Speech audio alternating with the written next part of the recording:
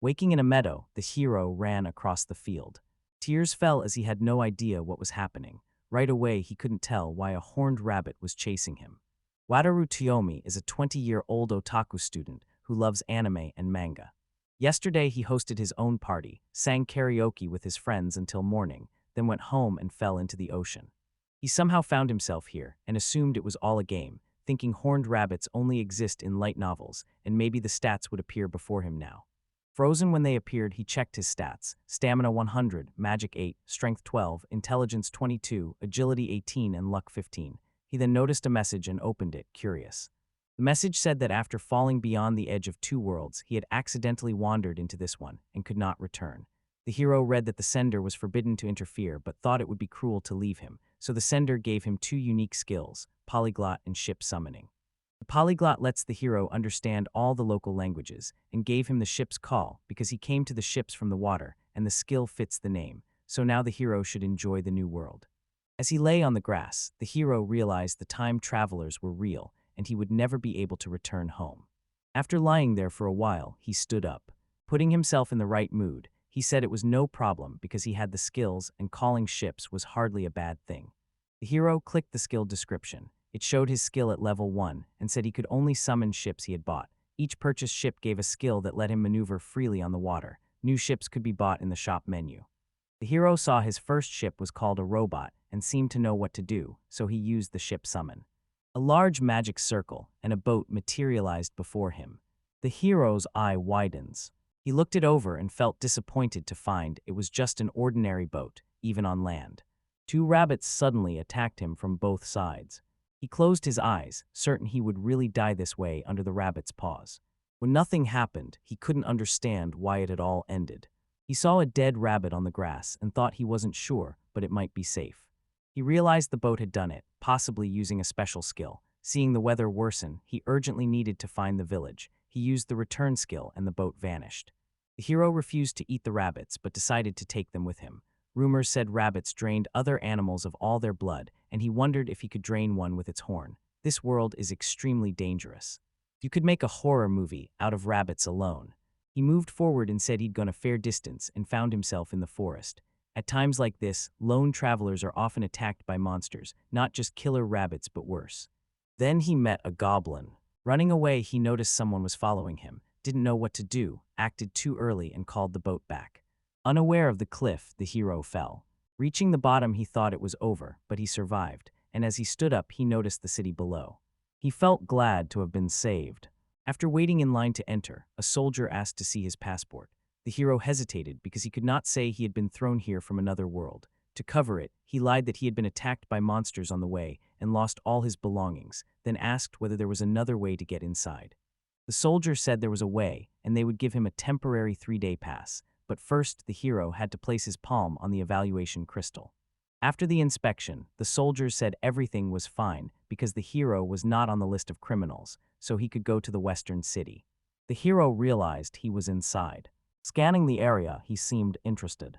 Faced with unfamiliar creatures, he realized this really was another world. Time was short, there were many interesting things, but he had no time to explore them. His pass only allowed him to stay in the city for 3 days. First, he had to register with the Adventurers Guild. A sign with a sword and shield told him he was in the right place. Behind the counter, a cozy 2-room apartment welcomed the next person in line. The hero noticed how cute she was. The other worker had no queue. The hero wants to go to the girl, but he is so tired he no longer cares. Apologizing, he asked the man if he could become an adventurer, and the man said he could, but only if he paid a registration fee of 1 silver coin. With no money, the hero offered a rabbit carcass to settle the debt, but the man said it was not enough and suggested taking a loan for the down payment with repayment over 3 months. The hero didn't know what a 1 yen silver coin was worth, so he asked if he could earn money for the contribution, and the man said the goni would buy his rabbits for 5 copper coins each, and if he brought 20, he would get exactly 1 silver coin. 20 felt like a lot to the hero. After killing those 2 by chance, he doubted he could finish off 20. Credit in the magic world made no sense, and he feared being forced into a deal with the devil. He feared that if his past caught up with him and he was forced out of the city, goblins would be waiting beyond the walls. The man asked the hero if he had decided, and the hero said he would go out alone. Then the staff told the hero to place his palm on the crystal. He handed the hero an F-rank seeker card and said seekers have ranks the hero can raise from F to SSS. After B rank, there will be an exam. The man said the hero could hide anything on the map by highlighting a feature to make it invisible to others. The hero liked the idea and removed his name and unique skills, and the man reminded him to sell the carcasses to the merchants and read the booklet. Later that day, he sold the rabbits for 7 coppers each, and a guild worker told him about a place to stay that charged 10 coppers a night. The hero looked around and found the room too cramped, but at least he had a place to stay, even though it still felt uncomfortable. He opened the booklet, counted 4 copper coins and a debt of 1 silver coin, knew he had to start looking for a job tomorrow, and for now reading the booklet seemed fashionable, but reading bored him, so he pictured the friendly woman from registration telling him everything, greeting him and offering to teach him. First, the guild is not assigned to any city and does not participate in wars, but it can request to join any of them. A seeker may accept tasks 1 rank above their own, but seekers at that rank and above may request mandatory tasks only in emergencies, and they may also join the quest queue. If the hero ignores tasks for a while, his seeker card will burn. He lay there realizing his imagination had wandered off course. After the guild rules ended, the hero wondered how useful his ship summoning skill would be. The next morning he got up, went downstairs, and greeted the tavern owner warmly. She said it was already noon and told him to wash up. The toilet turned out to be an ordinary antique chamber pot, which the hero thought was too much, and he still needed a toothbrush and a towel. After that, he went into the city for breakfast. Bren and Rabbit Chashlake cost him 3 coffers. Scanning the area, the hero realized this place held many races such as elves and courtyards, along with beasts and people. Leaving the city limits, he made sure no one would see him. Using the skill, he summoned a ship, inspected it, and called it an ordinary boat, which made him wonder why those rabbits had died yesterday. Then a noise made him turn, and he said he had no money, so he would have to rely on the skill. An adventurer ran straight toward him, shouting for the hero to run because a whole crowd of rabbits was behind him. The hero leapt into the boat, screaming in fear. But the rabbits kept pounding against an invisible barrier. Surprised to see it, the hero realized something was pushing them away. He opened the status window and viewed the ship's characteristics, saw the boat could not be destroyed, read it had a trait called no hairs and that no one could board without the captain's permission, and noted the barrier meant he did not have to fear monsters. The hero cried with joy when he realized he was safe. Holding the paddle, he figured that if they couldn't get it, they'd play baseball, but he had to time it. Strike the rabbit with an oar to disable it. Even later, many of them were still in the guild. The hero brought rabbits to the man, who praised him for his effort. Thinking he could have brought more, he realized he lacked space and needed a backpack. The man paid 7 coppers per rabbit, so 10 rabbits earned 70 coppers. With the money problem finally solved, the hero returned to the tavern, took his usual corner, and decided to read about hairlessness. No person or thing could board the ship without the captain's permission. If permission was revoked, the person or object would be thrown overboard. Anyone who attempted murder or attacked on board the ship would be thrown overboard. The ship could not be destroyed or sunk, and monsters could not attack. Having money, the hero could search for a new vessel. After checking the options, a motorboat caught his eye. He noticed a luxury liner on the list. The liner sparked his curiosity, but he would never earn enough for it in his lifetime. After thinking it over, the hero wondered who had sent the letter and granted him the summoning skill, possibly God. Determined, he would do everything he could the next day and bring the merchant more rabbits. This was how his life in the new world began. On a familiar morning, the hero greeted the innkeeper, and they talked. Chiyomi Wataru, a typical student, accidentally fell into the ocean and landed in a world of swords and magic, and he has been living in that new world for 5 days. He neutralized 1 more rabbit. As he loaded the monster into the boat, he called it a great catch and credited the boat's qualities. Thanks to the unique skills an anonymous person gave him, his life in this world keeps improving. He said he will buy himself a rubber boat once he saves enough. Later at the guild, the man said the 25 carcasses would get him into a meeting with Wataru and offered 8 copper coins for each. The hero was pleased because that totaled 2 silver coins. With 90 coppers, the hero thought he could finally buy a new ship, but he remembered he first had to repay his debt to the guild. Approaching the worker, he said he wanted to pay off the loan for the registration fee. The girl asked to see his finder card. The man thought she was very beautiful and had ears like a dog or fox, then handed her the card and the money. She handed him the card and said she'd removed the credit debt from it and needed him to confirm. He asked if they recorded debts on cards. She said yes and asked if they hadn't told him that when he registered. Wataru replied they had only given him a booklet and told him to read it. The girl instantly understood which worker he had been involved with. She squirmed and asked to tell him everything. The man saw it as his chance to let his imagination run free. Taru thought she was beautiful as she was, but decided that in his fantasies they would be on a romantic date. The girl said all his debts would be recorded on the card he received earlier, and he could still deposit funds himself. Deposits and withdrawals could be made at the guild or the merchant's guild. You can also leave a large sum with the guild, as many people carry only what they plan to spend. Wataru was so lost in his dreams that the girl noticed and asked if he was listening to her. He shuddered. Her eyes showed annoyance at his inattention, but her beauty drove him crazy. Seeing his map, the girl noticed he hadn't taken any quests, and the hero said he'd been busy hunting rabbits. She told him his card would expire if he didn't take at least one quest a month, and that the bulletin board sometimes listed orders for rabbits. He thanked her. She warned that goblins and wolves sometimes appear behind the walls and advised buying some basic equipment just in case. This hero learned a lot later in the library. He decided it was time to explore this world and took a guide to the Latin Kingdom. The kingdom's capital sat at the center of the continent, and each cardinal direction had its own count who personally ruled one city on that side. The eastern count lived in the eastern city, the largest of the nearby cities. The hero wanted to visit the southern cities, and one of them had open access to the sea and was linked to the capital by a long river. Trade flourished there, so he thought he could answer the call of the ships even though he had not sailed anywhere yet. This world was full of familiar fantasy races, like dwarves, elves, beast people, and humans. The girl with fox ears looked like a beast person. After glancing at the book, the hero decided to leave the introduction to everyday magic for later and buy supplies first. The next day, the hero was glad he had bought the adventurer's set. It cost 1 silver coin and left him with 72 copper coins. Today he set out on his first quest. At the board he read the F-rank tasks: weeding, helping someone move, finding a cat. Remembering the receptionist had said he could take higher-ranked quests, he passed up a goblin clearing job as too difficult and picked one that required 8 horned rabbit carcasses in good condition and paid 80 coppers. Unsure whether to return it with the card, he spotted yesterday's beauty with fox ears behind the counter, and as he walked up to say good morning, worried he looked stupid. She was delighted, saying he had bought everything he needed and now looked like a real adventurer. Embarrassed, he thanked her and said he would take the task. Once everything was ready, she told him this was his first quest and urged him to give it his all. The man stepped forward, thinking the girl with ears was very cute even if it was part of her job, and with her support he felt 100 times more confident, and after a while he had already caught 10 rabbits of excellent quality. At first he said the quest only needed 8, but he kept hunting, and when something struggled off to the side he counted it as 11. A goblin appeared before him, and the hero called it mockery. The hero remembered that the boat skill would keep the goblin out. Seeing the monster, the hero recoiled at its foul face. Panic hit him as he feared the barrier might fail and pictured the consequences if it broke. Pleading, he urged the goblin to give up and leave. Soon the monster left, and they heard a quick call to bring the boat back as they prepared to head to the city.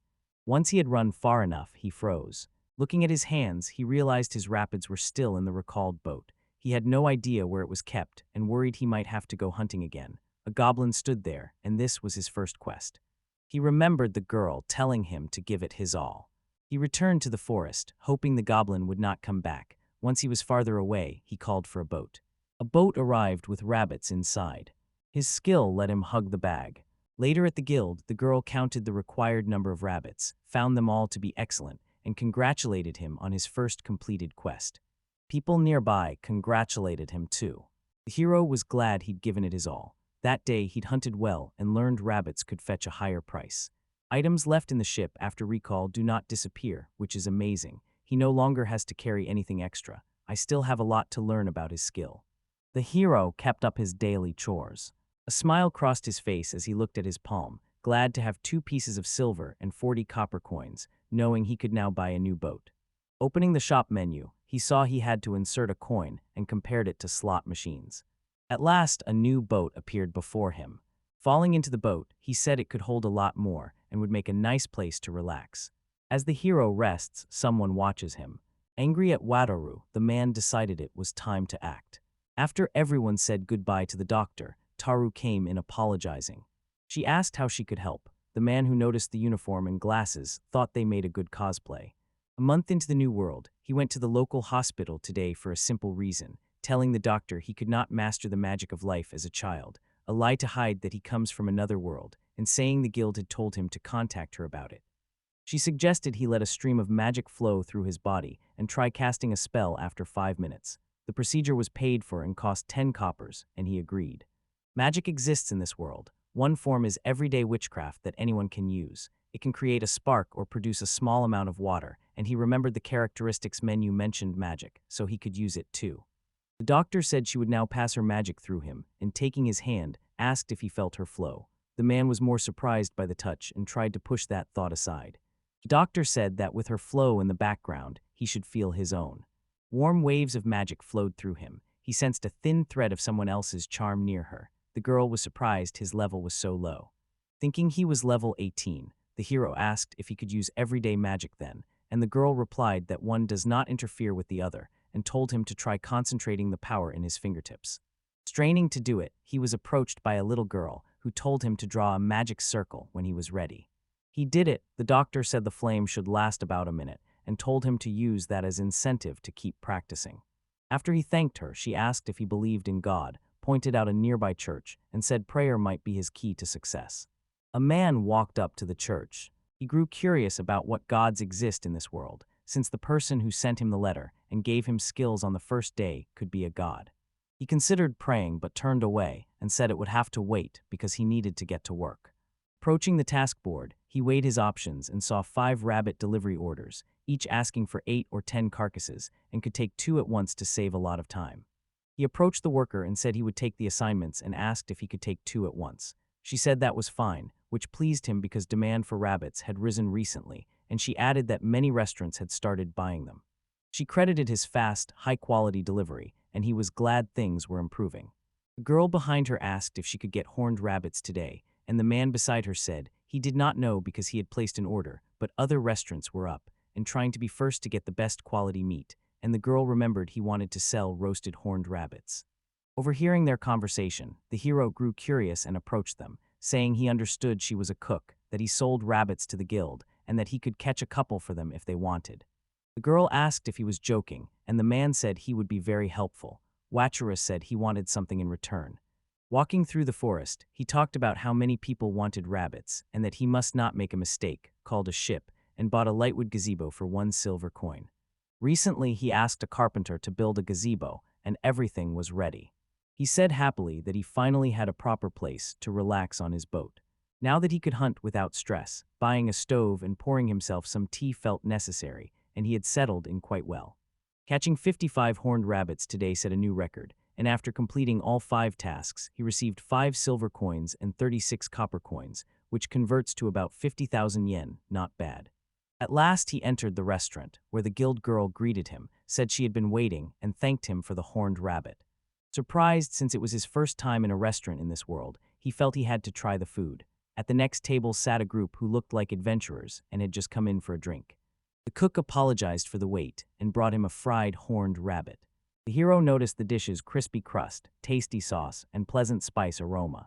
The man asked the hero how he liked the dish, and the hero said it was superb and that he had never thought horned rabbits could be so tasty. The man was glad the hero liked it. The woman beside him thanked God for hearing their prayers at church yesterday. The hero realized he was hearing about this church again. Later, the receptionist apologized for bothering him with advice and said that after doing assignments every day, he might have forgotten what rest was, so it would be better for him to take a day off and go to church. She said their city is famous for its beautiful churches. He thought about how everyone kept telling him to go to church. Actually, since yesterday, everyone has been talking about it. He decided it seems to help others because they tell him to go there. He felt uneasy, as if someone was calling him there, but he probably should thank God for his skills. Entering the church, he noticed the inside felt different from the outside, saw a statue of the local god that seemed very powerful, and sat down to pray. He silently asked if God had sent the letter and given him those skills, then thanked God for letting him live in this world. Thanking her aloud, he heard her reply. He was in a completely different place. God said summoning ships was very good, her skill could even withstand a dragon's flames, and standing in a magic circle during the summoning would let the hero stand on the water's surface. Sitting on his throne, the god and the child's friends asked why the hero was not traveling, questioned his interest, and said it was high time he came out of the shadows. Confused, the hero looked around and began to figure out where he was. They told him he was in the world of the gods, as the hero had suspected, and that a god stood before him. The man before him claimed to be the creator of the world and the universe's most powerful being, and asked whether the hero saw the throne and felt awe, but the hero was skeptical of this god because of his appearance. God asked whether the hero knew how much work it had taken to bring him into the world. The hero did not look like a believer. Apologizing, the hero thought this god was a bit vain. He thanked the creator for all his skills. God was finally satisfied. He asked the hero why he thought he had been brought to this world, and the hero didn't expect to hear that Wataru had lived such a dull life. The god watched him through a magic crystal, while the hero simply hunted rabbits. The other gods were not pleased. The hero was stunned to be watched, but the gods were actually focused on a man from another world. According to him, most creators are entertaining and unpredictable, but watching Wataru is dull and painfully boring. He kept lamenting that the god of pleasure waved him off as uninteresting and left, that the gods of war and the supreme demons called his abilities trash, and that he had tried to live in the new world as a respectable citizen, only to be scolded by the god. God said when he gives unique skills to people from other worlds, they become heroes, villains, or lords and do whatever their hearts desire, so this time he gave him weak skills. The hero asked why it mattered if people knew where he came from, and God asked who had told him to follow their example. He added that the others use their abilities more often but still affect the world around them, which is what the gods expect, and that Taru cannot hunt rabbits for the rest of his life, so the hero defended himself by saying he had only recently been thrown into this fantasy. God said that buying a luxury liner would let the hero eat food from his world, allowing him to taste the delicacies of his homeland. The hero asked if this meant he could eat rice again, and God said yes, adding that the hero could go to earthly shops, visit better restaurants and cafes, and eventually watch movies and DVDs. The hero realized buying a liner would let him return to his old life. God said he couldn't use the internet or watch TV, but the skills he had gained were impressive, and then asked whether the hero had any motivation. Inspired, the hero vowed to use his abilities more often and give his all, and God was pleased, saying the hero was different and that he believed in him. The hero received his life's main quest. Bursting out of the church, he was ready for action.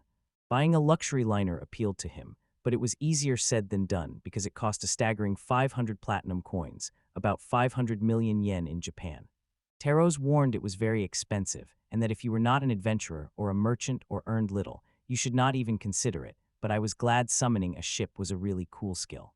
According to God's story, if you stand in the magic circle when summoning, you will appear at the chosen spot on the ship. While the ship is summoned and not used to store items, time stops. Buying a new ship raises its summoning level, and at a high enough level, the summoner can even summon a ship in another world. The hero figured the skill was probably most useful in trade, and if he had a ship, he would head for the city on the southern coast. At the guild, he told the girl he wanted to get to the southern city and hoped she could help, and she actually knew a good way. She grew sad because if he went to the southern city, he could no longer deliver horned rabbits. The man felt awful, thinking he had upset her. Soon her mood lifted and she began to explain. He must first travel to the capital to reach the southern city, and most people go south by road or by river, while a river between the western city and the capital runs straight to the southern city, but is undeveloped, so the trip takes about 10 days. She warned that any path was dangerous and he would need night watches, so she recommended organizing a group. The hero didn't think much about it, hoping the raft with a gazebo would be safe enough, and he thanked the girl. Admiring the girl with fox ears, the guy thought she was kind, but he did not even know her name, and he could not talk to someone so beautiful without getting nervous when someone called out to the hero from behind. The girl said that if he didn't mind, he would like to grab a bite somewhere tonight. The guy looked surprised. The boy could not believe it, but he was called again. Two men behind him asked if he was the one who always hunted horned rabbits and told him to follow them. The man tried to refuse, saying he had plans, but they kept pulling him and insisting it would only be a few seconds, and the hero feared they would kill him. He was surprised the men were friendly, and they asked if he minded them hunting horned rabbits too, promising not to get in his way. The man said they were adventurers in need of money for new equipment, and since he seemed to be earning well, they were interested. When they said they would quit if he refused, the hero realized they were not so bad, told them he did not mind the rabbit-catching tasks since there were too many for him to handle, and the group's leader, Aldo, introduced himself. Aldo said they would pay everything today to show their gratitude and asked to be taught how to hunt horned rabbits. The hero said he planned to go on a trip soon and asked if it would be better to travel with a group like theirs, and Aldo said that was the best choice, but the hero was always alone. He suggested the hero try working as a bodyguard for a merchant below D rank who would not pay much, but it would still be better than traveling alone, and the hero decided it was not a bad opportunity. Aldo said if the hero couldn't beat a goblin, he wouldn't be accepted as an escort. The next day he began preparing for the journey, keeping up his income by catching horned rabbits, training with a spear and bow at the guild, and gradually collecting food on the raft. The next day, Aldo asked if the hero was ready and told him to relax. Today, with Aldo, they will defeat the goblins. He said if they run into goblins, he will leave one hero behind to try to win. Moving forward, the hero was startled by a branch under his foot, while the others remained calm. Aldo told Wataru to look and pointed at the slime, saying these creatures are the forest cleaners that absorb and clean monster corpses, and the hero said the slime was cute. The hero asked to touch it, and Ada warned he could only do so briefly or the slime would swallow him. The hero is delighted by how soft and jelly-like it felt. Wataru picked up Go and said he'd take it with him.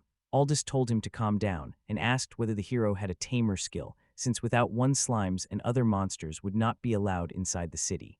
Spinning with the slime, the hero made the others doubt his actions. After calming down, the hero apologized for getting a little carried away. Aldo said it was okay and suggested they move on. At first he was scared, but the urge to tame this slime became irresistible. He needed to learn everything about its skills to claim them for himself. Aldo reminded them their target was goblins and told them to stay on guard. At last, the goblins showed up. People began to fight back against them. Aldo wounded one of them and ordered Wataru to attack. This hero replied that he would handle it. Charging forward, he thrust his spear into the monster, found it disgusting, then shouted that he only had one more blow left. Wataru knocked him down and won. Surprised to have succeeded, the hero heard Aldo praise him and say all that remained was to collect the goblins' magic stones from near their hearts and right ears, and his hands were shaking. The hero said the monsters were scary and nasty, so he said he could not become an adventurer, and I'll reply that maybe he's right. Later, everyone sat at the table, and Aldo said they had returned safe and sound today, and raised his glass to congratulate Wataru on defeating his first monster. Another man asked when the hero would leave, and the hero said he planned to go in a week. Aldo added they would all see him off then, since the hero had taught them to hunt horned rabbits and their income had tripled. The hero thanked them, then headed to the Adventurers Guild to say goodbye and to thank the girl with fox ears. In his mind, the girl pleaded with him to stay.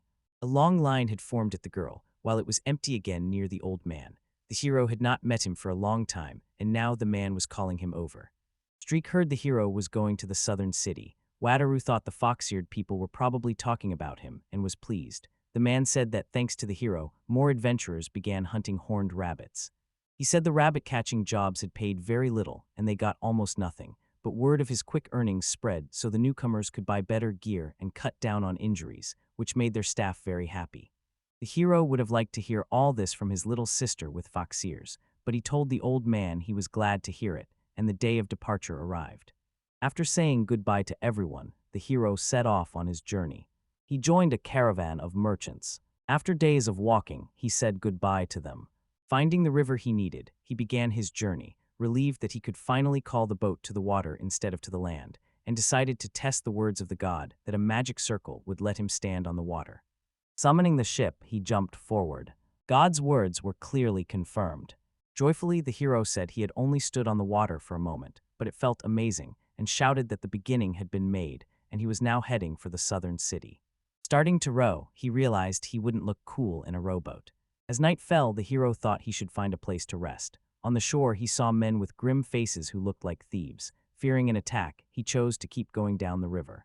He kept swimming and spotted another fire. Girls were already sitting by the fire, and he didn't know what to do because they might be thieves, but if bandits attacked them, he would feel guilty, so he considered warning them from the boat. Swimming a little closer, he wished the girls a good evening and was surprised when one turned around. They pointed a sword at him at once. One of them asked who he was and warned that if he made even one suspicious move, he would be dead. When the blonde with a sword asked what he needed, the hero immediately realized the girls were clearly stronger than him and didn't need help.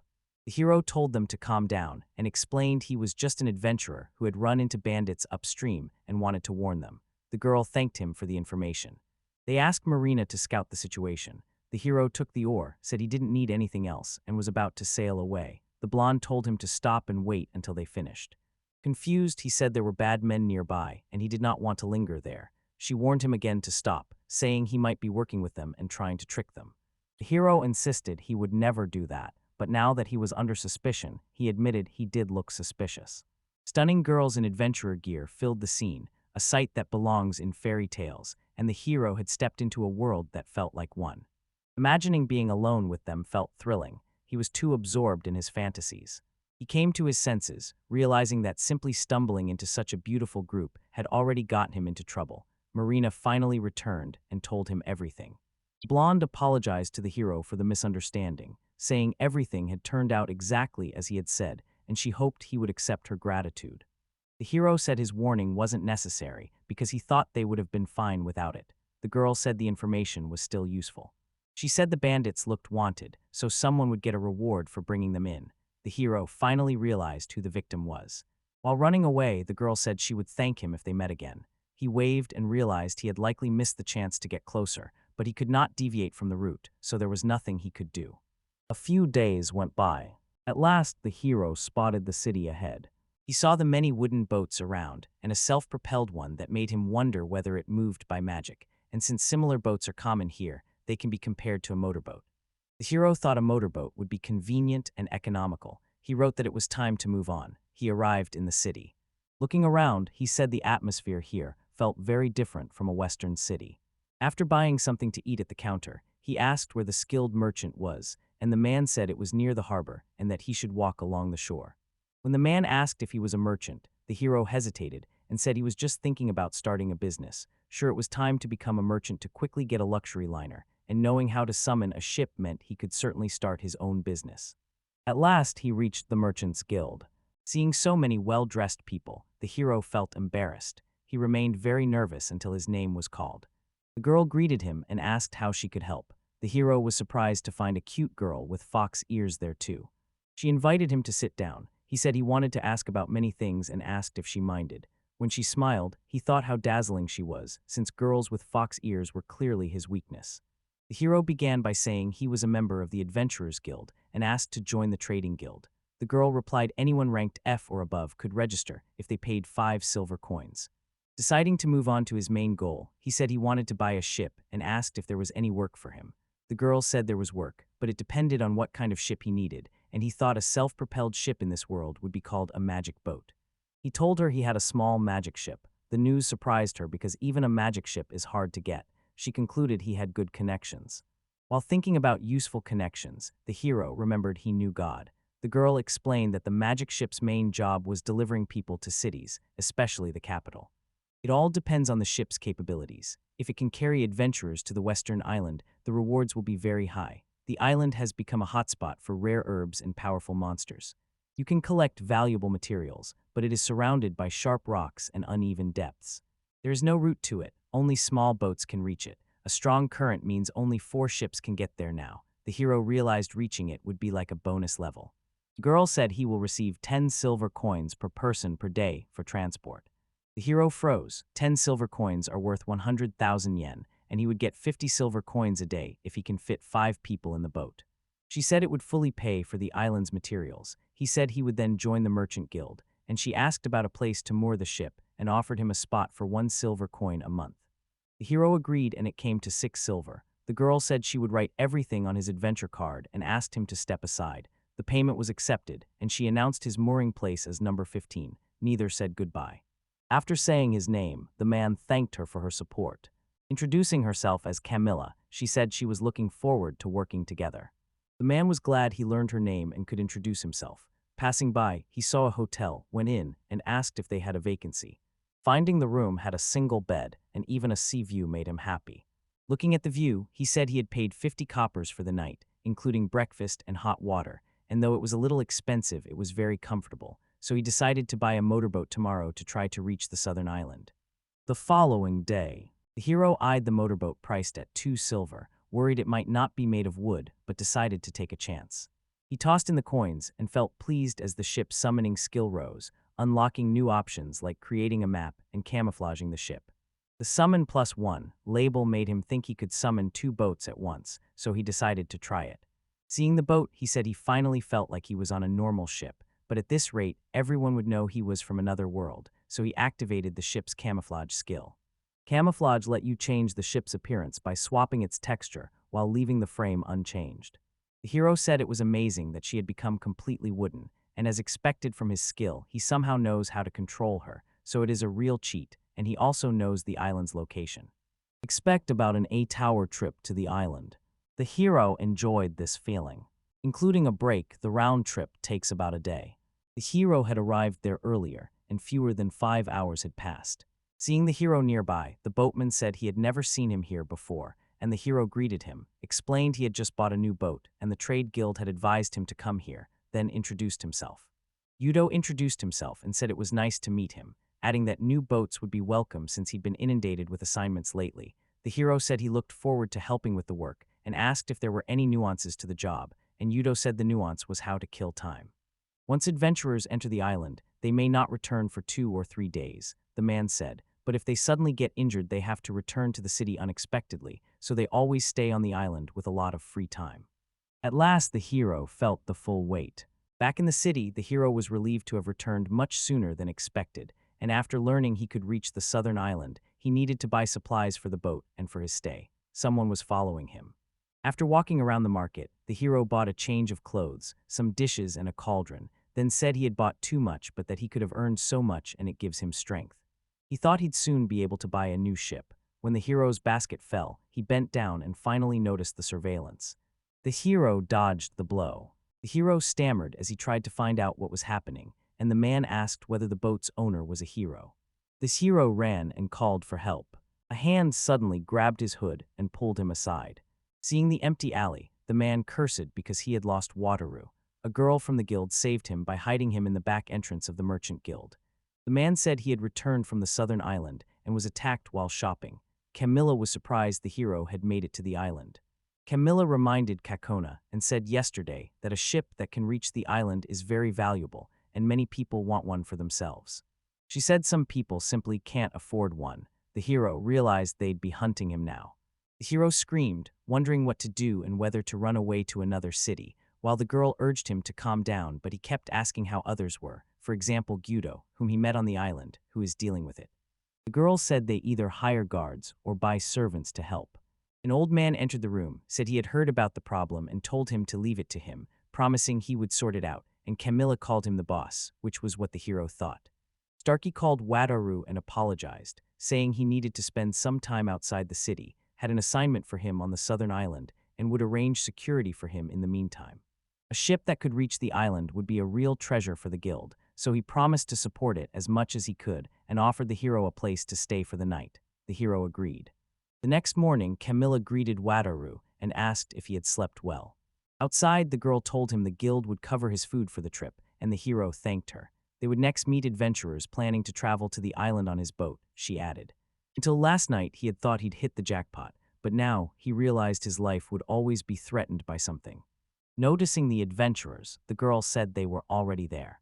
Surprise hit the boy as a group of A-rank adventurers, who were also members of the Jira Soul group, stood in front of him. Wataru finally lands his first job. They went to the southern island, and the blonde called out to him. Alessia, leader of the Girasol group, asked him whether the group had met him on the river the day before yesterday. Dorothea, the deputy leader, remembered him when he warned the group about the bandits. Irma the magician laughed and said she never expected they'd see each other again. Perhaps it was fate. Car the tank said she was hungry. Marina the scout stayed silent, and Claretta the priest urged everyone to thank Wataru for what he had done and proposed they have dinner in the city. The girls agreed and promised to treat him. The hero could hardly believe he would ever meet those beauties again and thought he would never see them. He wanted to get to know them better, but the idea only scared him more. If he dined with them, their fans would kill him. He said he had a lot to do now and needed stronger security, so once things calmed down and he had time he could then. Alicia said they would see each other once he was okay. The hero was glad they had agreed to a delay and now only had to find security as quickly as possible. It was his first time on a boat with someone, and he nearly got denied boarding. Next time, he should remember to give permission to everyone who comes on board. The man said the island was finally in sight and warned the girls to be careful because the shaking would get worse. They finally arrived. Alessia thanked him and told the girls to get ready to enter the forest. Kara said they had a big errand and so had a lot of luggage. Dorothy noted the boat's speed, and Claretta agreed it wasn't shaking much, which was good. You thought the Japanese boat was doing a great job. He said if the girls wanted he could make some tea and they should rest before leaving. Flattered, Arma asked whether he was sure. After tea, the girls thanked him and said they'd return in 5 days. He told them to be careful. Gaido saw Wataru and called out to him. He said the hero arrived quickly and introduced him to Carlo and Daniel. The hero said he looked forward to working with them. Yudo told him he was a lucky guy to get his first job right away with Jerizel. The hero agreed, saying it made sense since they were popular. Yudo said they are very popular, that he is an adventurer, that A rank is very strong, and that they are gorgeous in appearance. Working with them makes him nervous, and the hero thought it looked like a fan club. Remembering this, the hero said his magic ship was under threat and he needed to hire security. Yudo said the same had happened to him. The second man said he was being hunted by several dangerous people and they had almost tricked him. Yudo warned Wataru not to skimp on security and told him to report all orders to the trading guild, because accepting orders in secret could let people deceive him or cause trouble. After finishing his business, the hero said he was free for the next 5 days and decided to use the free chicken bones he picked up at the market to try making soup. He hesitated because he'd only seen it cooked once and wasn't sure he could handle it on TV. First, he filled the cauldron with water and everyday magic, washed the chicken bones, and brought the water to a boil. He noticed how useful everyday magic was. When the water boiled, he put the chicken bones in and saw a piece of meat floating, hesitated about boiling it before washing, washed it again, crushed the bones to brighten the broth, and Guido watched and called him strange for talking to himself while cooking. He said he now needs to cook it on low heat in the TV. I think they also added onions. Still, he thinks it's fine as is. He saw something on the shore. Picking it up, he saw it was kelp. Dried, it could be used for broth. Yudo saw he would now pick up all kinds of seaweed and could not understand him. The hero watched the soup, practiced with his weapons, and when he finished, he searched for a slime near the beach. Playing with the monster, he remembered he still did not know how to get the tamer skill that allowed him to talk to monsters. He did not understand why he could not just play with it and take it for himself. That was the end of his first day on the island. Day 2, 3, and 4 passed peacefully. Feeling the sea was calm, he wondered if he could build a cottage on the water and skillfully make it float. By the 5th day, he was ready to sail and waiting for the Jurassels to return when they appeared. Burdened with the monster on their backs, the girls trudged forward, helping each other under the heavy weight, and the hero watched in shock. He rushed to help when Arma asked him to hold the case, and after loading the monster girls, he finally collapsed, saying they were tired. The hero saw how huge the monster was. Alessia said it was a subspecies of a saber-tooth tiger, and the customer wanted it stuffed. To the hero, it was the vanity of rich people. Offering a towel to the girls, he said they could use it if they wanted, and when they did not know what to do with it, he explained it was soaked in hot water for wiping their faces and hands. Dorothea tried it and said it felt pleasant. Alessia said she had taken hot baths many times, but they were not very refreshing. The hero said he had also cooked dinner, and Kara was pleased. The guy gave them chicken broth, vegetable soup, and the bread Camilla had given him, because after 5 days of experimenting with the soup he had been worried, but now felt really proud of himself. Marina said the soup was delicious. The other girls praised his soup too. Clarata said that even though the dish used only vegetables, it tasted like chicken and asked Wataru to share the secret. Wataru agreed, but asked her to wait a little because he was making it to pass the time. She agreed and said she wanted to try making it on her next vacation. Surprised they asked for the recipe, he smiled as everyone thanked him and was glad it had worked out. Then he noticed Kara looking sad and told her he had more. With a large payout and an island vacation, he should try to keep the job even while hiding in the city. They began to return. Clarita said she'd never thought of boiling chicken bones, and the hero admitted the idea wasn't his. Finally, they arrived. People nearby turned to the saber-tooth tiger and began to run. People were talking and asking many questions everywhere. Excited by the crowd, the girls regretted missing the moment and felt they should have at least covered the tiger, and the hero felt uneasy because he expected to keep a low profile, and this entrance to the port was far too showy, but that was how he successfully completed his first job as a merchant. Many were intrigued by Wataru's magical ship, and a man greeted him, introducing himself as a merchant named Zebu, who said he had heard the hero owned an amazing magical ship, and asked if Wataru would consider making an exclusive agreement with him. The hero refused, explaining that his work must go through the guild and asking everyone to leave. Those around him kept insisting, trying to reach an agreement with him. After getting rid of them, the hero asked a man beside him how long they would keep bothering him. The man replied that the hero had become famous because of the saber-tooth tiger. Wataru's guard Dino stood beside another guard, Enrico, who said the traders would not give up easily, that openly transporting a saber-toothed tiger had been a mistake, and that only his boat could carry such a monster off the island, and since he arrived the traders had kept coming to his hotel room. Security let him go out onto the street, but the island was much safer and paid better, so he could not wait for his next assignment. The hero approached the man and said Camilla from the trade guild had told him to see the building's owner, and the man proved to be the owner, Danino, who asked what he needed. So the hero said he needed a large, powerful raft and asked whether Danino could make it. The man told him to wait and went downstairs. The hero said he wanted it delivered disassembled so he could assemble it at the destination and gave the size.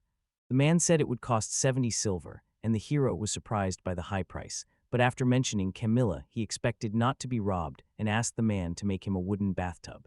The man finally told him that to build the raft the hero only needed to join logs with matching numbers. The hero eyed the heavy logs and doubted he could drag them. Then the girls arrived. You heard our cell members again and told the girls about it. The girls were pleased and hoped he would not oppose choosing his ship, since that would likely be difficult after their previous return. He said he would figure it out. The hero said goodbye to the guards and told them he would return in 5 days. Claretta reminded the hero that he had shown her how to make soup and said she had tried it and found it very tasty, as was the seaweed broth, and the hero, pleased to hear it, said he would dry some seaweed on the island this time so she could take as much as she needed. Dorothea asked what kind of logs they were, and he said it was a raft, intending to build it on the island to spend time floating in the bay while keeping the plan secret. The girls were already impatient to see what he'd come up with, and now he absolutely couldn't fail. After arriving on the island, the girls set off on a mission and called out for Wataru. Jugo asked why he needed the wood, and the hero said he planned to build a raft, which the man found interesting. The man offered to help if the boy was assembling it now.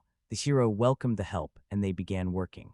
Assembling the raft felt like a puzzle, but large logs remained that he knew he could not lift in Japan, and since arriving in this world, his level had gradually climbed to 20, which seemed to boost his strength and endurance, so he had been leveling up without even noticing. At last the raft was put together, and Yudo left. Looking at the finished result, the hero said he had done something amazing. He said he could spend quite a lot, but being Japanese he couldn't compromise on the bath, and after checking, he was far enough from the shore he had to throw hot stones into the bath filled with the water of everyday magic.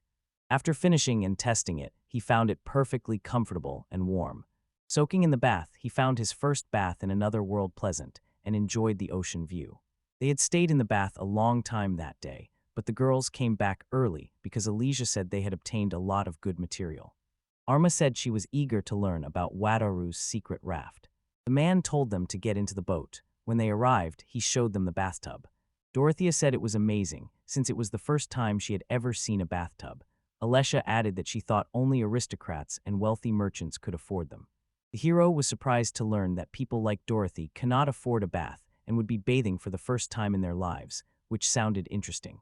The hero said the sensations were wonderful and a great way to ease fatigue, so they should not be afraid to try. Lazy was sure it would be fun and asked who would go first.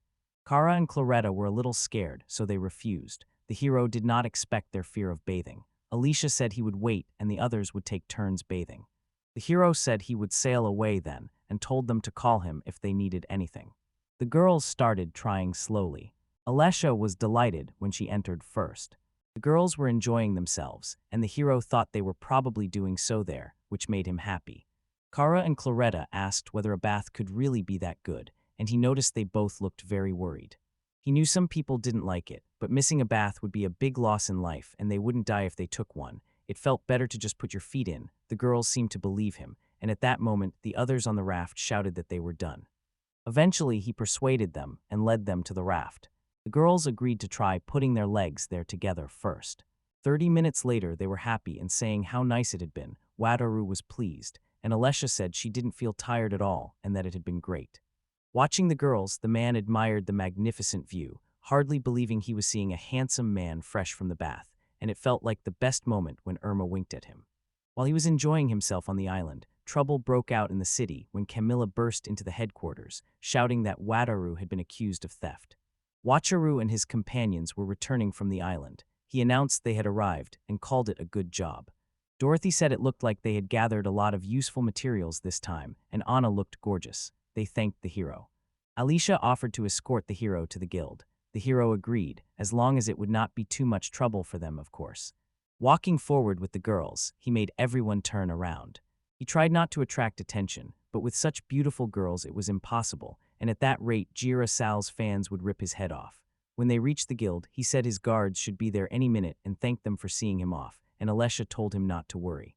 She told him to contact them right away for anything he needed, whether bath supplies or good food, since it was the least they could do to thank him.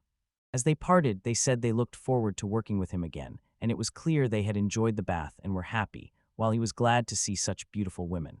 The raft was surprisingly sturdy, so he pictured sleeping on it and figured that with a tent and a table it could count as glamping, but Camilla broke his daydream by shouting that they had problems. They and one of them said the hero was arrested on suspicion of stealing the Szabo family's magical ship. Camilla told them to stop. The man ordered the guards to arrest the hero, and they ran toward him. Dino arrived just in time, grabbed one of them, and asked Wataru if he was okay. Enrico detained another person and said he could not let them do this because they did not yet have an arrest warrant. The guild leader stepped forward, said it was true, insisted none of them had any evidence for the accusation, and he would not let them present any, then told them to go back where they came from. The hero was stunned when officers tried to arrest him and didn't know what was happening. Later, the chief explained everything to him. He said the merchant Szabo claimed the ship was a stolen family heirloom and asked whether the hero knew Szabo. The hero replied he did not think so and did not remember seeing him before. He then asked whether the leader was sure he had not mistaken Szabo for someone else. He concluded he couldn't have stolen it because his current ship was a Japanese vessel captured by a Japanese manufacturer and clearly not from this world. Enrico said if he wasn't mistaken that Szabo was one of the merchants who came to ask about the contract. The leader said he knew Szabo as a small-time scoundrel with a bad reputation. The hero shouted that this meant the leader was saying he was trying to take his ship because he refused to sign his contract. The hero couldn't understand who would be so reckless. The chief said such an approach usually doesn't work anyway, but Zibel has the backing of a nobleman named Baron Benvenuto, and if he acts, the officials won't be able to ignore it. When the hero asked what to do, the chief told him to challenge Szabo to a test. It was clear to everyone that if this really happened, they would have to go to court. That is how the hero ended up in court in another world. Seeing the culprit, the hero thought he had seen him before. The man was the judge, and the others were court observers. The man announced they would now discuss the theft of the magic ship in connection with the lawsuit filed by the merchant Szabo, and since the Southern County's representative was present today, any disrespect would not be tolerated. The hero was shocked and thought the man he had taken for the judge was the greatest man. The judge asked Wataru if he had anything to say. Wataru told the judge he did not steal the magic ship and had properly paid for it from his own pocket. Szabo insisted it was a complete lie and that the magical ship was a valuable family heirloom. Baron Benvenuto confirmed he had owned it years ago, but said there was no doubt the ship belonged to Szabo. The hero could not understand how a nobleman could be involved in such a lie. Asked if he had any objections, the hero said words were fine, but if the judge allowed it, he would like to use this magical ship to prove his point. The count did not object, and the hero, surprised that the count had spoken and seeing him as a decent nobleman, thanked him and asked Szabo to launch the magic ship. Since the ship was supposed to be his, he said he could launch it. Szabo agreed and thought there were several ways to launch the magical ship, but all of them required channeling magic into parts of the ship. At the helm, he looked confident. The hero did not understand why the man was trying so hard. Szabo failed and said he had forgotten because it happened a long time ago. Panicked, he ran around but could do nothing. The Baron asked what he was doing and told him to hurry up and launch the ship, and the hero silently wished him luck because no matter how much magic he added, it would not launch. The ship isn't magical and only works with the key. Szabo said it was strange, and the hero looked up, thinking it was now up to the count and the others. Szabo shouted to the judge that the ship was damaged. At that moment, the hero stood at the helm and started the ship. Everyone was stunned. Szabo insisted it was some kind of trick. The count ordered him to stop. The judge ruled that Szabo's claim was false. The judge asked Szabo and the Baron how they dared to use false accusations to try to steal someone else's magical ship, something that could not be taken lightly, and Szabo said it was some kind of misunderstanding. The judge ordered him to think about the other citizens he would have to answer to. They would question each person thoroughly and conduct an investigation, so he must not offer any more false excuses. The meeting was adjourned. Victorious, the hero left the court, shouting that he had won and could finally eat. The chief and Camilla greeted him and told him he had done well. The hero replied that he was a little surprised too, especially when the count from the south appeared. The chief said he had built his ethos by asking him to come. The hero realized the chief was indeed an important person. Camilla said the southern count knew both Zabo and the Baron were scoundrels and up to no good, so he planned to use the trial to catch them red-handed and punish them, and the hero finally understood what was going on. A man standing nearby said the trial was interesting to watch, and the girl next to him agreed because Zabel's expression said it all in her shop would finally be able to operate in peace. It was hard, but the hero beat the bad guys and closed the case, and he finally thought he could live in peace, yet the city stayed the same with agitation, corruption, and robbery still widespread. The hero spends his life leaving the city, following orders, and heading to the island. Looking around, he said that Guido and the others had started building their own rafts, so the island was beginning to look more and more like a resort. Regarding his work, he had made friends with people from groups other than Jurassel. His cooking skills have also improved, and this time he made carrage, which delighted everyone. Half a year passed, and his guild card savings somehow grew by 4 white gold coins, 68 gold coins, and 80 silver coins, totaling more than 740 million yen, and the hero declared he was very rich. He lay on his bed and said a luxury liner would cost at least 50 billion yen, and at this rate, it would take more than 50 years to save that much. Gazing out the window, he added that if so, his next goal would be to travel to another continent. Deciding to buy a new ship, he planned to negotiate with the southern continent. Reborn, the hero became the ship's very embodiment. It became clear that restoring a key trade route to the southern continent would bring enormous profits. The voyage on the magical ship lasted about a month. Wataru Toyomi sat on a southern island, watching the shore and lost in thought. Now he had to pick a ship for his journey. 2 unknown figures loomed ahead, and Wataru felt a small thrill as the idea of entering the unknown no longer seemed so bad. He opened his system screen and realized a long journey to the southern continent lay ahead, so he needed a vessel with enough capacity and reliability. Camilla from the Merchant Guild had warned him about giant monsters on the open sea. She said only 1 ship in 30 ever returned safely from the southern continent. The girl was clearly shaken by the dangers, and Wataru remembered that she really did not want him to go on the risky voyage. Smiling, he remembered her concern, trusted his unsinkable, indestructible ship to handle any threat, and sincerely appreciated her concern for him. Mr. Gates suddenly approached the young man. The hero greeted him, surprised that he had been drinking since early morning. The hero said this was bad because Gates would have to leave the ship in an emergency, and a man sat down beside him and asked about the map, whether they were really heading to the southern continent, what they should do, and for confirmation. Gates warned them of the danger and asked if they were having financial problems.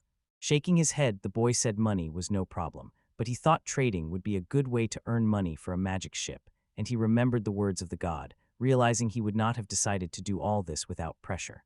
Mr. Gates, citing his knowledge of the continent's dangers, asked about an escort. The idea stunned Wataru. Remembering what he had been told, Wataru knew he could not take 2 people to the southern continent and did not like traveling with men. Sipping his beer, the man suggested they take the chance to hire servants. The hero froze. Gates added there was no need to fear betrayal because only a few of them could do that.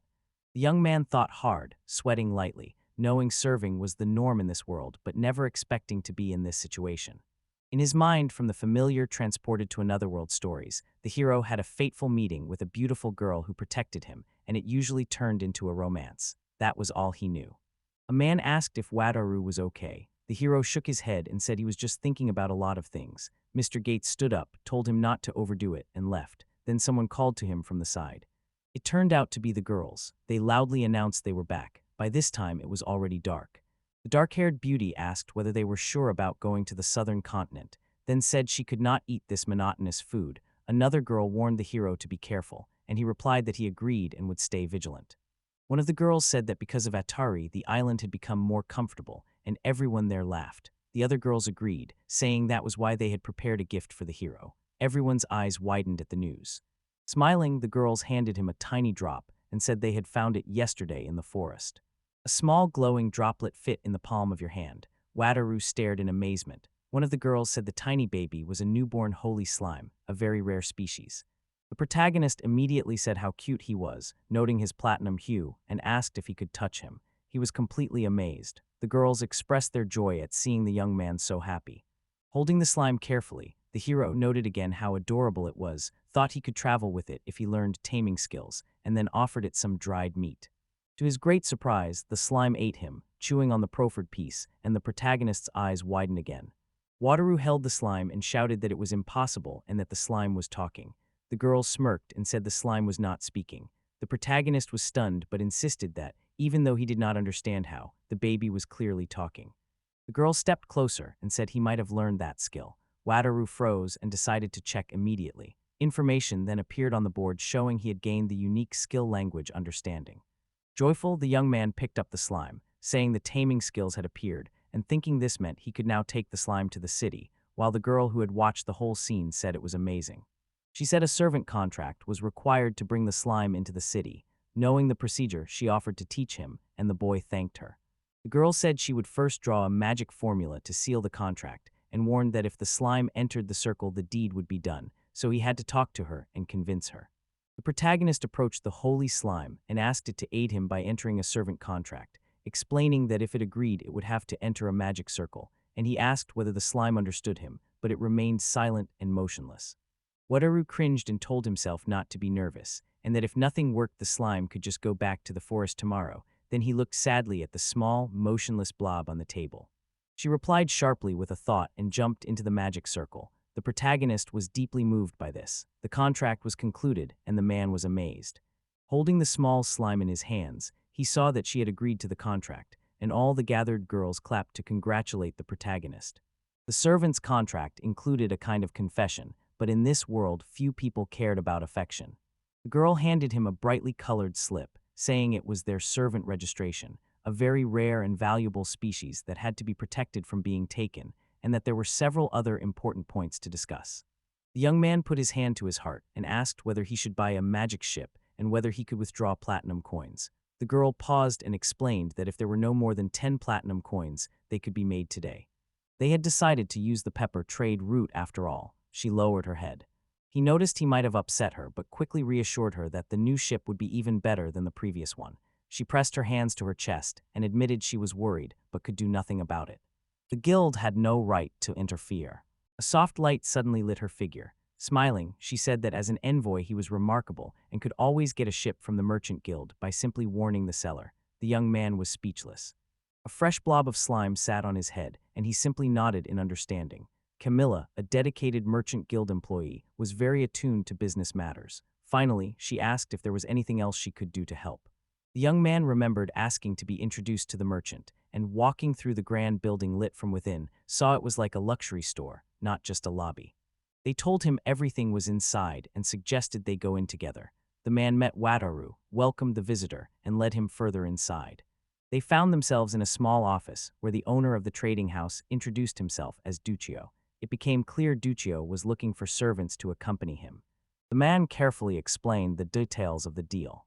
Servants were divided into debt servants, who sold themselves to pay debts, and criminal servants, who were convicted of serious crimes and forced into labor, and the debt servants were suitable for the young man's purposes. The rules were strict. The master could not kill or use violence against the servants, and they had to obey without question and not try to escape. The contract was concluded under the supervision of the god of trade and business, and any violation was punished by divine intervention. The man realized that God's punishment was truly overwhelming. In this world, gods existed and protected their servants. As the guild's representative, he said he could offer the best servants from his selection, though they would cost more. The young man asked how much the surcharge would be. Duccio said a single servant would cost 30 gold coins. That was equivalent to 3 million yen. The price was far beyond the hero's means. He decided to look at them first. The merchant clapped his hands, sure the hero would like the girls, since those two beauties were his pride. The door opened and two girls appeared before the young man, Inaz of the Fire Tiger tribe and Felicia, the dark elf. The heroes fell silent and studied each other closely. Wataru inspected the girls brought before him. It felt like a servant's presentation. A man sat across from the boy, and in front of him stood two beautiful girls, Ines of the Fire Tiger tribe and Felicia, a dark elf. The man asked how they were and if he liked the beauties. Watching them closely, he nodded in agreement. The man thought both were very beautiful and that it would be great to have such companions with him. Still, he turned to Duccio and made a remark. 30 gold coins, about 3 million yen, felt too steep to him, and the merchant agreed. Quickly he explained that the girls had many virtues and therefore had the right to choose their master, and many clients refused to continue negotiations because of the cost. It was a serious investment, so the buyer had to think carefully. The young man wanted to know how these beauties arrived here. Duccio noticed negotiations with the servants and suggested trying to speak to them, and the protagonist realized he could not miss the chance because even taking one would be a real miracle, so he gathered his courage and tried. The man rose and promised that everything would be as the visitor wished, then left the room. Inside, the god of trade's barrier was raised, and conversations remained confidential. It was customary to demonstrate status, power, and skills. They wished Taru good luck and he left, leaving the young man alone with the two beauties. He felt quiet and wondered whether to mention his origins and reveal his secret, but he decided the girls would find him strange. Realizing he needed to phrase it differently, he put his hand to his chest, greeted them politely, and asked them to show their statuses. The girls agreed and bowed, ready to comply. Inez introduced herself first, aged 19 and from the Fire Tiger tribe. The second, Felicia, was a dark elf who said she was 62. The young man was surprised by Felicia's age and asked whether that was normal for elves. He checked Inez's status carefully. She had tiger ears and her fire magic was at the 3rd level out of 5, the advanced class. Inez took the craft seriously. Felicia had mastered barrier magic, offering hope for safety. Feeling awkward, the young man apologized and asked how the girls became servants. Inez smiled and admitted she had lost at gambling and racked up debts, which was common for her. Felicia shared a more tragic account of a village attack. The boy noted her harsh fate with sympathy. Inez sat down in the chair and began to say she had been an adventurer from Barang, usually paid on time, but one day she was wounded in the shoulder and could not pay her debts on time. Inez admitted she did not want to give up gambling and hoped to find a generous owner who would feed her and give her pleasant experiences. Despite her strength, the young man realized he could trust her with his life. Felicia said she was the headman's daughter from a dark elf village that was attacked and captured by troops from a neighboring country along with other settlements, and because elves are rare, alliances were often formed with them. When Wadaru asked whether such a country existed, the girl said it did, though it mattered little. The country was vast, and its people lacked the strength to protect the village. Tears filled Felicia's eyes as she asked the young man to find a safe haven for their people, allowing her to devote herself entirely to him. The young man weighed it carefully because it was a big responsibility, imagining that sailing out on the open sea in a boat might lead to uninhabited islands, picturing Inez on a luxury liner, and kept thinking about it. Felicia sobbed that it seemed almost impossible, but the protagonist stopped her, said he might be able to grant their wish, and invited the girls to see his unique abilities. Without warning, he cast ship summoning magic. The room lit up, and a small inflatable boat appeared in front of them. Felicia asked curiously whether it was summoning magic. Inez said the ship looked odd. Suddenly something struck her on the head. It was a barrier that greatly surprised the girls. With a unique skill, he could summon a ship that would neither sink nor crash nor be captured. He asked the girls to test the ship's strength. Inez swung her fist. The girl used fire magic, directing all her energy at the boat until flames engulfed it. The steam cleared and the ship stayed unharmed. The girl admitted it really could not be damaged. The young man said the attack had been stronger than he expected and that he would soon buy a larger ship for a trip to the southern continent. Inez and Felicia considered what they had heard. He said they would trade and search for uninhabited islands together. If they found a suitable place, he would help the elves move there. These words filled the girl with hope. He urged Inez to look ahead, because if the negotiations succeeded, he planned to buy a luxury liner. Inez stared in surprise and saw a real ship. The place felt more like a city full of shops. She pictured the comfort they would enjoy. Inez beamed and admitted this was her dream. Hardly believing what was happening, she heard the hero's oath and felt shocked. She said the ship cost 500 platinum coins and asked if he could buy it. He shook his head and admitted it would take time, and she thought it over. Leaning forward, he explained he needed protection. They exchanged a look and thought. Soon Inez agreed, saying she understood everything and wanted to become his servant. Felicia also said she accepted him. Upon hearing that, the young man froze, thanked them, and left the estate satisfied and happy.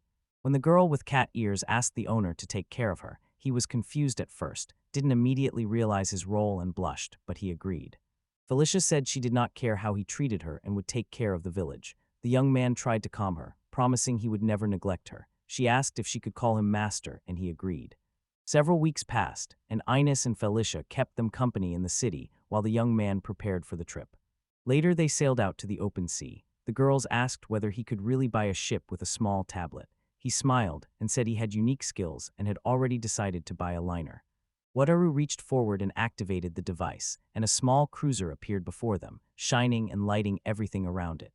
The grand heroes stood on a nearby boat and watched what was happening.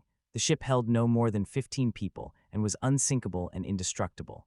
The cruiser featured beautiful cabins, spacious bedrooms, and gleaming halls. The girls marveled that it was a real magic ship. The young man watched with excitement and said the ship was called a cruiser. One girl asked if that was really the vessel's name. The protagonist paused to consider a name. His slime suggested something like a family name. He thought deeply, then quickly listed every possible option. A sudden revelation led him to name the ship Cray, and everyone was happy as they set off together for the new world with the ship bound for the southern continent, the air filled with joy and anticipation of adventure. Wataru Toyomi noted he had acquired a new ship and applied camouflage, transforming the cruiser into an elegant vessel. He headed toward a small port where seagulls circled overhead. Camilla watched in amazement. She asked whether this was really Haru's new ship and remarked on how unusual it looked. Scratching his head, he admitted it turned out exactly that way. The girl admitted it was the first time she'd seen a vessel like that. Quietly, the young man asked Danae if such a ship could be found, and she said it could not. So the hero realized many people saw ships as something unknown, and he should not get carried away. Then he changed the subject. She brightened and said they were talking about spider silk, then told the young man she expected 1 platinum coin for 50 pieces, that the price would be higher on the southern continent, and that the hero could use the money. A lot depends on the political situation. She does not expect any problems buying goods or handling money. The man nodded to show his appreciation for their cooperation. Confident he could sell the goods wholesale, Camilla smiled and asked him only to stock up on more goods and return safe and sound. The young man clenched his fist and vowed to do his best. Enrico and Deccan stood on the shore. They waved and told him to be careful. He thanked them and said he was leaving. His companions stayed nearby. The ship left the pier and set off on a new journey. At the helm, the hero realized he was starting a month-long trip. The new ship had raised his membrane level by 3 notches all at once. The autopilot can now be used with limitations, and if restricted to water areas, you can set a point the vessel has already visited so you can relax while on the way to your destination. Despite this, the boy chose to reach the destination alone and gave it his all. The journey continued as they sailed across the open sea. The hero watched birds flying high in the sky. Sometimes schools of dolphins would jump near the ship and entertain the company. He controlled the ship with a sensor and watched how Ina and Felicia spent their time. Later, the girls came up and asked him to treat them to tea. They set and decorated the table. The young man asked his companions how they liked life aboard the ship. They replied that they had already said they admired the vessel and saw no reason to doubt it. He apologized for still not being used to the new place and for not yet fully understanding the ship's layout or how to operate it. Felicia said they didn't know how things worked at first, but soon figured it out and now feel confident everything will be fine. She was surprised by the shower and the microwave. The girls remembered the first problems on board and what they had to face. Ina noted it all seemed strange and not like magic, and the man reminded them the ship came from a world without magic, yet the fresh water and fuel never ran out, apparently thanks to magic. When they heard about a world without magic, the girls froze in amazement, and the young man snapped back to his senses, admitted he often talked nonsense, and said he had been impressed by the ship's luxurious bed, asking whether they had seen it. The girl laughed and said the bed was soft, comfy, and fluffy, and Rue said that was good, adding there were 3 bedrooms on the ship so each of them could have one, which surprised Ines. Upset, she thought they would all have to sleep together. Felicia said she was accompanying her master and would guard him at night. The young man's eyes widened at the news. He froze at the thought of sleeping beside Inaz and Felicia, knowing they were with him but unsure they should be together, and in the end they fell asleep in each other's arms, warm and comfortable. Happy, the protagonist remembered those wonderful moments and told himself it was much safer to sleep this way. The girls could see it on his face. Wataru said it was great. Suddenly, Wataru felt motivated to think it over with them. Something in the water caught his eye. They were bubbles on the surface. Pointing at them, he called Ines, and the girl did not know exactly what he had seen, but they soon decided it was gas, and the heroes wondered if it was the breath of a living creature when a dark, animal-shaped shadow rose in the water beside the ship.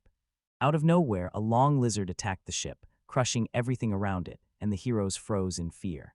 A sea serpent appeared, towering and long, and opened its mouth to attack the girls and the main character. The barrier held firm and the monster could not break through. Wataru pointed out a sea monster ahead. Inez lit up with excitement when she saw it. The protagonist noticed the underwater lizard attacking again and asked how to defeat such an opponent. The friend admitted she had never fought him but decided to try. and Felicia stepped up and tossed the wand to Inez, saying she had brought it beforehand, while Inez thanked her for being prompt, and the girl also brought a bow for her master.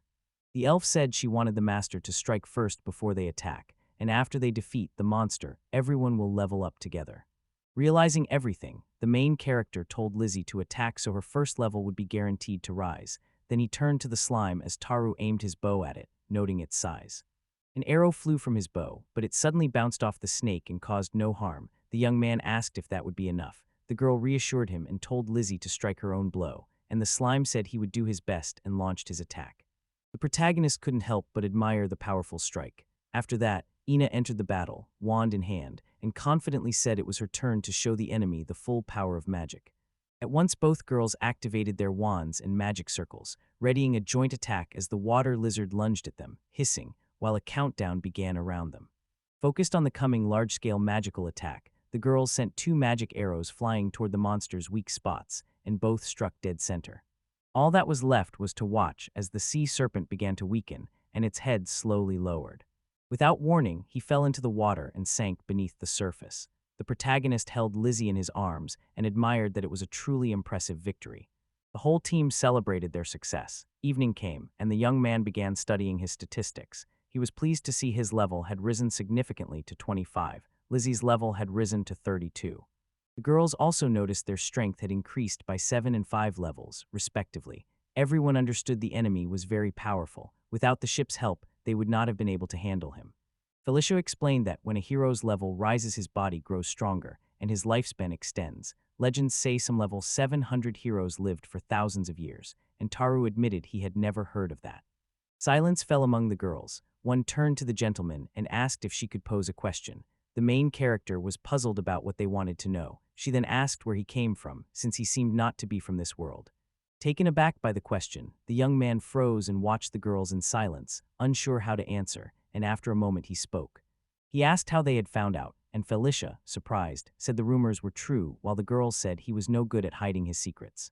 Ian said his words made no sense because he could control a strange ship, and a world without magic was another dimension, and the young man cleared his throat, his face changing as he said they kept it secret by order, and they exchanged glances.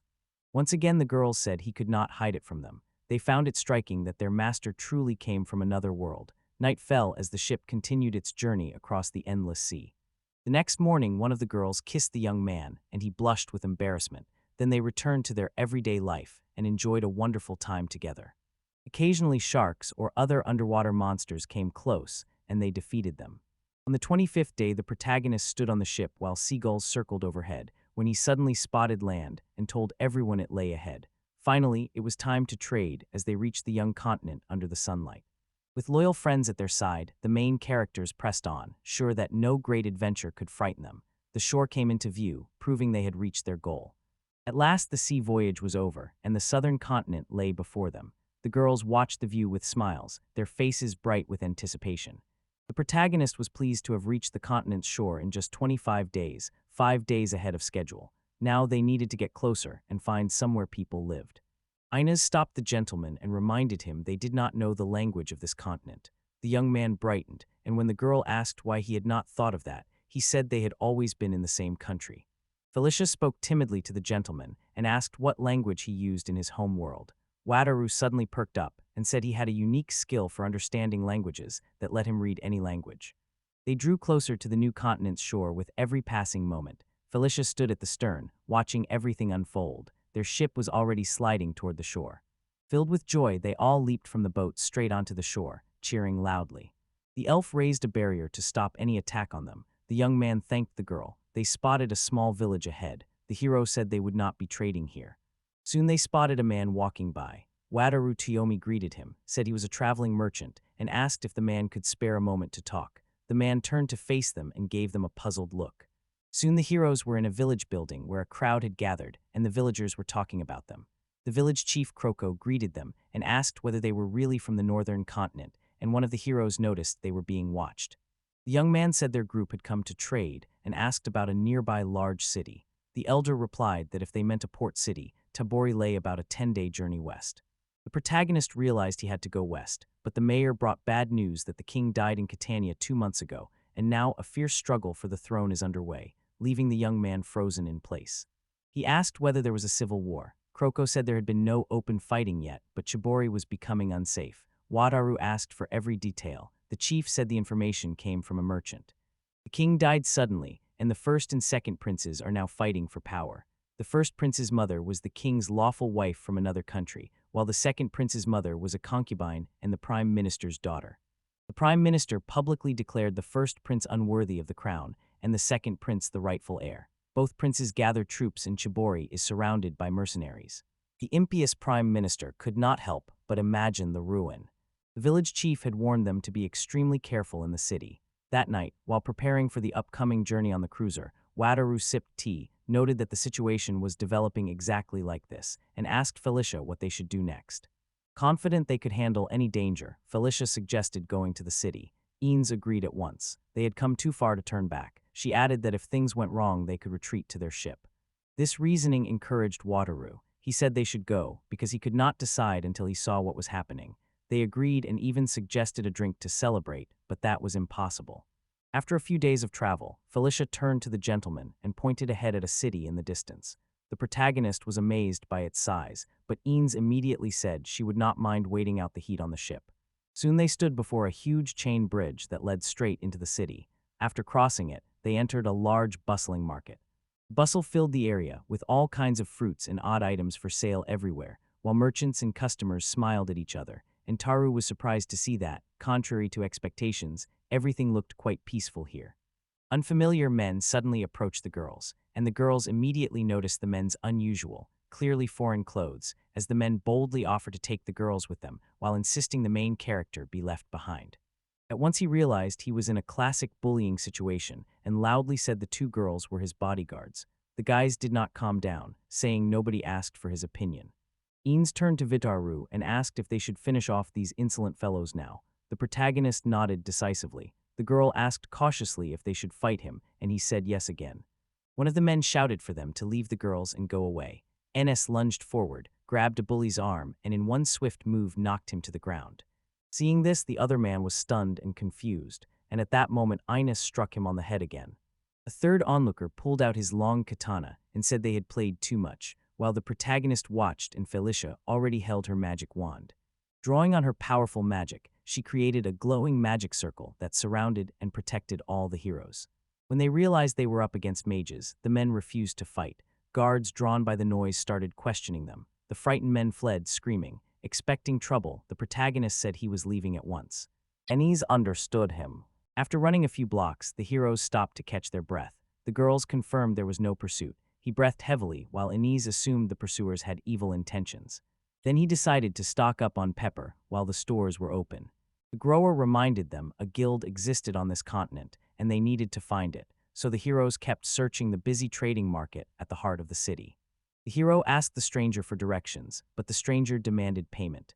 The hero offered a foreign coin and asked if it would do. The stranger agreed and pointed straight into the tunnel, then along the passage to the trade guild. The hero thanked him.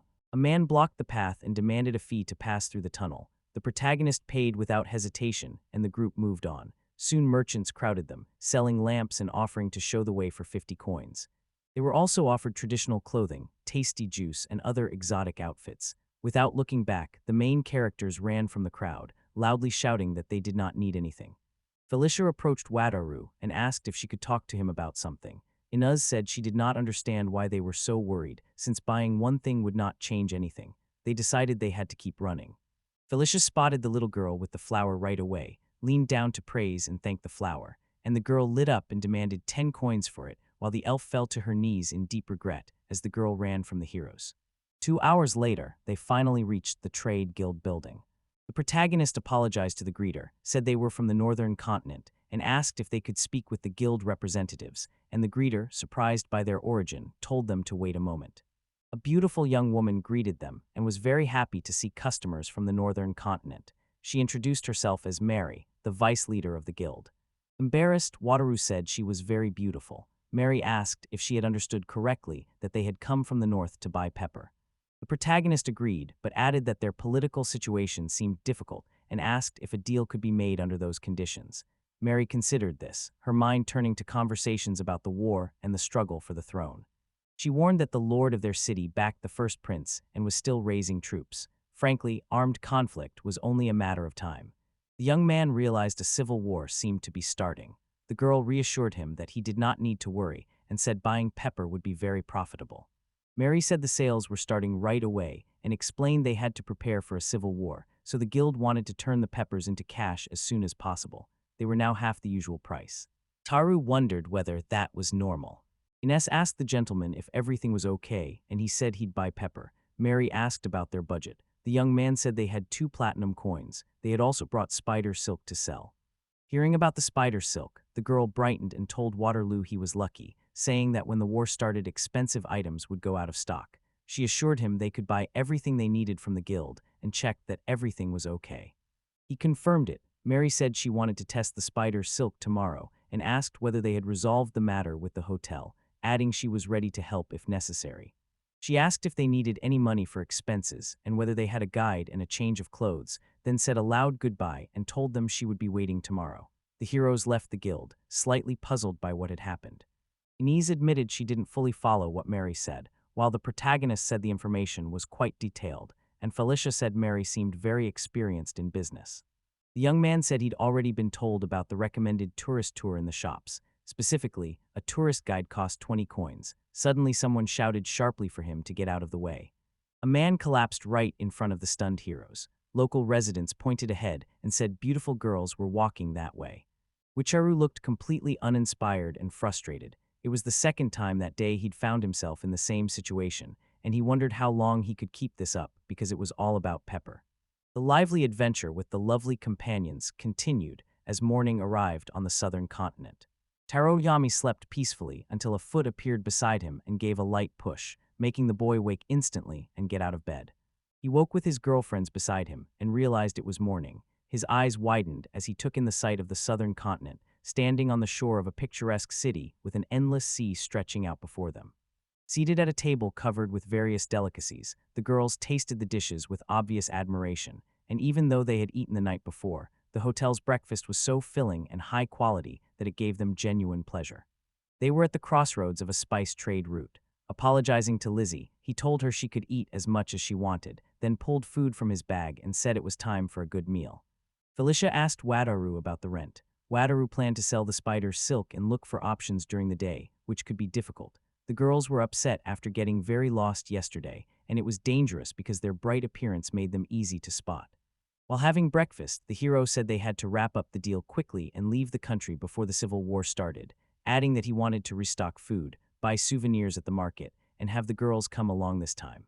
They agreed cheerfully. Eanes asked which souvenirs he would choose. The hero wanted to know whether the guildmaster drank alcohol and what the girls preferred. A staff member approached with fruit juice. She suggested buying the clothes because they looked beautiful. The girls looked at the woman in surprise. Then the main character had an idea. His companions changed into southern clothes and got exotic hairstyles, and they looked very cute, their bright smiles showing how well the new clothes suited them. The saleswoman said the outfits fit them perfectly, and Wataru admired them. He asked the saleswoman if she would really sell them the clothes, and she agreed because they had gone a long time without new clothes, and as they would not stand out in a crowd. Ina thanked the young man. Turning slowly to the saleswoman behind the counter and peering closely, she saw the fabric shimmer and shine under the bright light, making the scene look truly extraordinary. Moved by its beauty, Wataru immediately decided to buy the unique, beautiful fabric as a memorable souvenir. He asked the price and was met with a smile. They said there was a discount, so everything would cost only 5 silver coins. The young man froze. For him, that was an enormous sum equal to 5 million yen. Even so, picturing his girlfriend's grateful face, he closed his eyes, gathered his resolve, and agreed to buy it. They walked around, bought souvenirs, and tried new foods together. Inaz thanked the young man for the alcohol and said they should definitely have a drink after they got back. The boy agreed and noted they had already bought quite a few gifts, and Taru turned to Felicia and asked if she needed anything. She said she didn't want anything and that she had enough. Sliding her hands over her chest, she smiled as a man watched from a distance, clearly surprised. INS suddenly noticed it was the same fabric he had recently bought, but it was much cheaper, only 5,000 yen, and the huge price difference left him frozen. Wataru realized the fabric he had paid 5 million for was being sold here for less. Even alcohol was half the price. Shocked, he sank to the ground. The girls asked if he was okay. Wataru said business was scary. As evening fell and clouds gathered, Inez smiled and said it would be fun to haggle for the pepper since they were buying it and should try to lower the price. Watru asked how they'd do it. The girl said their spider silk would be bought, but she did not know the language and was counting on him. A rented donkey stood nearby. The hero found this interesting but doubted his bargaining skills. They arrived at the merchant guild. Mary greeted Wataru and asked if he had brought the spider silk. Wataru nodded and pointed to the cart. Mary noted there was a lot of silk and said they would begin transporting it immediately. The hero sat comfortably in the garden. Mary apologized for the wait and said it was high-quality silk. She told them that if they were guild members, the guild would buy the goods for 5 platinum coins. Watru was surprised by the amount because he had paid for the silk in gold and thought it was more than enough. Mary added another condition, that agreeing to deliver the goods directly to the shops would increase the payment. Maybe it would turn into an entire platinum coin. She wondered if that would be acceptable. The protagonist froze. 1 platinum coin was worth 100 million yen. NS insisted on negotiating, and he felt the pressure, thinking 1 billion yen was already an incredible amount, but not knowing which stores to visit or who could help them. Wataru counted on the guild to quickly earn 1 billion because of the civil war, and Mary reminded them that selling silk wholesale would get a 5% discount on pepper and a wide variety of spices. The hero froze with 2 girlfriends behind him, then closed his eyes, waved his hand, and said he agreed while Ina's, standing behind him, did not hide her disappointment, and they left the guild where they were thanked for the deal as their new donkey waited beside them. The calculation showed they could buy pepper now for 2 platinum coins, which would give them enough supplies. Preparing the spider silk would take time, so they needed to hurry. He admitted they could not haggle on the deal. Inaz said he was fine with that. The young man said they had already made a good profit even without the usual bidding, added that the warehouse was filled with pepper that needed to be moved to the boat, and the girls agreed eagerly. A touch made Felicia turn and see a girl offering a small bouquet for 30 gold. She gently declined, saying she could not buy the flowers, and a young man muttered that they looked like yesterday's flowers. Her mother suddenly came over and the child told her they were the customers from yesterday. The mother looked around the group, asked whether they had really bought flowers from them, and thanked them for their help. Natara did not understand what she meant. Holding her daughter's hands, the woman said they were trying to avoid the coming civil war by staying in their home village, but they had no money. Felicia looked to her master, who promised he would transfer the necessary funds immediately. INSS said dryly that since their arrival every meeting had become a market. Wataru said that those were the circumstances. Grateful, the mother and child thanked the heroes as the elf's hand clenched, and apologizing, the mother timidly asked the gentleman if she could buy him something. But when the boy did not immediately understand, she explained that the offer might seem selfish, yet came from a desire to help her family. Understanding dawned in his eyes. The young man gently pointed out that Felicia was also concerned for her people, then graciously gave her full permission to proceed, and a visible flutter of delight passed through the elf. A warm smile spread across her face as she thanked the gentleman sincerely for his profound kindness. She rushed over to her mother to buy flowers. Inez turned and said he was being very kind to Felicia. Wataru quickly reminded her he had bought her alcohol. They started packing all the goods they had bought into their boat. After securing the cargo, the boy activated the boat's return mechanism. When they arrived, Lizzie was comfortably settled on the boat. Watsaru, his voice full of satisfaction, said the entire undertaking had gone splendidly. The main characters clapped happily. By the end of their adventure, they had loaded all the pepper and received 7 platinum coins. Their top priority was to get back to the ship. The elf turned and asked if they would return to the south. The young man said he wanted to explore this land again.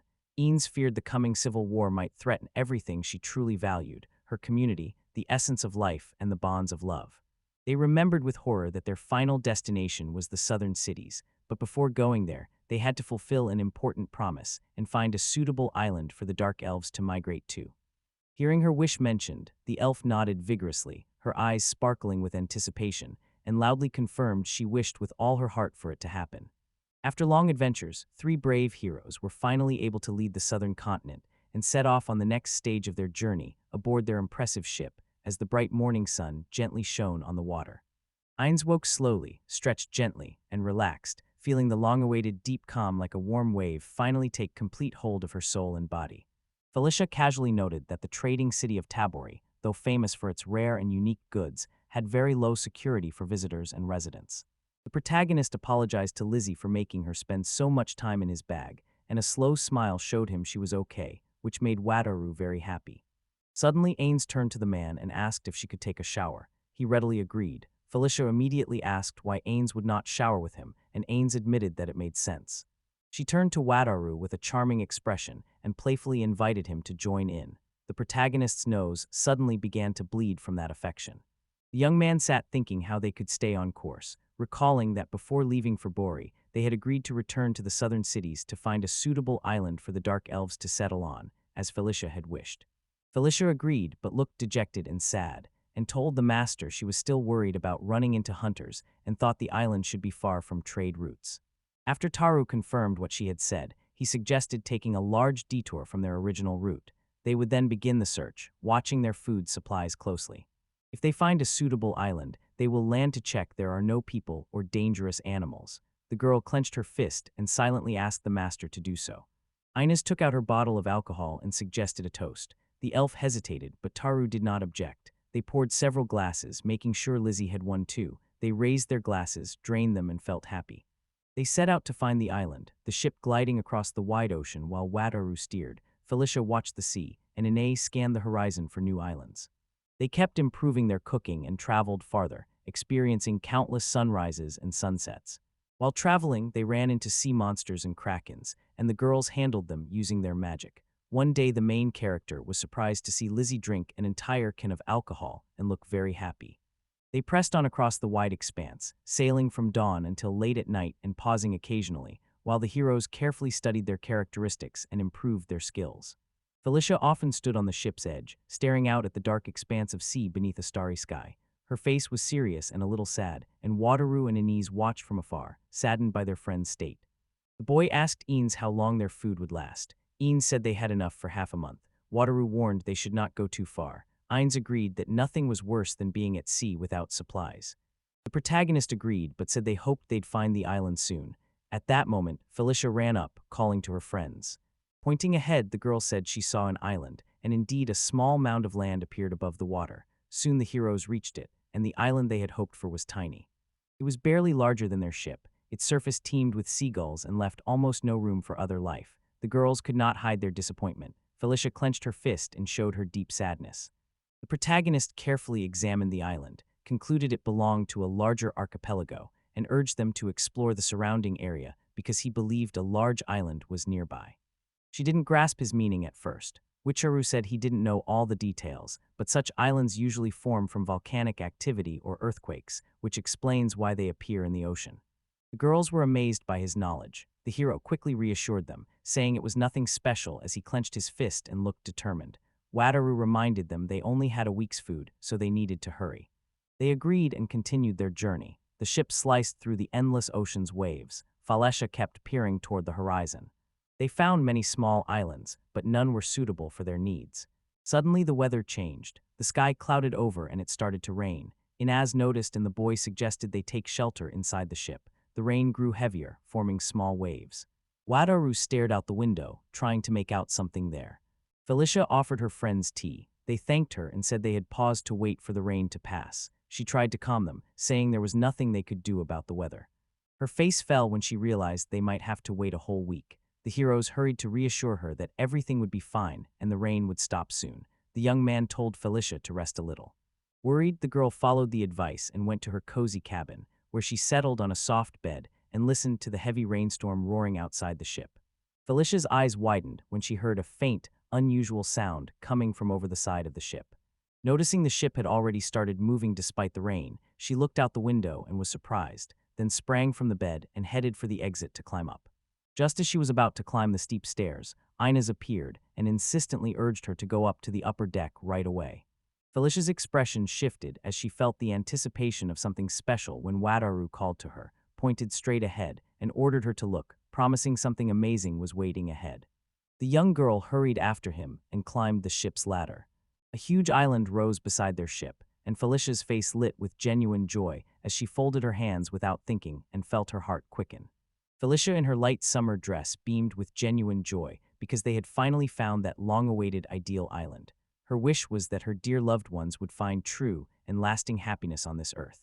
Their ship glided smoothly past a vast island covered in emerald grass, and each traveler couldn't help wondering whether this place would eventually become the long-awaited new home for their community of settlers. Determined, the elf clenched her fist and scanned every corner of the vast land. Meanwhile, the protagonist realized that a flowing river gave them a reliable chance to return later. The travelers sailed along the river, winding past small peninsulas and watching fluttering birds, and to their delight they discovered other creatures on the island. Then when they reached the shore they admired the endless sea. He was surprised when he suddenly came across a tiny, nimble hamster and several other rodents scurrying through the grass. Heinz, however, spoke with obvious delight about the juicy, delicious fruits that grew in abundance on many local trees and promised them a pleasant treat. They walked across the vast island without pause. Ahead stretched the magnificent, seemingly endless sea that kept drawing the tired but inspired travelers' eyes. The young man felt happy, a little out of breath and sweaty. From that height he could see the whole sea. Inuz confirmed how wide the island was. A faint blush warmed Felicia's cheeks and a small hope lit her heart. She agreed wholeheartedly, saying this was the place they had dreamed of for so long. As night fell, the sky filled with a stream of stars. Lost in thought, the heroes drifted slowly in a small, graceful boat along the river's quiet current, which carried them through the soft twilight of the approaching night. Realizing they'd already spent 2 full days tirelessly exploring the vast island, the protagonist turned to Felicia and softly asked for her private opinion about the place they had discovered. After pausing, the girl said that throughout their search they had found no sign of intelligent life or any trace of civilization, and that the rivers, forests, and meadows made this place ideal for settlement. The boy pointed out goblins spotted in the woods, but Felicia said it was no problem for their community and that the villagers would handle the creatures easily, since they had faced similar challenges before.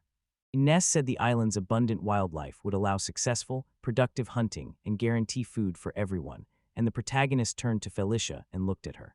Crossing her arms and mustering her courage, Felicia looked up at her master and, in a quiet voice, asked him to consider moving her people, the dark elves, to this safe island. The other heroes fell silent, watching her determination. The main character laughed as Lizzie settled on his shoulder. Clenching his fist, he smiled and promised to help in any way he could. When he looked at the elf, she was crying with happiness. Though he asked her not to cry, Felicia could not hold back her tears and thanked him sincerely for his willingness to help. And the night passed unnoticed, as at the first gentle rays of morning, the heroes sailed away from the shores of the hospitable island. Stretching, the protagonist realized it was time to return to the southern city. They sat at the helm and suddenly remembered something. Opening the information panel, they saw that autopilot was available. He said that all it took now was pointing to a spot on the map and activating the skill, and the boat would move by itself. The vessel immediately switched to that mode and glided across the water. Wataru, stunned that it was moving by itself, spread his arms wide. After setting up the system, he walked over to the girls humming a song, and seeing their confusion about how the ship was moving without him, he cheerfully explained it was on autopilot and could sail itself to places they'd already visited. Gathered around the man, the girls were pleased they no longer had to stop to sleep. He confirmed the boat would sail while they slept, so they would reach their destination much faster, and the protagonist added that at this pace they would reach the southern islands in about a day.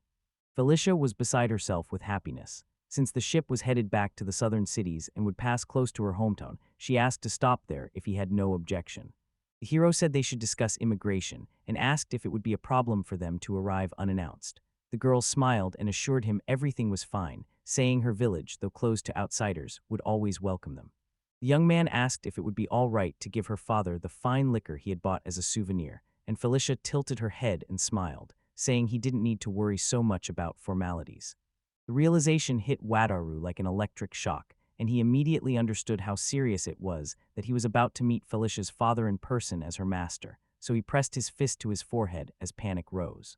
Her protector had to appear before her father, and he pictured the meeting as a death sentence, vividly imagining the chief avenging his daughter, whose fate was now tied to his. Immersed in dark thoughts, the protagonist felt frustration growing inside him, while the girls only glanced at each other briefly. Ins went up on deck and told the protagonist that she would be there with Lizzie, and he just nodded, agreeing with what was unspoken. Alone with Felicia, the boy admitted his stomach was starting to hurt, and she, noticing his anxiety, reassured him gently, took his hand, gently squeezed it, and said she was grateful to him. He had found a safe, secure haven for the dark elves. With his palm on her chest, she said shyly but firmly that, as she'd already mentioned, they had made a pact and she was deeply grateful to her master. Her cheeks flushed as she admitted she wanted to show him her gratitude in a special way. He started sweating, completely unaware of what was happening. Without warning, the girl leaned forward and slowly moved toward his face for a kiss as the air around her felt charged, and a soft, thrilling light filled everything, and Wataru recoiled, stunned by the suddenness. A terrifying image flashed through his mind like lightning, a stern elven father clutching a heavy stick, ready to strike his daughter's attacker. The vision made him break out in a cold sweat again. He stopped her. Placing his hand on her shoulder, firm but careful, he tried to pull away, then thanked her hesitantly, saying her gratitude meant a lot, but they still hadn't completed the immigration process properly. So much still had to be done, and excitement surged through the protagonist with fresh force, but he still couldn't tell what it was. Tears of despair filled his eyes as he clenched his fist and said everything had to stop, while Felicia watched the panic and laughed sweetly and contagiously. 2 days later, their journey ended when they reached the Dark Elves' settlement. The group walked through a forest where strange houses hung in the treetops on massive branches and were linked by countless stairways. Wataru was the first to spot the charred dwellings, confirming his worst fear that the settlement had been attacked.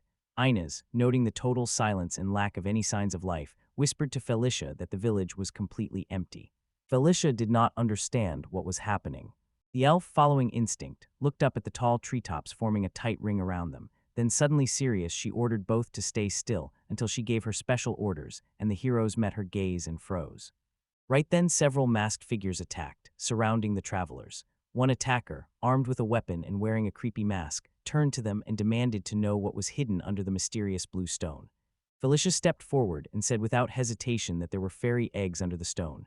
Taru was baffled by the odd answer, and the masked man looked equally surprised, leaving an awkward, tense silence between them. In an instant, the mask was ripped from the attacker's face, and more elves stepped out from behind the trees. They rushed toward Felicia, cheering for her, their faces glowing with genuine happiness. Friends and acquaintances approached the girl, congratulated her on her return, and told her she looked wonderful. Soon even children and their parents, who had removed their masks, came out of their houses and waved to her. Everyone joined in the congratulations. The girl said they were safe because the villagers were only hiding. Wataru admitted the tactic was unexpected. Despite that start, the Dark Elves showed kindness. Their smiles, laughter, and lively conversation created a warm and welcoming atmosphere. A voice from a high tree asked whether they had brought a guest. Felicia turned and spoke to her father, who, though weak, kept his dignity. A reserved, imposing man stepped forward and introduced himself as Federico, the respected elder of this small but strong elven village. Wataru wasted no time, eager to make a good impression, immediately introduced himself in a sincere voice, said he was pleased to meet them, and clearly gave his full name. Despite expectations, the venerable elder Federico showed no enthusiasm or welcoming smile. Stern and unusually taciturn, he only briefly invited them into his home. Soon the heroes sat in a spacious, cozy hut filled with the scent of wood. At a large table, Federico quickly began discussing the urgent details of their people's migration to the island. Nodding slightly, the young man echoed Felicia's earlier words with genuine admiration, praising how beautiful and bountiful the newly discovered island was. The man closed his eyes heavily and said the villagers were even willing to accept strangers on their land, though he admitted he did not fully understand the newcomers' true intentions.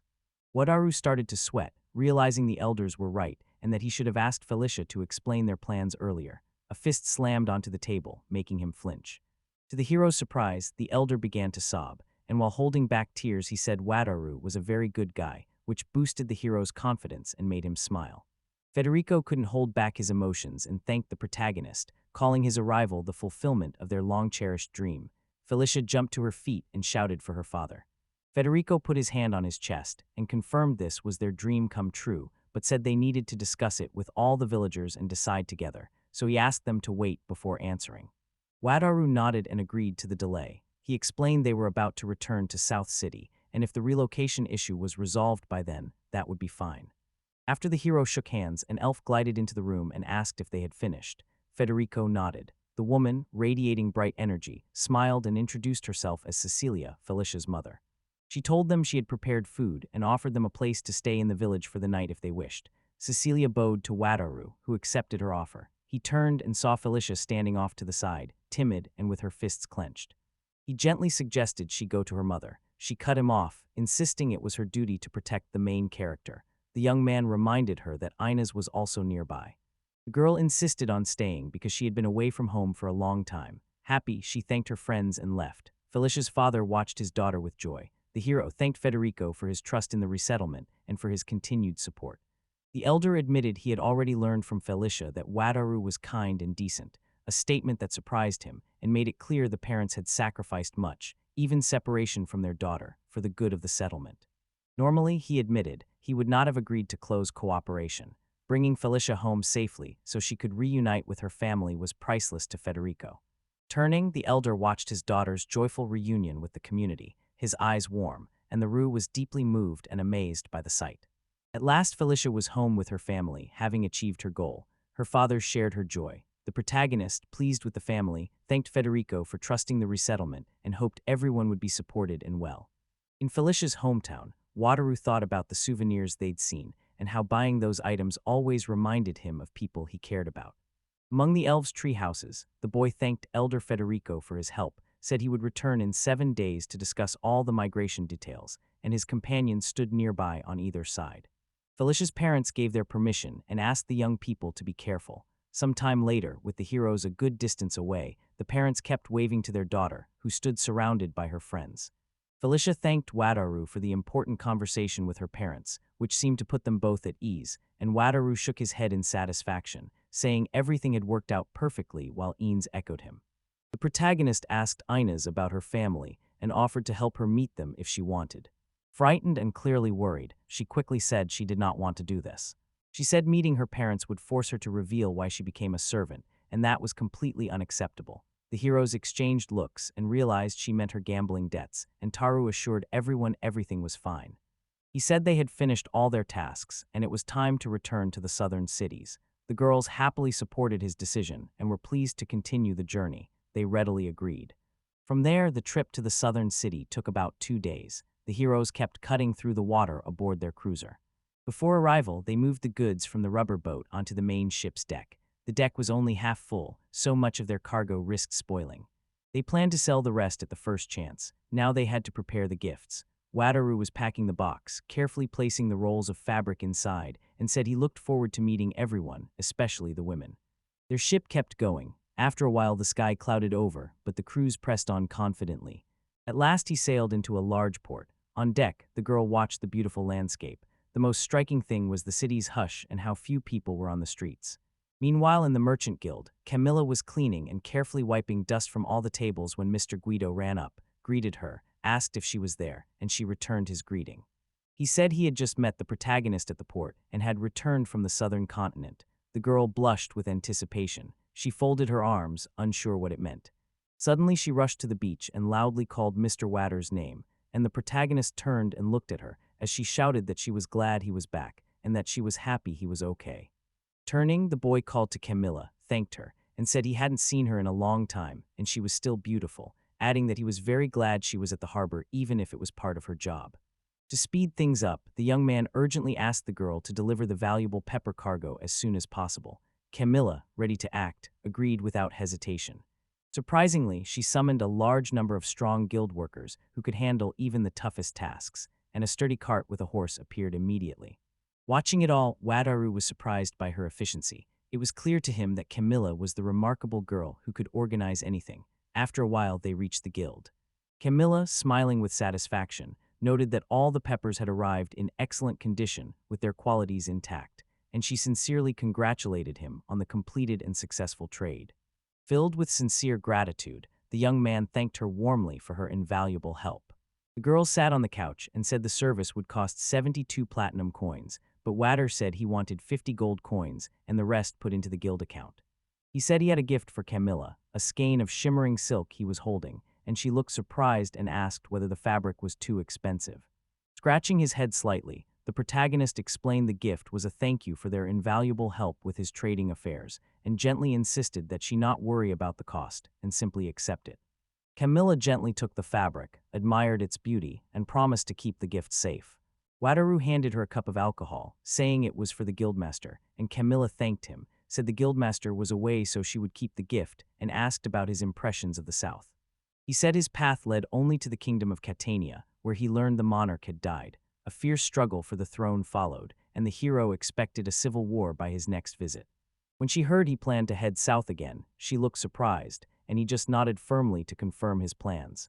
Camilla began to warn him about the dangers of such a journey, reminding him that they had already earned enough money. He objected that he was not driven by profit, but by the desire to explore new places. His companions watched the conversation in silence. Trying to seem strong, the protagonist clenched his fist and said confidently that he would be fine. Camilla showed no enthusiasm and sighed resignedly, admitting she probably could no longer change anything. Leaving the guild, the heroes kept walking. Inez noticed how amazed Camilla was by the large amount of pepper they had. The man admitted he could not show his true skills, and he realized her intense gaze made him very nervous. Felicia then asked Wataru about his future plans, and he said he had souvenirs for several people he believed were staying at a nearby luxury hotel. Pleased, the girls asked if these were the adventurers he'd told them about and said they wanted to meet them. When the hotel doors opened, joyful cries rose from inside, and the adventure girls looked genuinely happy to see Wataru after a long time apart, each beautiful with her own distinct personality. Dark and fair-haired beauties were among them, some even with charming ears, and the young man was deeply impressed to meet his former girlfriends again, while his companions gave the ladies friendly smiles. A large crowd of girls at the hotel immediately surrounded Wataru, their faces bright with genuine joy at his recovery, and moved by their warmth, he thanked each one sincerely for their concern. While exchanging pleasantries, his eyes swept over their faces, and he noted that each one, without exception, was strikingly beautiful. To him, each was like a bright star in the night sky, glowing with its own charm. At that moment, the main character looked around, wondering where Kara was. A shadow of sadness immediately fell across the girls' faces, and they all felt heavy inside. One of them, gathering her courage, said haltingly that Kara had suddenly fallen asleep, which alarmed them and apparently required his urgent help. Slightly puzzled, Wataru tried to figure out why his help was needed, but a sudden call from right in front interrupted his thoughts. Kara stood directly in front of him. Her normally pale face was unnaturally red from internal heat, and her heavily wrinkled nightgown showed signs of a recent deep, restful sleep. The girls around her immediately, without hesitation, called Kara's name with relief and excitement. Seeing her condition, the hero hurried closer to check if she was all right. When he came close, tears instantly filled her beautiful eyes, and she could not hold back, breaking into bitter, uncontrollable sobs. Kara rushed to Wataru, hugged him tightly, and cried, telling him how much she missed him. Felicia, watching from the side, could not hide her surprise.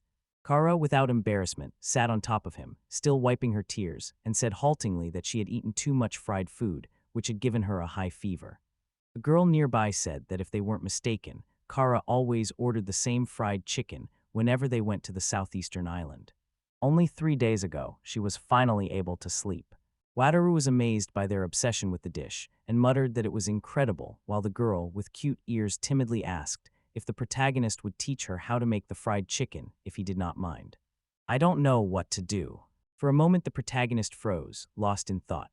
As always, the slug Lizzie rested comfortably on his shoulder. Wataru looked around and smiled, assuring everyone that everything would be fine. He said he'd take over the cooking and host a proper dinner, and all the girls were delighted and visibly excited about the evening ahead. Determined, the protagonist looked ahead with a glint in his eye and declared the time had come for his culinary exploits, knowing he had to properly entertain all these charming beauties. The young man carefully studies the market, sits down, and surveys the goods from vegetables to fish and seafood. The hero is surprised to see they sell everything here. One of his companions asks the master what he will cook. You reply that it is a good question and that the master does not know what Carriage will cook. The hero says they should buy a chicken and some other ingredients. Surprised and curious, the young man leans over the box to peer at the shiny shellfish in the cold water and asks whether oysters are harmful, his voice interested but slightly concerned. The salesman behind the counter answers yes, saying the oysters are fresh and were caught just this morning. The surprised young man says fried oysters sound good and agrees to take them. The girl asks whether he really plans to fry the oysters and notes this is an unusual way to cook them, and the young man replies that this is how they are used to it here. Frying them in boiling oil makes them crispy outside and soft inside, he says, and they taste very good. The young man remembers how they taste with tartar sauce. While daydreaming, he realizes he really wants to try the sauce and decides to buy mayonnaise. The girl watches her master closely and says he is talking strangely again. Planning to make mayonnaise, the young man faced one serious concern. He began to worry whether eggs from this world were safe to use because they might cause poisoning. The young man asks his companion if she's ever eaten raw eggs. She replies indignantly that of course not, because it would give her a stomachache.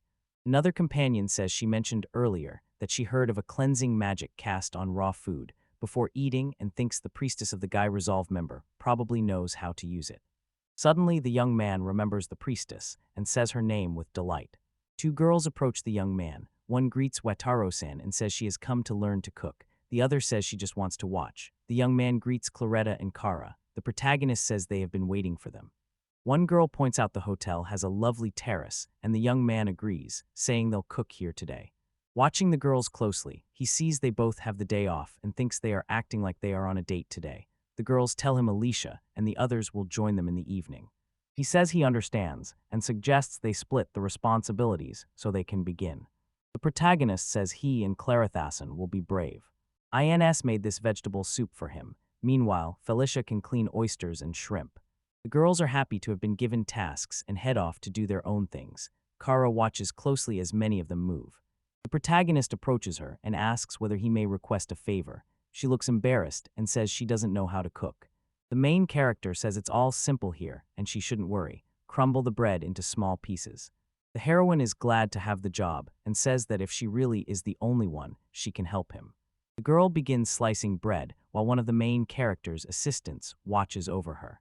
The main character approaches the girl and asks if she knows how to use purification magic. The heroine doesn't understand at first, then says she does.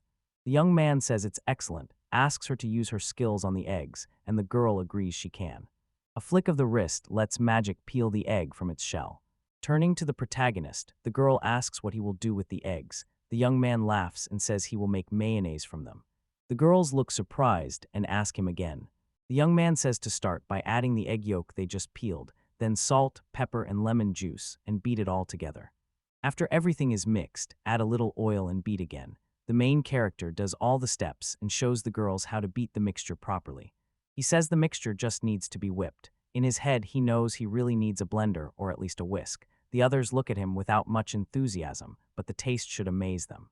The young man promises himself he will show them what mayonnaise is. People taste the girl's cooking and unanimously say it is very tasty. One of the masked people asks what it is. After all, she has never tried anything like it. One of the heroines says it is mayonnaise, then turns to the main character and asks the young man to teach them how to cook this amazing dish, and he agrees, saying the first step is to peel the egg. Something suddenly lands on his head, and the young man learns that Remo can do this too. Still confused, the young man asks again, because he doesn't understand who can do what. The protagonist turns to his companion and says Remu told him he can use magic too. He feels he needs purification magic and asks whether she can try it, and the girl sighs, accepts the sacred slime, and agrees to let him try it. The protagonist turns to the slime and asks him not to push himself too hard. Tensing up, he attempts to use purification magic. The girl inspects the egg and, surprised, says it cleaned itself. The young man is happy and asks whether that is true. He tosses his friend into the air and says it is wonderful. He calls the slime a good boy. The heroes gather around the common table. The main character invites everyone to dig in and says he has prepared a selection of jelly treats for them. The girls sample his cooking with interest. Suddenly, one of them clutches her chest and starts coughing. Even after that awkward moment, the feast goes on. The dish was a hit, and everyone in Girasoli, including Eanes and Felicia, was happy. Again, the hero returned to the dark alpine village, but something happened. The young man tried to stop his elf companion. The girl held up her hand to shield him and demanded that Roman stop. The man stops in front of them and asks if she means helping the villagers move. He asks why this happened. A man attacks the protagonist and demands he let Felicia go if he values his life.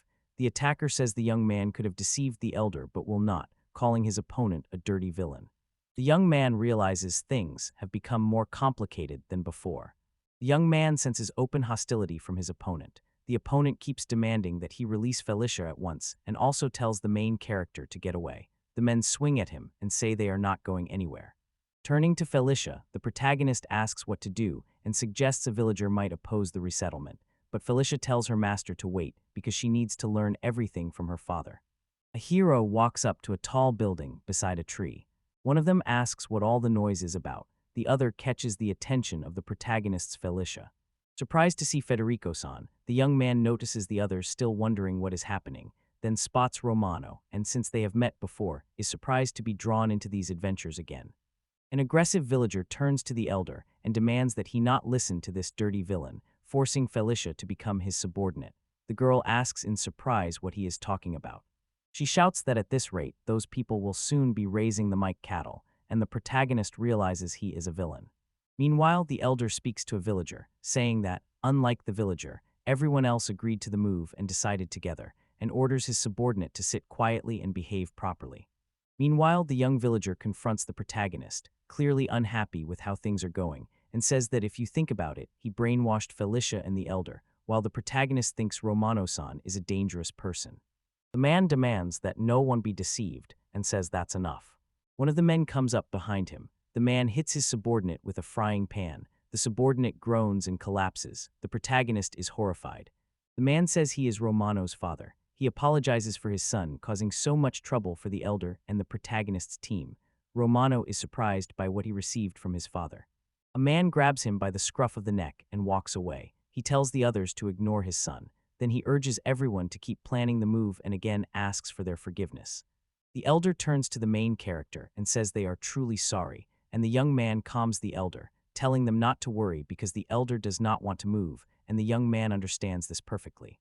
The elder says his protege is simply too selfish. The demi-human hunters already know about the village and few people remain, so the villagers have no choice but to move elsewhere, yet this man is standing up to the entire village. The protagonist says we need to discuss the plan of action and everything else, and that the island they found will be a wonderful place. At the negotiating table, the protagonist sits with the elder. He says he heard there are 35 residents left in the village, and the elder replies with sadness. The protagonist explains his ship cannot carry everyone at once and suggests making 2 trips. The journey to the island will take a few days. The elder understands and says he will think about how to divide everyone. The main character says he bought livable tents, a 6-month supply of food, tools for farming, and that they will need to bring buildings to the island that can be taken apart. The elder says he takes this matter very seriously. Tearing up, he admits they should name the village after the main character. The young man begs him not to do it. That same day, every villager was fully informed, and resettlement preparations began immediately. Using his abilities, the protagonist remodeled Klugo's interior. He looked over the new interior and said with satisfaction that this is what was needed. The elf says most of the villagers have never been on a magic ship, so there should be no problems. One girl says that means they won't be able to use the microwave, the refrigerator, or the shower anymore. Now it's just a closet. The elf strokes her head and says it won't last long, and they must keep the master's ability secret as long as possible. 5 days later, the action unfolds. Suddenly the elder, the main character, with a wise, calm expression, says he is handing the inhabitants he holds in his arms over to the main character. The young man, filled with joy and excitement, smiles sincerely and says they will eagerly set off on their journey. Confidently gliding over the water, the ship sets sail and leaves a trail of sparkling waves. Everyone aboard this amazing vessel is captivated by the sights around them. For many, it is their first time on a magical ship, full of surprises and miracles, and everything around them feels magnificent and like a fairy tale. The children, full of joy and delight, run and play, laughing and rejoicing at the opportunities opening up before them. The protagonist, watching their happiness, realizes there are 20 people on board the ship, including themselves. As expected on this beautiful ship, it is quite crowded, but no one is bothered. Full of enthusiasm and anticipation, they must live for 2 more days full of adventures. The main character spots something and turns around. Father Romano greets him. The protagonist says he can't believe this is possible. A man stands beside his son with a sack over his head, and the son is bound hand and foot. The man points at him and says, "You're his bad son." The protagonist smiles and says he thought so. The man says he tied him up, so there's no need to worry and he'll make sure he doesn't spoil the trip, and the young man agrees happily. In a decisive, confident tone, he says it is time to boost sails so the ship can finally set off on a long voyage. Standing on board the ship, the girl rejoices and says enthusiastically that the ship truly moves by magic, sending incredible sensations to everyone on deck. And another, her face bright with sincere joy, says the winds favor them and bring hope of amazing adventures ahead. Meanwhile, a villager struggling to cope is approached by children full of innocent curiosity and playful joy, and their cheerful cries and bright laughter fill the air, creating a happy atmosphere as they try to learn what is happening and show their delight. The main character's assistant notes, it's no surprise everyone is tired because they're at sea for the first time, and by the end everything goes smoothly. On the second day at sea, the protagonist stretches and thinks about how hard it is to pretend to steer a boat when it is running on autopilot. At the ship's bow, he realizes the tied-up mutant ear is gone and screams in horror that Romano-san is missing. His father shouts at him to stop doing foolish things. He tells his father he warned him because the main character cannot betray them. The young man shouts at the protagonist to listen and turn the ship around immediately, or he will jump overboard. The main character looks at him with complete indifference and thinks his jumping would make things better for everyone. Felicia turns to her friend and orders him to stop. A villager tells her she is free and invites her to go home. Kara turns to the protagonist and asks what's going on. The young man says he's sure Romano likes Felicia, which complicates matters. Staring into the turbulent water, he decides that because no one is listening, he will jump. Suddenly, the young man is in churning water. A fin slides right past his face. The crew rushed back into the ship in horror when a sea serpent appeared before them. Trying to calm people and stop the panic, the protagonist shouts that everything is fine and that everyone needs to go inside. The elf pulls the young man's assistant along and asks her to be a bit calmer. Romano shouts that thanks to the main character, he understands everything and not everyone will die. From the water, a huge snake rises, opens its powerful jaws, and charges straight at the villager. An unseen force pushes the snake away from the deck. The young man watches closely, terrified. He strains with all his strength to reach the people hiding in the cozy cabins, but he fails as if an impenetrable barrier has suddenly appeared between him and the ship.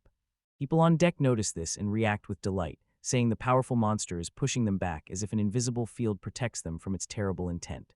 The protagonist, holding back his excitement, tells everyone to stay calm and reminds them the ship can repel any attack without taking damage, standing firm against all threats. Everyone praises the main character, expressing admiration and gratitude, and calling him a savior who can protect them in this difficult moment. Watching from the sidelines, the rebel studies the protagonist and realizes his carefully thought-out plan has failed, leaving him in a hopeless situation and filling him with confusion and fear. After a while, the ship comes ashore and people step onto the island. People say the island is bigger than they imagined, and its diverse natural scenery is simply wonderful.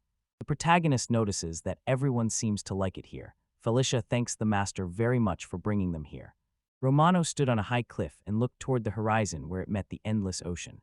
The sandy shore glowed gold in the setting sun, while a light sea breeze ruffled his hair. Thoughts of the future mixed with memories of the past, leaving the elf with conflicting feelings. The air felt charged with adventure and change. Each wave that crashed against the rocks seemed a symbol of struggle and resilience. Romano knew trials lay ahead, but also saw a chance to build a new, happier society. The protagonist walks up and calls his name. The man becomes frightened and asks what the protagonist wants. The young man asks if he is truly in love with Felicia. The man grows more frightened and tries to understand why the protagonist is asking him about this. The young man says he most likely thought so. The man hates him. Then the man says he has a proposal. The protagonist suggests the man confess to Felicia and says he will step back if she accepts his feelings. The young man insists he is not a villain. In the end, he asks the man what he thinks about it. The men don't answer and just leave. The main character's assistant asks why the master speaks like an alpha. The hero just grins. The girl smiles and asks whether he truly knows his friend will refuse him. A man says he was refused and thanks the protagonist. Much has happened. The settlers from the first raid set up camp on top of the hill. Meanwhile, the young man went with his team to get the others. After 6 days, the second group led by the elder reached the island. The elder looked around carefully and said it was an amazing place. The migration succeeded, and all the settlers reached a new island full of secrets and opportunities. This marked a turning point for the dark elves, as each sought a fresh start. Standing on clearly unfamiliar ground, they breathed in the fresh air filled with the scents of tropical flora. Excitement and joy filled the dark elves' new village. Walking through the area, the protagonist was surprised to see the elves busily building houses. Their steady teamwork was admirable, and the whole scene felt peaceful and comfortable. The elder came over, a little embarrassed to step away from his work. Apologizing for running back and forth so often, he said he feared he was taking the young man's time. The protagonist smiled and said it was no problem. Remembering his promise, he had brought the seeds and the cart as agreed. Proudly, he asked if there was anything else he could do, and the elder, grateful, said the hero had already done more than enough. They would handle the rest themselves. He thanked the elder warmly, feeling the joy that bound them. Turning to Felicia, the protagonist asks if she thinks he should go into trade, noting that if they go, they won't be able to come back for a few months. Agreeing that this is true, the girl follows her father's view that the settlers should be left alone for a while, and she expresses great gratitude to her master.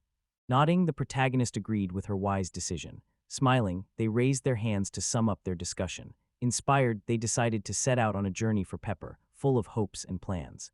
Now they are heading to the market for the second time, where new adventures and horizons await. Thanks to the autopilot, the trip to Tivoli took just 10 days. On the street, a girl meets the protagonist and, surprised, asks if he had really been in the city the whole time. The young man says he had not, and they managed to make a circle. Luckily, the Civil War had not started, and the protagonist quickly obtained the required amount of pepper, spending 65 platinum coins. That was fortunate, since troubled times could await them. Sailing steadily across the endless sea, the ship reminded them of the hopes and dreams they carried. Sitting on the deck, the main character held a mug of hot tea, its aroma bringing back the worries and comforts of home. A little concerned, his girlfriend comes up to him and asks the master if everything is all right with him. Tired, the protagonist replies that he was doing some important calculations and may have been a bit greedy, so he bought a whole ton this time. They now have enough pepper for 515 boats, and Ines, unable to believe it, is profoundly amazed and asks whether this will buy the luxury liner of their dreams. The protagonist calls her by name and, in a hopeful tone, says the luxury liner will cost 500 platinum coins, a considerable sum. He says confidently that he can buy it. Counting the coins they've saved, the girl feels a rush of emotion and can hardly believe how happy she is, a smile lighting her face as she says this can't be true and dreams of finally having a place of her own where she can live for herself and be completely content. She expects the best food, fine wine, and unforgettable entertainment. In this ideal world, casinos and shops will feel like a true paradise on Earth. The main character and his girlfriend start dreaming of a movie under the stars, a jacuzzi with bubbles and Japanese food made from ancient recipes of other worlds, and she pictures herself in shiny dresses that catch the light and charm everyone around her. Now the elf, clearly grounded in reality, reminds the heroes they must earn the money. They can only buy the coveted liner if they sell all their pepper, and the main character suddenly realizes this is a huge problem as his dreams of a happy future begin to dissolve into the fog of reality. The protagonist recognizes this is a problem. Only 20 boatloads of peppers can be sold to the guild's merchants at a time. Anything more will eventually raise suspicions. Selling pepper to so many boats would require many trips to the southern continent and back, and the elf thought this could draw attention because people there would suspect they knew a proven route to it. He argues that using more ships and adding extra pepper to the tray will make it seem normal, but she doubts the nobles will stay quiet if they end up with more than one ship that size. The protagonist sighs and admits he has a product, but cannot turn it into cash, and making a profit without attracting attention is very difficult. An idea suddenly hits Ins, and she gasps. The girl asks the master what would happen if he sold the pepper to someone other than the trade guild, and the hero looks at her in surprise, unable to see how they missed it themselves. The girl says the main character can tell Tarkovsky from other countries that they bought their pepper in a southern city and won't stand out, because he will only attract attention if he sells everything in one place, so he can simply sell pepper in other places, and not only in the southern city, and the hero understands this is a brilliant idea. The elf admits she never thought of that. Basking in the idea, the young man calls it simply magnificent and says his girlfriend is a real genius. The girl laughs and says she knows it. The young man thinks about visiting other countries and expects some trips will be possible and fun. The slime hiding in the protagonist's hands is excited about the chance to travel and says it wants to go too. The protagonist agrees and says they now have a plan thanks to the girl. He wants to go to the southern city immediately. The girlfriend supports the forehead man. When the protagonist arrives on the south coast, the girl he meets says the pepper that wasn't delivered this time is in excellent condition. They want to offer 72 platinum coins to buy it. The heroine asks if they agree. The protagonist asks for 30 of the coins in cash, and the girl is surprised and tells him not to say they are going to trade again. Assuring her they won't do this again, the young man says he wants to travel to other countries on the continent and use the money for the trip. The girl realizes her mistake and apologizes for acting on impulse. Wanting to see the sights, the protagonist asks if the heroine can recommend anything. After thinking for a moment, the girl says he can visit the great cathedral of Palermo to the east, and the young man asks again because he has never heard of it. The girl says yes, she hasn't seen it herself, but others say it's an amazing structure. The protagonist feels he doesn't understand religion well. The young man asks whether he should visit the cathedral even so. The girl says she was told it is a peaceful, quiet place with many different people. The young man thanks her once more. The companion says the journey sounds exciting, and the elf asks if they would like to visit any other places. The girl says she doesn't, and Felicia says she has no places like that either and can't wait to see the big cathedral. Pleased, the main character says they need to start preparing for the trip. First, he must meet someone again to give them souvenirs from the southern continent. The girls say they know, claim they gave birth to their master, and ask whether it is true that they are all in Jira soul. A circle of girls forms around the main character. One of them says they are all very beautiful. The main character looks over souvenirs from the southern continent for everyone. He offers to pick the ones they like. The girls thank the young man. She flirts with him and asks if he'll help pick something for her neck. He doesn't return her feelings, apologizes, and says he doesn't really understand fashion. Going back to the southern continent for a second time is difficult. Felicia asks if the protagonist plans to keep selling pepper. The young man says no and will travel the continent, selling pepper in the countries they visit, starting in Palermo. Surprised, the girl asks if the young man is really going to this city. He replies that he is.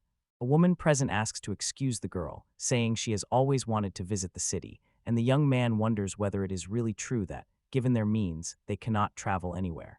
The heroine explains they could not travel because several neighboring countries are ruled by the beast people, and people like them are not welcome there. The young man ponders, realizing you are human dominion. Felicia's village suffered from it too. Turning to the girl, he says there is a sea route, and she asks to go with him. Taken aback, the protagonist apologizes and admits he hasn't thought about it yet. One of the girls here says they cannot face inspection, even if they travel by sea. Cloretta says she is certain this country is a wonderful place. Night falls as the protagonist is busy with his own affairs, and his face shows he is very sleepy and exhausted. He knows Claret really wants to go and should have offered to take her. I'm like the story about the dark elves. It's going to be a long journey, so his abilities will be revealed. The protagonist tells himself that if he could travel with everyone else, he'd buy a new ship. If something catches his attention, what should we do? He examines the object closely. The protagonist wonders what he is seeing as the ship has been transformed into an artificial island with a jacuzzi and 6 bedrooms, and there are several platinum coins. The girls put on pretty swimsuits and soak up the sun. The protagonist pictures how much better their time on board the ship would have been with Jira Soul. The main character says he's finally decided. The girls ask him what it is. The young man announces he is buying a new ship and invites everyone to join him on the journey. Our brave hero is bound for a city 17 days away by a magical boat sailing east, full of hopes and dreams. The journey's first stop is the beautiful city of Bergamo, the capital of miracles and home to one great, majestic, and uniquely delightful wonder. A thoughtful young man planning to invite all his friends on a long, exciting trip intends to make every effort to be a truly hospitable host, so he will carefully prepare desserts and drinks such as a rich pudding, fruit cocktails, or sweet teas. By the campfire, he thinks about ways they could have fun together, suggests the exciting, strategic game Reversi, and his confident, skilled carpenters, masters of their craft, could make a wonderful set for him to add extra fun and joy to their adventure. Most importantly, buy swimming trunks so you can relax in the jacuzzi. The young man turns to the others and asks if they know where to buy them. Surprised, the girls look at him and ask which swimming trunks he means. Realizing how absurd the moment is, the young man understands he has put his interlocutors in an awkward position, which he did not intend. With a heavy sigh, he accepts that his words could be taken differently than he meant. The protagonist explained that swimming trunks are clothes worn for swimming, and was stunned to learn the heroine had never heard of them. The girls asked why anyone would wear clothes in the water, and he realized their world had no swimsuits because monsters made swimming for fun impossible. The protagonist worries he will be seen as indecent if he makes and gives them to the girls, since he is not sure they will wear them and they have never seen him. The elf asks the master if he is all right, and the protagonist decides he needs to talk to the tailor. He wonders what else is needed. The hero remembers that when they travel by cart, they will set up camp. His small tent, made to attach to a boat, will be very useful in the western city, so we need to make one for each. The protagonist decides he must talk to the tailor about swimsuits, ask the carpenter to make an intense Reversi set, stock up on food for the journey, and find ingredients for pudding. He says there are so many necessary and important things he needs to do. First, he wants to go to the carpenter shop to see Danino-san. A man reads the product requirements closely, line after line. Among other details, it mentions stones painted black and white, which leaves him a bit confused, and he genuinely cannot understand what kind of nonsense it is or why it would be needed. The main character smiles kindly and tells him it's just a game, nothing more. The man, downplaying his fame, says it neither moved nor shocked him but still agrees, and given the tense situation, he is willing to do whatever is necessary for a fair sum of coins. Nearby, the carpenter happily reports he managed to get some rare, tasty booze, which is welcome news in this situation. The protagonist thanks him and promises to pick up the products and other materials in a few days so everything will be ready. At a nearby tailor shop, a seamstress eagerly offers to take orders for any garment, opening new possibilities, and the young man breathes a sigh of relief as a weight lifts from his shoulders, and he begins thinking about unique pieces he could order for himself and his friends. The young man feels the dress fabric and says it should be soft to the touch and waterproof, and the design is only an example. The girl demonstrates how the dress should look on the model, says it's just about the image, and asks whether something similar should be added at the end. The young man says that's exactly what he wants. His companions talk about the clothes. One calls them strange, and the other finds them comfortable, and the main character thinks they are less revealing than a swimsuit and figures the girls would probably agree to wear them if such an option exists. A few days later, the scene moves to the pier where the heroine runs up and thanks the young man for inviting her on the journey and tells him they will stay with him until they reach the destination city. Agreeing there's no problem, the young man tells her not to stand on ceremony. The protagonist wants everyone to have fun, so he kindly invites everyone on board. Guests admire the ship's grandeur. Its interior is even more beautiful than its exterior. They notice the unusual interior. The protagonist is glad to actually be going on a journey with the gyrosols. Everything that happens feels like a dream to him. Before they leave, he asks them for a very important favor. The protagonist says the ship truly holds a secret and is its keeper. He says it will be easier to show than to tell and asks whether they are ready to see. The girls exchange looks and ask what the secret is. They agree to let the main character show it to them. The young man is a little worried, so he sighs heavily. He uses his mesmerizing, unusual power to make a sudden dramatic gesture and summon a boat that appears right in front of them like magic. The heroines are briefly startled and gasp at the sudden display of power. They cannot make sense of what is happening and, eyes wide, ask how it happened and why a boat suddenly appeared. After a brief shock, they tense and cautiously examine the object before them. The boat looks interesting but has some defects, and the main character feels slightly embarrassed as they look at it. He says the boat was slightly dented and warped, likely during the call-up process, which is common in these cases. To clear their confusion, he explains he has a unique ability called ship summoning. It lets him not only transport himself, but also call up different ships when needed. The ship they're sailing on was summoned by him with the same power. All eyes turn to the main character in surprise. A girl admires the main character's unique ability. Another heroine asks him to wait and explain whether the boat he used to take them to the southeast island was also summoned by him. The protagonist confirms he did and says he summoned it with his ability. Smiling, the girl says he wasn't just lucky, and the protagonist warns that if others learned of his ability, he could be in trouble, so he asks them to keep it secret as his condition for taking them to Palermo, adding there are still many secrets on the ship he will reveal on the way. Although the heroine says she's shocked, the girl knows they'll keep it secret. Everyone agrees, and the protagonist sighs with relief. They are now heading for Palermo. The young man orders the anchors raised. Along the way, the young man keeps his promise and shares many secrets with the girl. They have a lot of fun. The main character stands at the helm. Screams from his companions reach him. The young man thinks how great it is that everyone is having fun. A tight feeling in his chest tells him this is happening without him. He forgot that the autopilot doesn't work in places it's visiting for the first time. The hero feels he must hold on because something awaits him tonight. Soon after, the young man enters the cabin and asks the passenger whether they have become familiar with the ship. The girl turns to him, thanks him for leading the ship, and says his assistants have taught them a lot. The protagonist decides it is time to act. He plans to show them a special ship where they will spend the night. Surprised, the girls ask whether he really has other ships. Is he talking about a new ship? Here the heroes choose to go. A young man steps onto the deck and calls out to the ship. A massive steamship looms directly in front of them. Everyone present watches the spectacle with admiration. The new ship is so strange that trees are growing on it. The girls are amazed and assume the young man is joking with them. The girls ask whether this is really a genuine ship called an artificial floating island. By its features it appears new. The ship is intact, not destroyed, and it refuses to land. Still surprised, the heroines sigh. The young man feels he is seeing something straight out of science fiction. Rushing to the master, the assistant declares it magnificent, asks what kind of ship it is, and the young man begins to explain that it is an artificial floating island, but then decides he needs to think of a name for it. He calls the ship a top-notch refuge, while she invites them to enjoy what it has to offer. Watching his ship's passengers, the main character decides he must act to get close to these beauties. Using a special skill, they slightly change their shelter so it looks like a ship. The main character says he tried to make it look like a wooden ship, but it would be a rather odd vessel. The elf says it would still stand out much less than before, and another girl says it now explains why the circle's exterior and interior are so different. The shelter sits on a floating island that doesn't move, but it's the best place to rest. The protagonist invites them to look inside. The girls look around the room, marveling at how incredible the ship is and how it doesn't look like a ship at all, more like a beautiful manor.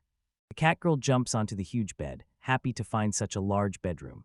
The main character saw the photo, but only the ship itself is arranged like a resort house. The young man says there are many bedrooms here and they will go into several so everyone can settle where they like, while the girl looks surprised, asks whether there are really 4 rooms, says she's embarrassed in front of the main character, and asks to be allowed to pay for the crossing. He tells her not to bother. They've already agreed to protect him in return. Deep down, he still wants the girls to go, even if he has to pay for them himself. The girl agrees, remembering this was their deal. She promises that when they reach Palermo, they will protect him with everything they have. Now the protagonist suggests examining most of the ship's equipment and asks what caught their eye the most. A girl says she is interested in the bathtub-like device on the second-floor deck. Excited at the chance to see her off, the young man looks forward to being alone with her, even if it's only to explain how some mechanism works. The girl smirks and says the main character's face already shows what he wants. Her eyes sparkle mischievously, but she does not refuse. The girls dive into the bath. Hot water rich with herbs and aromatic oils wraps around their bodies. They laugh and splash, enjoying the bath and forgetting everything else. From a distance, the protagonist watches, pleased he could give them this pleasure. He knows these moments of closeness and carelessness will strengthen their friendship and help them withstand the coming dangers. The protagonist wonders if it is a dream or all in his head, but it is not. He is in a jacuzzi with Curacao members, and one of the girls says the bubbles surprised her at first but are very pleasant, while the young man feels embarrassed by their closeness. One heroine says she found it odd to go into the water with her clothes on but really enjoyed it, and the main character admires her and is glad he sewed those clothes for the girls. An elf comes up behind him and whispers in his ear that he's staring too boldly. The protagonist offers to get drinks for everyone, suggests the girls take a dip, and his assistant is pleased and thanks him for the offer. After deciding to take them on a trip, the boy doesn't want them to hate him for staring at girls so much. Even with so many women around, none of them would flirt with him, and though he knows he's a bit out of his league, he still holds out hope. He's talked to Alicia many times but doesn't think she likes him. She may only speak to him because she's the leader of the Gyrosols and he doesn't think she sees him as a man. Cooking with Claretta made them close, but the heroes only talked about recipes and daily menus, so they came across more like housewives. When he's with Irma, she doesn't get angry if he looks at her indecently, and she plays along, and he remembers when she showed him her fallen clothes, so he believes she did it on purpose to tease him. The heroine enters the room and says today was a lot of fun. The girl thanks the main character. The young man returns the thanks and wishes her a good rest. 2 other girls, Dorothea and Marina, approach him before he can finish his sentence. Their eyes show indecision, and their faces look slightly embarrassed. The young man asks Dorothea and Marina what the matter is. Do they ask the young man if they can sleep with him tonight? Silence fills the room. The young man stares at the girls in confusion, trying to tell whether he heard correctly. Thousands of thoughts rush through his head, but none of them explain what is happening. He cannot grasp how this happened, or why the 2 charming girls have suddenly made such an unexpected request of him. The girl gives him the slime. Genia says he's very lively and cute. The main character is surprised Remo has become popular. He tells himself he's just cute, which explains why everyone loves him. The protagonist still envies him. The young man remembers the jacuzzi being cool and cannot talk with everyone on the way, and he did not expect this when an elf enters and says she accepted the meaning of the tea master. Grateful, the protagonist says he's a little tired and suggests taking a break for now. The girl says she feels awkward because he's the only one who has to work while everyone else is resting. Calming her, the young man says everything is fine and that controlling the ship is not that difficult.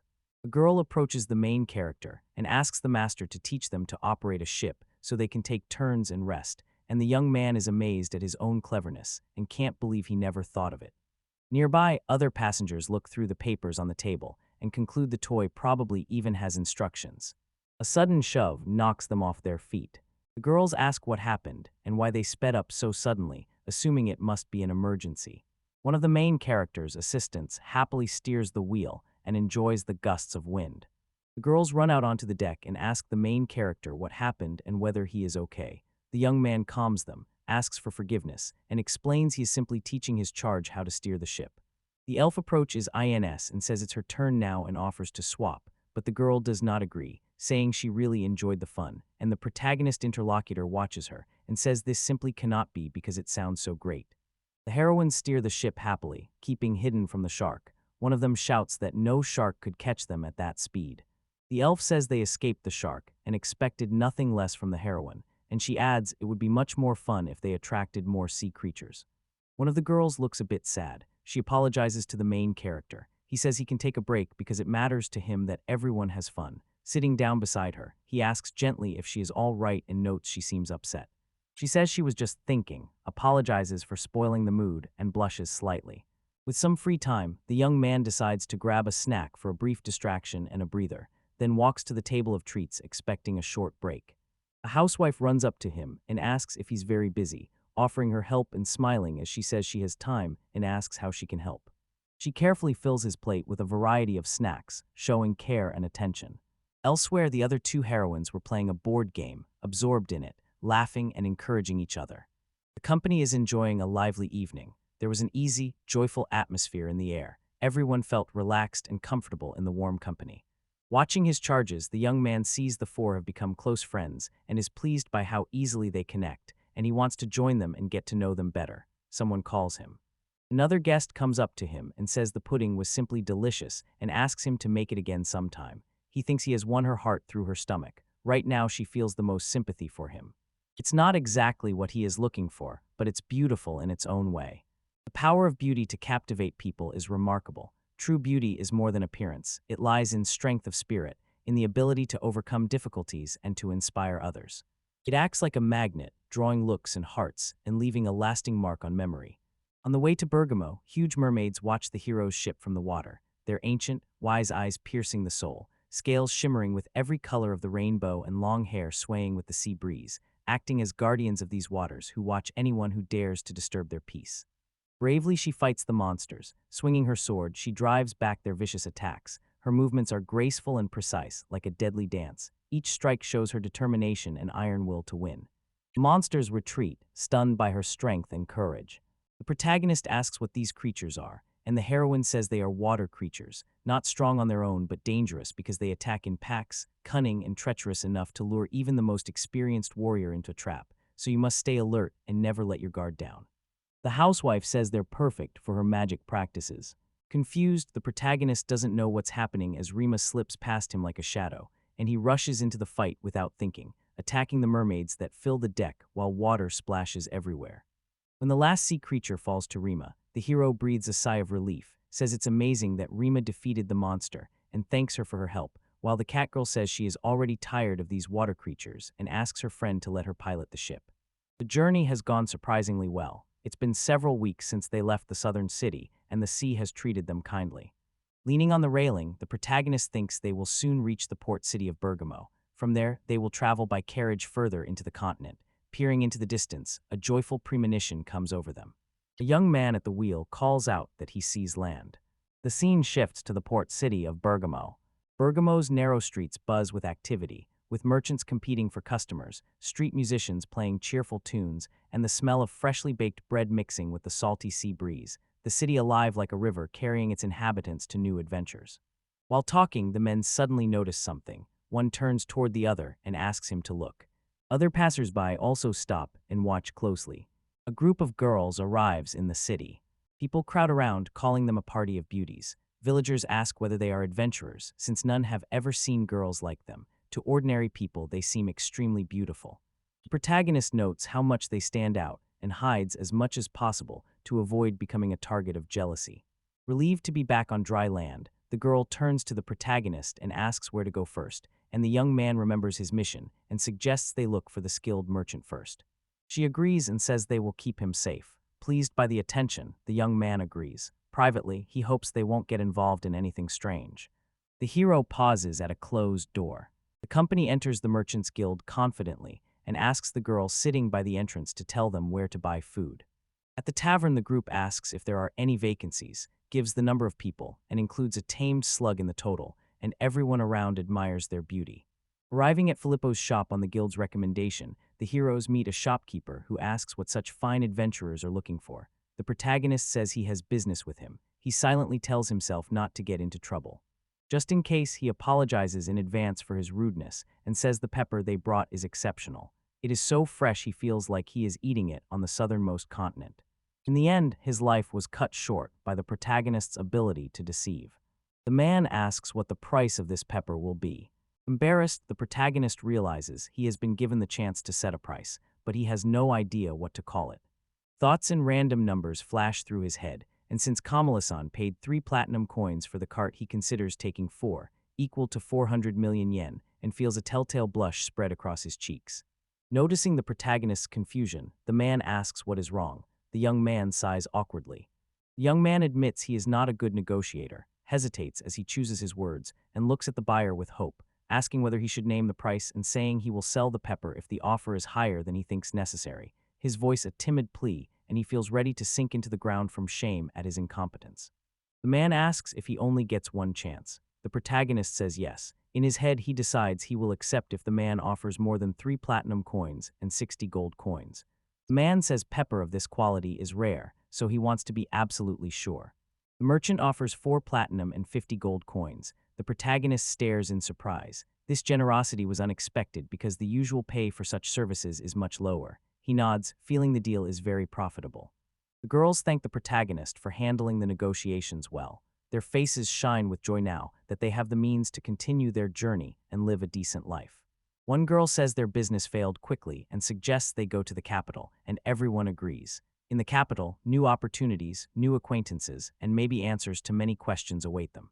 They are expected to reach the great cathedral in a few days. The road ahead is hard, but the thought of seeing its majesty gives them strength.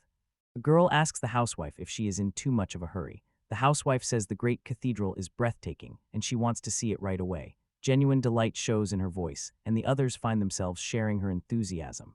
The massive stone cathedral is undeniably beautiful, and it is said that divine idols, creations given by God himself, are kept in the cathedral. Legends about these idols have been passed down for generations, and many believe they possess incredible powers.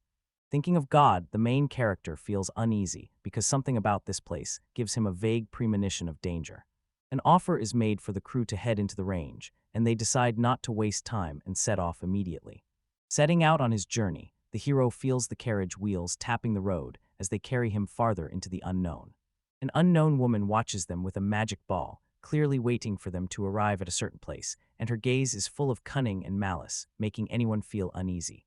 A malicious smile crosses her face as she tells the main character they haven't seen each other in a long time, her words laced with a threat that makes it clear their meeting was planned. The hero travels to Palermo Bartlett, the capital. The main character's assistant turns to the master and says the capital will appear soon, so tell her it is good and to stop the cart for a minute, then he will remove the raft.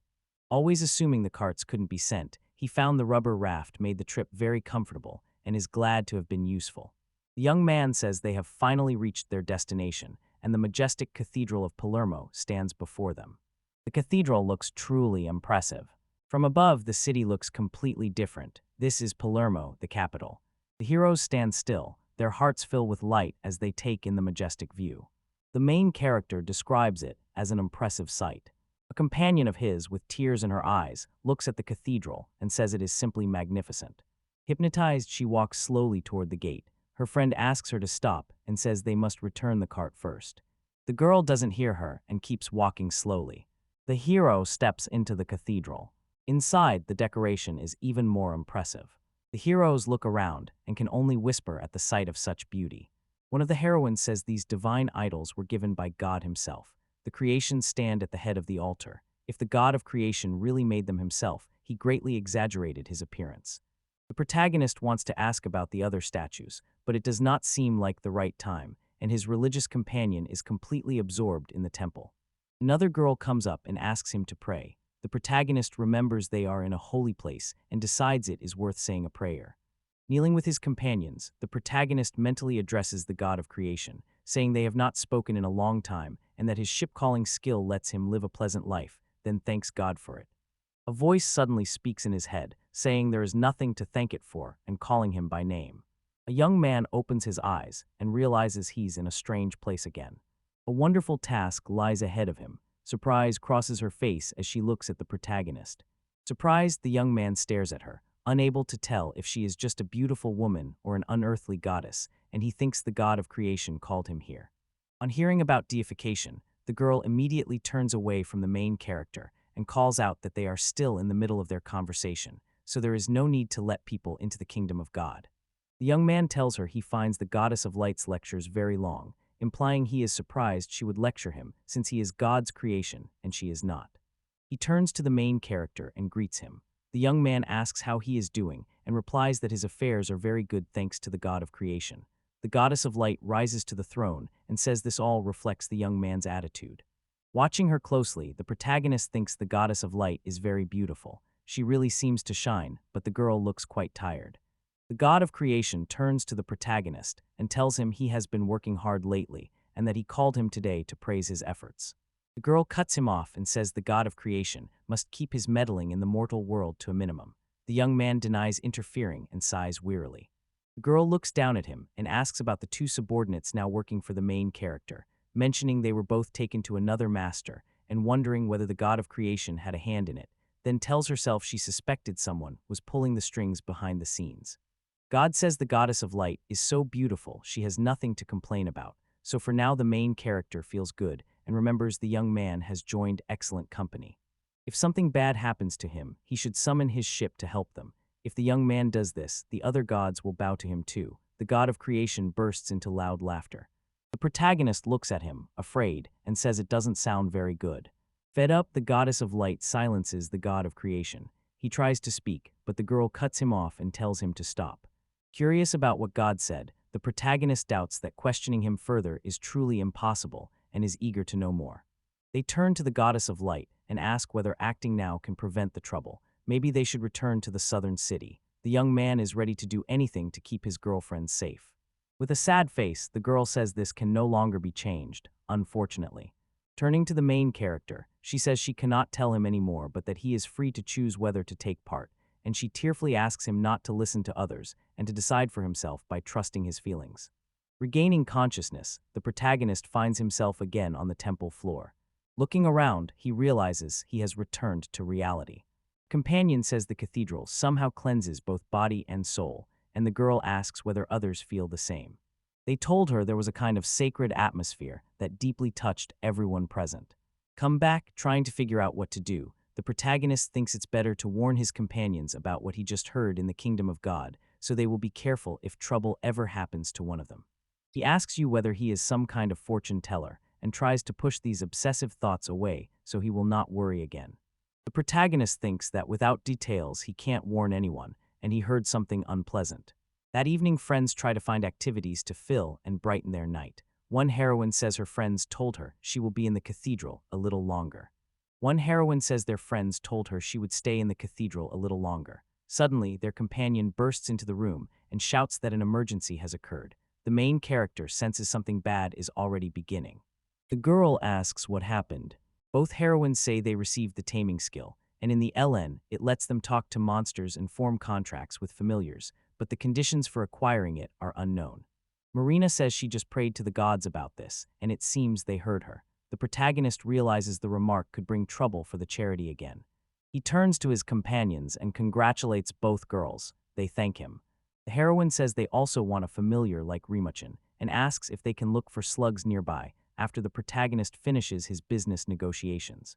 The protagonist holds back from spitting and tells himself that hunting for slime is hardly a pleasant pastime, and he fears it because it sounds like trouble, yet even if he refuses, they still cannot escape the danger that threatens them. Several days pass as the hero wanders through the forest, each moment feeling like torture.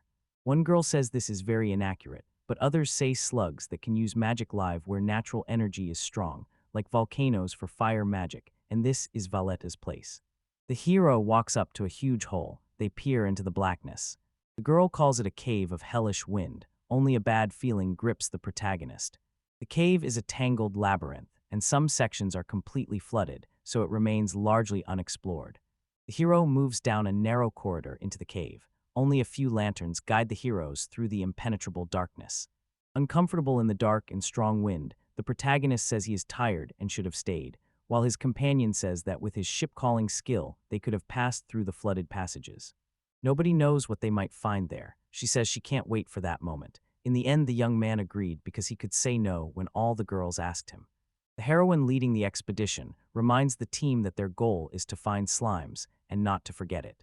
A huge monster suddenly appears behind her, and all the girls turn to protect the main character, holding out their balls and blades. One heroine kills the enemy instantly with a marked arrow shot from her bow. The heroes decide to press on. The young man scans his surroundings wearily. Looking up, he freezes in horror. Using his skill, the heroes wash the floors along the cave's flooded channels. They fight enormous centipedes. Damp underground passages help monsters grow to huge sizes. The girls close in around the main character and scan the area for danger. The expedition gradually moves deeper into the cave. The heroes must squeeze through narrow passages that barely fit their bodies. They pause and sit on the rocks. Some rub their aching shoulders while others clean their weapons. A member of the expedition comes up to the main character and asks him for some pudding. The young man generously shares the sweet treat with her, but the expedition leader starts to doubt whether it was the right decision, since they haven't even encountered a single normal slime during the whole adventure. The protagonist says he often sees slimes in the forest, but does not know if they live in caves. Before meeting Rimu, the heroine never paid attention to slimes and had no idea where to look for them. She thought that if monsters appeared here, slimes would too. One of the girls suggests they search the nearby forest because going farther would make getting out of this gorge take a long time. The other heroine opposes it, saying she wants a lime that can use wind magic, so she'll search here. The girl turns to her and says she understands. Besides, the wind here is very strong. A slime appears out of nowhere. Seeing it, the main character shouts to everyone. Appearing to sense danger, the slime begins to hide in the depths of the gorge. The crowd rushes over and asks where the main character saw him. The young man says he went deeper into the passage behind the rock. If they find him, the hero takes off and rushes after him, and they must then approach as slowly as possible because he seems easily frightened. The girls carefully climb down the steep cliffs to avoid falling. The slime proves surprisingly agile and keeps moving farther away. Marina is excited about the game and wants to catch her future pet as soon as possible, but her companion holds her back and calms her, telling her to wait a minute. Pausing for a few seconds, they see something glowing below. The heroes stand before a huge reservoir. A vast hole in the cave dome opens inward to pore-like cavities. Frozen, the hero gazes at such unexpected beauty, hardly believing a place like this exists inside the cave. The alert protagonist points at the lake and asks the radio whether the slime on it might be the one they were chasing. The heroine agrees he is right and asks him to give them a boat. He remembers his duties and gets to work. Swimming along the pond, they check every square meter, yet the heroes cannot find the missing prey. It is so small they never lost sight of it. The young man suggests crossing to the other side first, and the girl supports his decision. They touch down on the shore and step onto the ground. Someone bets they're the first people to set foot here, but the others tell her it doesn't look like there are any monsters here. The protagonist takes Romain out of his bag and says he can go out. The young man asks him to stay nearby. Slime jumps toward the thicket. A rustling sound comes from the thicket.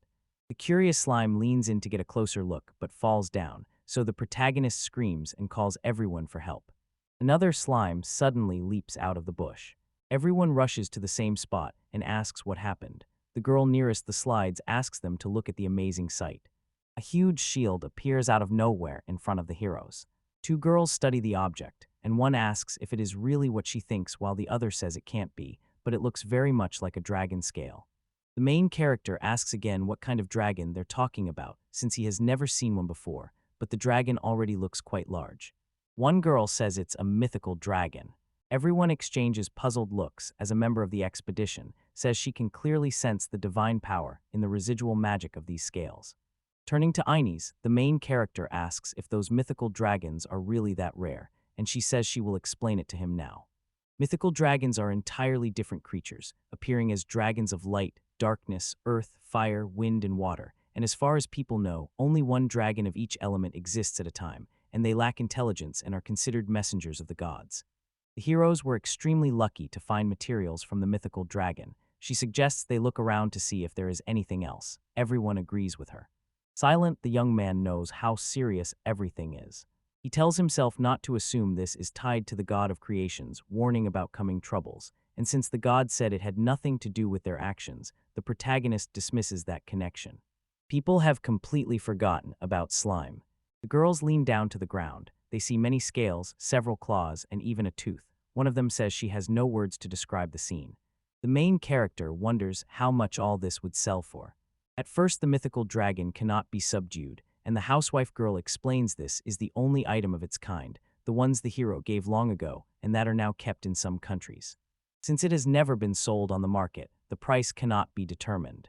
One of the heroines says she is afraid to return it. Another says all these materials can be used to make perfect weapons. Inez then suggests hiding everything using the master's skill and keeping the place secret. Sighing, the girl says they can't keep this a secret. One of the heroines discovered several rare medicinal plants here. We should ask the government to protect these plants and the cave. The hero realizes that if other parts of the mythical dragon turn up during plant studies, people will suspect the researchers of secretly keeping some for themselves. The girls start competing over how to make a sword from the claw, and they also consider selling it at auction or donating one to the great cathedral, which would be appropriate. After an hour, he concludes they will claim they found 2 scales and rare medicinal plants growing here. They will not give one to the great cathedral and will sell the other through a guild they trust. The heroes decide to start with this. The girl says half the sale proceeds will go to the main character. The young man asks if she is sure. The one with the hair replies that yes, they saved his remaining materials. The protagonist asks whether to call the ship or rest first, and the heroes thank each other, saying it was a real adventure. Meanwhile, the slime hides beneath the leaves of a small plant. One heroine senses something. She instinctively turns around. Immediately, a slime jumps out of its shelter. She catches him and smiles, happy that he is the one. She studies him closely and says he is one of a kind. Her teammates gather around her and ask how this happened, wondering if there really are no other slimes, and the girl asks the new pet if he is lonely. She and her friend exchange a look. The heroine says her name is Priyata. Speaking to him with praise, she invites him to go with her. They could travel to different places together. The girl asks for his opinion. Slime says she is in agreement. Mary Ann then formed the usual pact with the slime and named it Futchin, her new companion. In the capital of Palermo, Barletta, people in the merchant guild were busy with their own affairs. The administrators greeted visitors politely. Vice Guildmaster Enzo adjusted his mustache and said thoughtfully that business was running like clockwork again today, as perfect as his mustache. Each day he makes his rounds to check that the guild is running smoothly, and sometimes he sees people arguing as they try to cut in line and claim higher rank. Making a calming gesture, he asked the angry man to line up like everyone else, but the man said irritably that he was in a hurry. Enzo gestured to the intimidating guard behind him and said he could leave now. The guard replied nervously that he would join the line. Frustrated, the man could not understand why people would not follow the rules when a girl approached, and told him a man was there asking to see the guildmaster right away and pointed out where he stood. Wataru told Enzo they had an extremely important matter to report and wanted to speak with the guildmaster directly. After looking at the map, the man realized he was an honest merchant. After introducing himself, he asked what they were doing. The protagonist replied they couldn't discuss it here because it would cause a huge panic. The man, to one side, replied that there were always people like them. People who blow things out of proportion. The boy replied that the merchant guild had said the same, and it had turned into a big argument, so he begged him to believe them. Alicia countered that they hadn't argued, they had just been rude. Enzo wondered if it really mattered. After all, if it was a prank, there would be consequences. Later, Felicia and Ines carried a cloth-wrapped object into the room. The man apologized for disturbing them. Walking out the door, the vice chief thought even kicking him out was too bold and had no interest in dealing with such a group. Later, he was called in. He asked the guildmaster whether the merchant and his party had left. The guildmaster confirmed they had and told him to take a look. Several different items lay before them, including the Star Seeker's valuable medicinal herb and the undeniably rare dragon scale. The chief guessed it was the mythical dragon scale and was amazed. The man said a group of travelers from the Latin kingdom found the materials while exploring the cave of the Hellwind. Enzo understood everything. If this really was a mythical dragon scale, other countries would rush to get it, and a leak would cause a huge commotion. The chief said they had apparently found 2 scales, would donate the larger to the cathedral, and wanted to sell the other through the cathedral. When the men realized they were part of a major deal, they cheered, excited by the hard work ahead in international negotiations. but they stopped when they noticed they had lost their composure. Invite the cardinals to the guild, first to confirm whether the scales are genuine. Also inform the medical guild about the herbs. The leader asked Enzo to handle both tasks. Enzo needed to speak directly to the cardinal or the master of the medical guild. As he left, he was excused and told that all the carriages were occupied. Not wasting time, he ran to the destinations. Believing the guild master would leave the task to him, he planned to do everything perfectly. Sometime later, he arrived at the medical guild. Breathless, he called from inside that it was an emergency and he needed to see the guildmaster immediately. The worried man asked him to wait a minute. Later, a man with glasses came out and greeted him, saying they had not seen each other in a long time. Enzo was glad he knew the local master and expected everything to go smoothly. Grabbing his shoulders, he said they had to deal with an emergency and that everyone had to leave the room immediately, while the man did not understand and was frightened, but then said he understood and would go to the trade guild right away. After thanking him, he hurried deeper into the great cathedral, knowing it would not be easy, and inside someone told him the cardinal was a busy man who could not be seen without an appointment. Trying to make clear it was urgent, he explained. He said he never expected the trade guild's vice master to break the rules. He failed to see how problematic it was. If it were so urgent, the guildmaster would have come himself. Enzo felt he was behaving as he always did. That was why he hated using force to get things done. The priest said he would inquire about his case. It was for him to decide whether it was truly urgent. The petitioner replied that he could only discuss the matter in person with the cardinal.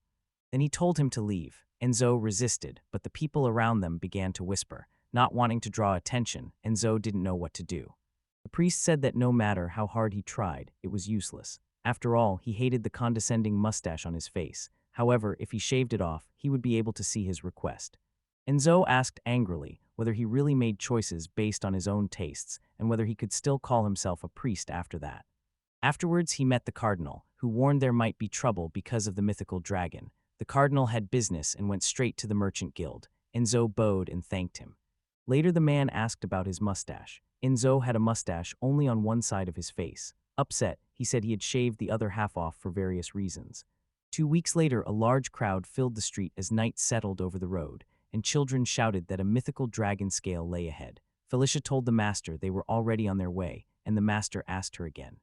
Accompanying the main character, the girls were riding on a carriage, smiling down the street and waving to the people who met them, with a mythical dragon scale beside them. Ines told the master he should join the parade too. The boy firmly refused, saying he couldn't sit with her anywhere else. The merchant guild master said it was excellent, told Enzo he'd worked hard over the past 2 weeks and that he'd matured, or at least changed his image, and Enzo replied he'd only shaved off his mustache.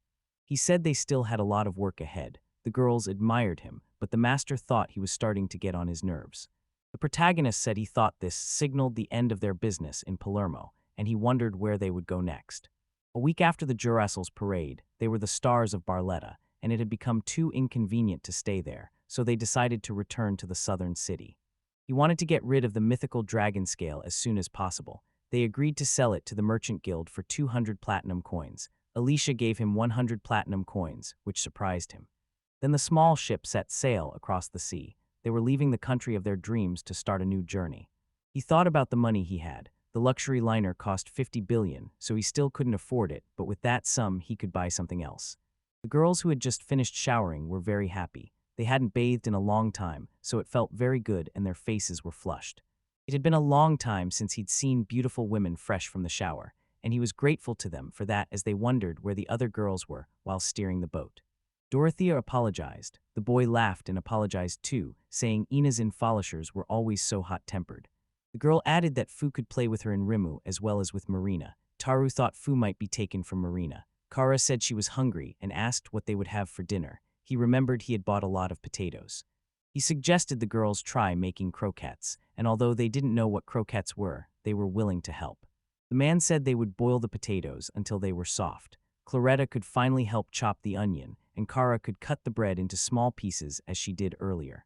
The girl picked up the knife and prepared to do it. He thought she meant she was a bad cook, but she was happy to help. She set to work with enthusiasm.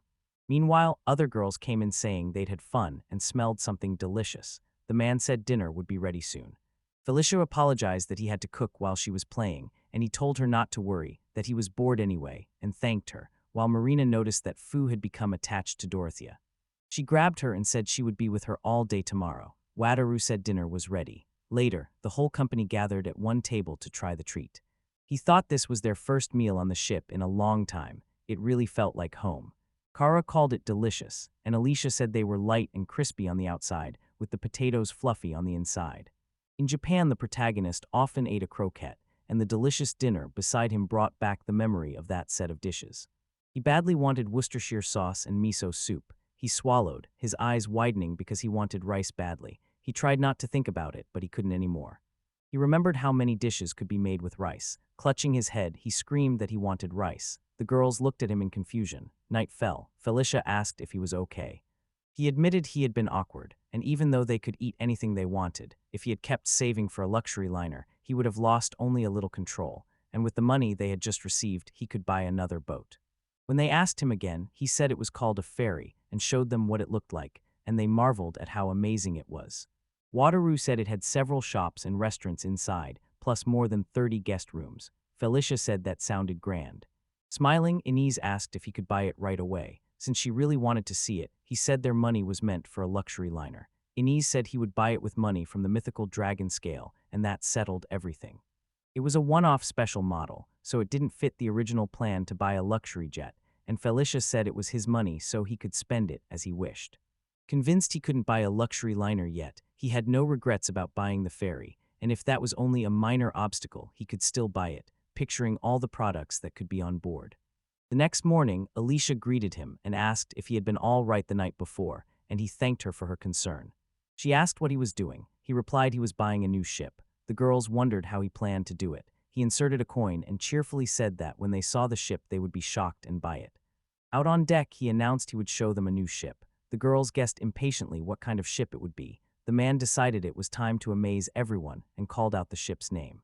A bright light filled the space ahead as tiny particles began to form, and they watched in amazement while the wind literally blew them away. A giant flash shot into the sky, the sea rocked violently, a vast magic circle formed, and a ship appeared before them. A ship appeared before the protagonist, and they stared in amazement. The magic slowly reshaped it, giving it new outlines. At first sight of the vessel, the girls gaped and stared, trying to figure out what it was. It was impossibly larger than the ship they were on, and they thought it was a fortress. Silence held as Kara, stunned, fell to the deck, and everyone's shock was impossible to hide. At last they bought a new ferry that could carry 632 people and was indestructible and unsinkable. The protagonist wasn't sure Ferris had always been that big. He'd read it was 192 meters long, which was more than he'd imagined. The girls asked him eagerly whether it was truly a ship. It was many times larger than the ship and looked like metal, so they doubted it could even float. Wataru told them to calm down. It was a ferry, a large ship that carried cargo and people, and Alicia wondered if it could really move. The man decided to call it a fortress and teleported them there right away. Inside, everyone looked around in amazement. Alicia was surprised they got in using a magic circle. Eanes immediately ran around the ship, amazed at its size, and Wataru tried to stop her. To his surprise, he soon found a store stocked with familiar items like instant noodles, tea, canned drinks, and snacks, and he was very happy to be able to eat them again. Ins gripped his shoulders and tried to shake him back to his senses. Alicia noticed he needed time to regain his composure. The protagonist took a pack of noodles and scanned it at the cash register. After buying it, he realized they use a self-service system. Now he wonders where the money they pay goes. Someone asked him if it must be incredibly delicious to make such a fuss. The man agreed with her. He said it was delicious, of course, but he often ate it back home, which made the girl think about that place.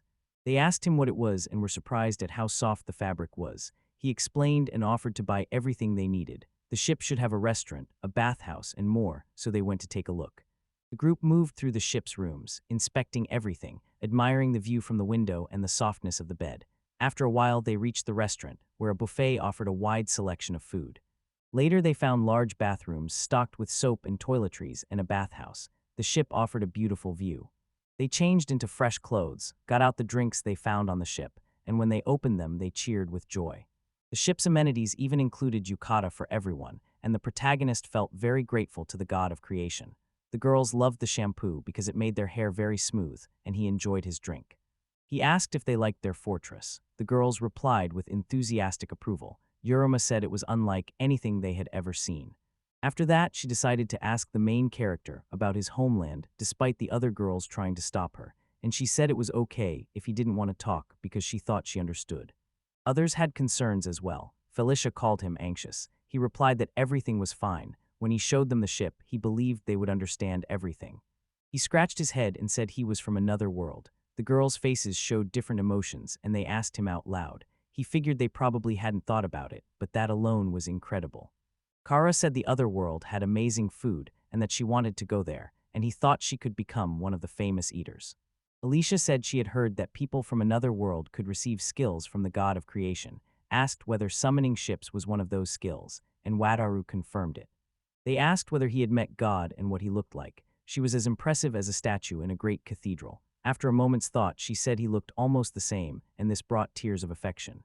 He asked the girls to keep it a secret. Alicia said it was a big show, but with that skill, everything made sense. They agreed to keep his secret if he told more about his world. The man agreed. Buying the ferry was the right choice. The trip back to the southern city will be fun. Life at sea keeps getting better. Yawning, the protagonist greeted Felicia, who sat on the bed holding her head, while Inez slept beside her wrapped in a blanket. She greeted him with a pained expression. Anxious, he asked what had happened. Reclining on the bed, she said he had been too loud. A ruckus was the result of the previous evening. The girl replied that when he went to bed, they stayed until dawn. She said she'd get up now, and that the main character had said everything was fine. Then he said she could relax and rest today, but should know her limits next time, and the girl agreed. Wataru figured she must have had a great time, and since they were sitting like this, the others were probably still asleep, so he decided to take the chance to test his skills. He was stunned that the ship's level had risen and found it remarkable. A new skill emerged that acted like an autopilot. Now able to issue boarding passes that let people board his plane, he realized that giving one to everyone from Jira Sal would stop him from having to confirm each boarding manually, so he decided to use them. Now able to assign staff and set room rates, he wondered whether that meant someone else could run the ship, and realized it was a system for collecting money when tickets were issued. This time, the skills learned are for using the ferry in business. Since they are the only ones here now, he decided to give away free unlimited tickets to everyone. Walking down the corridor, he thought it was very quiet today, but then he met the girls and Claretta anxiously asked him to come with them because something incredible was there. They led him into a room full of slot machines. The girl said she wanted a toy from the box but did not know how to buy it. He said it was a machine you put a copper coin into to run the claw that grabs toys. Not very good at it, he would still try. He looked them over and pulled one out. The claw lifted it, surprising the girl, but the toy slipped and fell and she sighed in disappointment. He was upset it didn't work the first time, but Claretta said she now knew how to do it and would try. From then on she was completely hooked on the machines and pleased she had pulled out the toy. She played all day and ended up with all kinds of toys. Year of Saul woke up just after noon. The girls looked very sick. Within a week everyone realized they had quickly gotten used to the ferry, enjoying delicious meals and snacks, walking around the ship, and drinking a variety of beverages. Wataru felt everyone was eating and drinking too much lately. They used to drink only occasionally, but now they were drinking every day. Wataru should probably warn them. He didn't want them to be angry with him after he finally got close to them. It was fine if that lasted only while they were on the ferry. Suddenly he heard a strange sound. What he saw terrified him. The sea teemed with monsters. The people couldn't tell when so many had gathered. One man said the rooms were high above the ocean, so they hadn't noticed anything. If nothing changed, they'd be followed to the southern city, so one man suggested taking them out first. Alicia proposed landing on the Klugo and destroying them from the outside, and everyone agreed. He asked if she thought taking the boat through the horde would be fun. She said a little. Worried they'd be surrounded by monsters, he agreed, but insisted they be careful not to do it just for fun. A small ship cut through the waves, knocking monsters aside as it went. The man was shocked by what they were doing. The girl apologized and promised to scold them later. They knew that if they caused too much disturbance, they would not be able to attack. Alicia saw the crack and decided to go inside. Claretta told them to leave it to her and used holy spear magic. The attack sent crosses falling into the water. The monster's tentacles were smashed to pieces. Inaz was happy they had pulled off the attack. The ships kept moving. The main character thanked the girls for their excellent work. They said it was fun. Dorothy admitted she had enjoyed it a bit too much. It turned out to be a good exercise. Inz hadn't been moving much lately, so her clothes were getting tight. Dorothy wondered what was causing it, and Alicia agreed, saying she had been feeling heavier too. They noticed they'd gained weight. The guy thought at this rate they would turn into a team of fatties, which was oddly cute. Still, after a hard day at work, they gathered for another drink. Wataru was strongly against it. He warned them they were eating and drinking too much and ruining their bodies, said they needed to show restraint, and refused to hear any excuses. After that, they held parties almost every other day. 5 days later, they decided to head back to Cluga. Boarding a small ship, they returned from their trip to Palermo. Seagulls circled above the sea before landing. The main character said the birds helped them survive the long journey. Alicia thanked him because it was the first time they had such a wonderful journey. Clarata said she was able to visit the big cathedral she'd always dreamed of because of him, and she was grateful. He replied that he'd planned to go to Palermo anyway, so they shouldn't worry. The girl decided to leave the plushie with him. Wataru told Orthia to tell him if she found anything about slimes and suggested they look for it together. She asked if that was okay, and he said he wanted more people to know how cute slimes are. After thanking him, she said she wanted to find her own, and he bade them goodbye, saying he had managed to sell the pepper and get closer to Jirazal, and that it had been a wonderful trip. They then went to hand out souvenirs as usual. At the Merchant Guild, Camille greeted them and said she was glad he had returned safely. The protagonist realized he had not seen her in a long time and thought she was very beautiful. Meanwhile, she asked if he liked the large cathedral. He said it was amazing. It really was a once-in-a-lifetime experience, and he had something to give her again. She tried to argue it wasn't worth it. He put a glass and a spoon on the table in front of her. She looked at them closely and asked what they were. He said he had made the dessert. The girls had really liked it when he made it for them, so she should try it, and since he hadn't bought any girly souvenirs this time, he figured she would like it. The protagonist said it was made with eggs and milk. After the girl tried it, he asked if she liked it. She was silent, so he thought he might have done something wrong. Camilla stared at him with a tense face and asked what the food was called. The man, frightened by her look, said it was pudding. When she asked again, he confirmed the name. She stood and asked him whether he would sign a contract with the Merchant Guild to distribute the recipe across the country. He would receive 3% of the pudding sales from stores that used his recipe. He answered nervously that it was something so simple it could be made at home. That meant if it was simple, more shops would carry it. If the recipe caught on, dairy farms would prosper. The Merchant Guild will take a cut. By accident, he sparked a fire in the merchant's soul. They will sign a formal contract with the god of trade, so he will still get his share. For him, it's pure profit. He clarified it was a dessert from his hometown, not something he invented, and she said that if it had already been registered, there would be no contract and no fee for anyone making it at home. The girl's face flushed as she asked him to make a deal with them. He couldn't resist her pressure and agreed. Later, they stood inside the magic circle. The protagonist said this was his signature and the recipe for putting it. The girl replied happily that the contract was signed and thanked him. They left the Merchant Guild. Felicia noticed Camilla was clearly passionate about her work. Wataru said it was a little scary. Eanes asked where they were going next. After thinking, he went to Danino to give him the drink he'd brought. Later, holding the decanter, Danino thanked him for the drink from Palermo. Danino asked if he had requested a toy to be made for him last time. The protagonist remembered that he had meant the opposite. The man said it would be very interesting to try, so some of the students wanted to sell it to make money, and he asked if he could do it. Wataru replied immediately that he had no objection. The man agreed and suggested they go to the Merchant Guild to make a contract. Arriving, he found the girl surprised by a new product from his hometown. He worried she would ask where he was from and feared she might discover he came from another world. The girl looked at him with suspicion. She warned him that such knowledge is a resource and asked him not to spread it so carelessly. He settled down and promised to be careful. Later, they ate grilled oysters.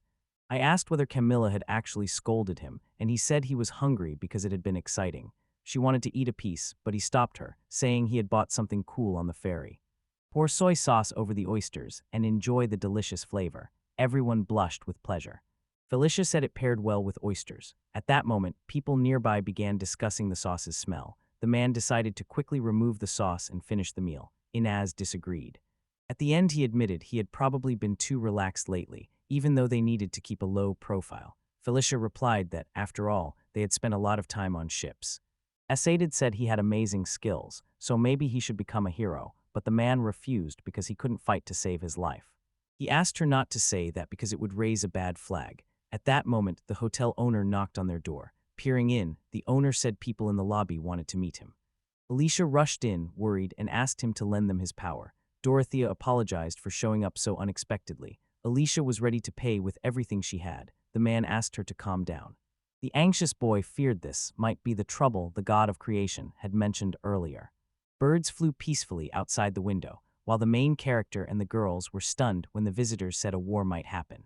Doraphia said it looked like the city they came from was surrounded by Imperial ships. A man ran into the office and reported that Fort Luger had fallen. It was hard to believe. Reinforcements will not come from the capital. The Empire has abandoned the kingdom and now targets Luca. The city must be defended at any cost. He remembered, thankfully, that something bad was going to happen to the girls, so he had to help them, and he wondered if he had really told him to go fight.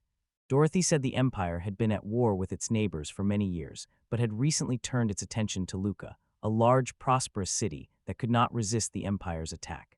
All six were born and raised there. She knows asking him to join the war is terrible, but their friends and family are there. They don't ask for much, they just want help. The sweaty boy listened nervously to their words, and the girls were worried about him. He really didn't want to do this, was completely incapable of being a hero, and had no idea what to do, so there was no way he could attack other people. At best, he could try using his ship summoning as a barrier. Even then, he might not be able to stomach everything unfolding before him. To begin, it is odd that his first act of heroism is going to war. He did not understand why he had to do it and wanted to curl up and hide. The girls called him again, eager. He turned to them anxiously and felt he could not leave them while they were so worried. Lacking the courage to refuse them, he decided to claim he's a coward who can't fight and wants to keep his skills and origin secret. Confidently, he said that if they were willing to defend themselves and run, he would help them. Various emotions appeared on the girls' faces. They thanked him joyfully for it. Later, they bought the supplies they needed at the market. Then they boarded their ship again and set sail. Aboard the ship, they sat at a table, each worrying about the task ahead. The main characters stood at the helm, aware that everything had become very serious. A normal magical ship would take about 20 days to reach the city, but ordering it to travel at night would probably cut the trip to about 10 days and let them act quickly. He still worries that if an important person notices him during the war, it will cause trouble. At that moment he was called out, and Felicia stood before him in a cloak. She pointed out it was the one he had bought before he left and asked how he liked it. He replied happily that it let him hide his face. If they had to appear in public, they could pass as mysterious wizards. The protagonist asked how Jurasol was. Inez said they were very tense. They discussed what to do after they reached the city, but nothing seemed to work. Understanding her, he asked the girl if he could leave the controls with them for a while because he wanted to check on them. The girls agreed, and as he headed to the cabin, he heard a sharp scream. Inside the cabin, the girls argued about which side to approach from to avoid being noticed. Unaware of the situation in the city, they knew the Empire upheld men's superiority, but disagreed among themselves. Marina said that if they attacked from the fortress, they might break the blockade. The girls listened to her attentively. The protagonist worried he did not want this. Alicia insisted there was no bigger ship in the world. Irma asked her to wait. She admitted she wasn't sure Wataru would go along with this strategy. They had to see how things stood before deciding. The boy realized they had finally hit a dead end. He said they were anxious now, which was only natural, and wished there were a useful ship, thinking that if the port was surrounded, a smaller boat that could get closer unnoticed would be better. He spotted a speedboat priced at 81 gold coins, which was 81 million yen. It held 9 people and could reach 210 kilometers per hour. It was truly astounding. They might slip past the enemy fleet and the other magical ships without drawing as much attention as the ferry. He thought it might lift everyone's spirits before they reached the city, so he decided to do it. Gathering the girls aboard, he began the summoning and used his magic until a circle appeared before them with the boat at its center. Alicia stared at the unsinkable, indestructible speedboat that could hold 9 people. He said this ship is by far the fastest vessel today if they can master how to use it. Alicia cut him off, saying they could sink the enemy fleet's ships, but that wasn't why the guy bought it. With their new ship, they were ready for war and applied a special camouflage that changed its appearance. The boat's features led him to name it Speedster. It's very fast, so he needs to practice driving it. Soon they raced at top speed across the waves. The girls stared around in stunned disbelief. Along the way, they sometimes encountered monsters and quickly defeated them with magic without stopping. Alicia noticed Irma's accuracy had become much higher, asked if she had gotten used to it, and Irma said a large target was easy to hit even at that speed, while the other girls had also improved their skills.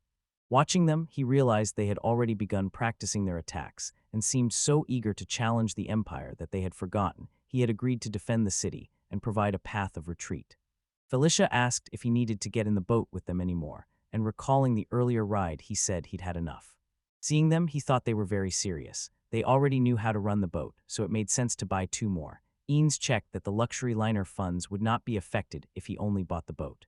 He said it was fine and that they would reward him after all, which should cover all the expenses. Ines mocked him, saying the reward was only money, and the man agreed, not understanding her grin. Laughing, she said he had been offered anything and could have made marriage one of the conditions. The thought shocked him, and pictures of a possible wedding on the ship appeared before his eyes. Pushing the thought aside, he knew it would come off like a villain offering to save the city for himself and make him look like the bad guy, so he refused to go along. I said he wasn't brave enough, and Felicia added that he was already beautiful. The blushing guy asked whether it would be okay if he touched her, and the girls were confused by his words. The next day they took a boat to the city, training along the way, and at night and during breaks they traveled to Klugo.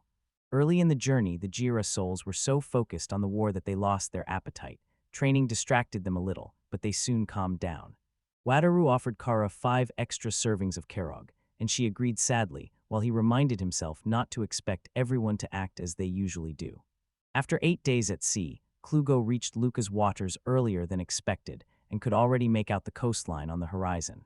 The protagonist warned the Empire's fleet would find them unless they stopped. Alicia agreed and suggested they wait until night to do some reconnaissance. Once the moon rose, they sent a small boat ashore. At one point, Irma said she could see them, so they needed to shut off the engine. The girls peered closely at what lay ahead. They were amazed to see many ships, some small and some large. Each ship carried soldiers who watched the surrounding area closely. Irma saw that Imperial ships had surrounded the ports, and there were many of them, but they stayed outside the city, so the Empire could not land yet, and Alicia felt relieved because that meant the city was safe. When the girls returned from reconnaissance, the protagonist greeted them, relieved to see them safe, and asked about their progress. The other girls were interested too, and began asking for details about what was happening in the city and at the port, but Alicia did not answer them right away.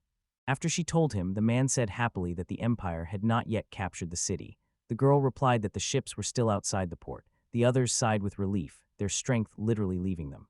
Watery said it was a great relief. Irma said they had managed to escape the worst-case scenario. As they had said, the Empire had completely surrounded the port. Alicia said they had worked out the number of magical ships, 1 large ship, 2 medium-sized ships, and 1 small one, and they also had a large fleet of sailing ships and galleys. Marina saw magical ships constantly patrolling the area, while soldiers kept watch. Wataru said he understood they wanted to evacuate their family, but noted entering the city would be difficult, so he asked what they planned to do, and Marina replied that a frontal assault on the fortress still seemed the best solution. Grandfather asked Dorothy for her opinion, and she said that instead of attacking head-on, it would be better to sink the enemy ships, and everyone listened to her attentively. The main character was shocked by her idea. Surprised, the girls asked her again, then she repeated her statement to confirm it. Once the Empire spots the protagonist's ship, it will go on high alert, and its fleet must be destroyed first. Alicia agreed and added that thinning out the enemy fruit would let them open the port, making evacuation and defense easier. Anxiously, the boy asked whether they could sink the enemy ships. He felt she had failed. Their plans were getting even more reckless. Claretta agreed that there may be a barrier around the magic ships, but they can still attack sailing ships and galleys with magic and skills, and with the main characters' ships this is possible. Herman agreed and said it made sense, so they decided to protect Luca together. Eager to begin, the boy wanted to help them as much as he could, but he refused to be dragged into the war and had to hold his ground here. Alicia said they should start reducing the Empire's fleet and asked the boy if he was okay. He said he was fine but wanted them to listen, and the girls listened closely. He had promised to help with their defense and evacuation. The plan worked in their favor, so he agreed, but if they thinned the enemy fleet, God would take notice. He can't let them keep using his skills for the city like this, so they have to avoid any situations like that. The girls understood and apologized, and he said he agreed with their strategy. He stood before them and confidently said the Lord would listen to him anyway. It then became clear they should try to reduce their fleet. Everyone supported him cheerfully. They settled quickly on a plan of attack. Late the next night, they would split into 3 speedboats. Counting on the Speedo's unsinkable, indestructible design, each team would get close to the enemy's ship and attack. After making a hole in the hull, they move on to the next ship and repeat the process. It was decided to keep it in reserve. Finally, the day of the attack arrived. The girls formed several teams, 1 for each boat. The main character stayed in reserve with INAS. Alicia ordered them to aim first at the large magic ship and asked if they understood everything. the girls agreed. The protagonist felt very nervous. Inez tried to calm him, saying everything would be fine. Losing one of his ships would be odd. Wataru seemed to agree, but still shouted for everyone to be careful. Alicia turned and thanked him for his advice. Then all three boats set off at full speed as planned. On the ship, the sailors scanned everything through a telescope. One of them spotted something in the distance and could not tell what it was. A sailor shouted from above that a ship was approaching, and the man below realized it was an enemy and ordered a magical squad to intercept. They only had time to glance toward the enemy as they flew past at full speed, leaving the soldiers in shock. Alicia said their target was a huge magic ship. Claretta accepted her order. Up ahead, they saw a ship with people aboard and fin-shaped wings along its sides. The ship's commander ordered the magic squad to open fire on them, and the squad immediately repaired and directed many attacks. They were surprised to find the ship undamaged, while Claretta began using her magic from the boat. The spell she cast sent the waves raging, and a bright flash hit the ship's hull, throwing those on board off balance. Meanwhile, Inez learned it had already started. The man said he understood but was very nervous, and the ships were unsinkable and undamaged, so they should be fine. Worried about others, the protagonist folded his hands and hoped Girasol would control himself and not get too rowdy. A soul engages his opponent in the harbor, while two girls on board pilot the ship, watching the wreck directly ahead. An armed girl says that's to be expected from a magic ship and that it took a lot of effort to sink it. The other girl suggests moving on to the next one. Armed warriors on the wall look down at the water. One of them, shocked, asks what is happening, and a young man asks whether they are allies. A man asks a warrior if anyone is fighting the Imperial fleet, and the shocked warrior tells him he shouldn't be here. Shocked when he notices the destroyed ship, he asks whether this is all a dream, because the Empire's magic ship is sinking, if this is all a dream. Aboard one ship, several identically dressed archers aim at the same target and fire together on command, while a girl holds a weapon, ready to defend herself. Studying the shells, the girl decides and swings her weapon, repelling the enemy attacks as they watch from a large ship. Soldiers on the ship talk about getting out as soon as possible, and one sailor follows his commander's order and starts turning the wheel because they can't let the ship sink. As they try to sail away, the girl's boat ends up right in front of their ship. The commander cries out in shock and the girl points at him. Ong insists they cannot leave here. Pointing her weapon at them, she warns them to surrender or they will sink with the ship, and she is confident in her words. A disgruntled man sits at the table watching how much time has passed, unable to calm down because he still cannot believe he is in a war and afraid the enemy will hold a grudge, that the dead might rise as zombies or skeletons, and that they will seek revenge. Startled, the man freezes when she cheerfully offers to make him some tea since it has cooled, and he agrees, thanks her, then looks up and notices something there. Two sudden flashes appear. The girl looks at them in surprise and realizes they are a signal to gather, and the man understands it means it's over, so they need to go there. Three boats sit in front of the ship. A girl stands on the middle one. One of the girls suddenly squeals with happiness, and a guy, surprised, asks if everything is okay. She replies confidently that everything is fine. He realizes they destroyed not just the ship but all of them, and he is shocked by the complete destruction. She agrees and says the magic ships had a barrier and protective spells, but the enemy kept breaking through and attacking again and again, and Speedo repelled all their attacks so they remained completely safe. The girl reports the harbor is in complete disarray now, so they should enter the city after dawn. They have a couple of soldier friends in Luca and will go with Marina for now to explain the situation. The man tells her it's a great idea. The woman says they can ask about him too. He agrees that if they ask, they should say he is a magician who hired them, so under the contract they must not know who he is. She agrees and asks Marina to swim. They set off on their journey while the man watches them go.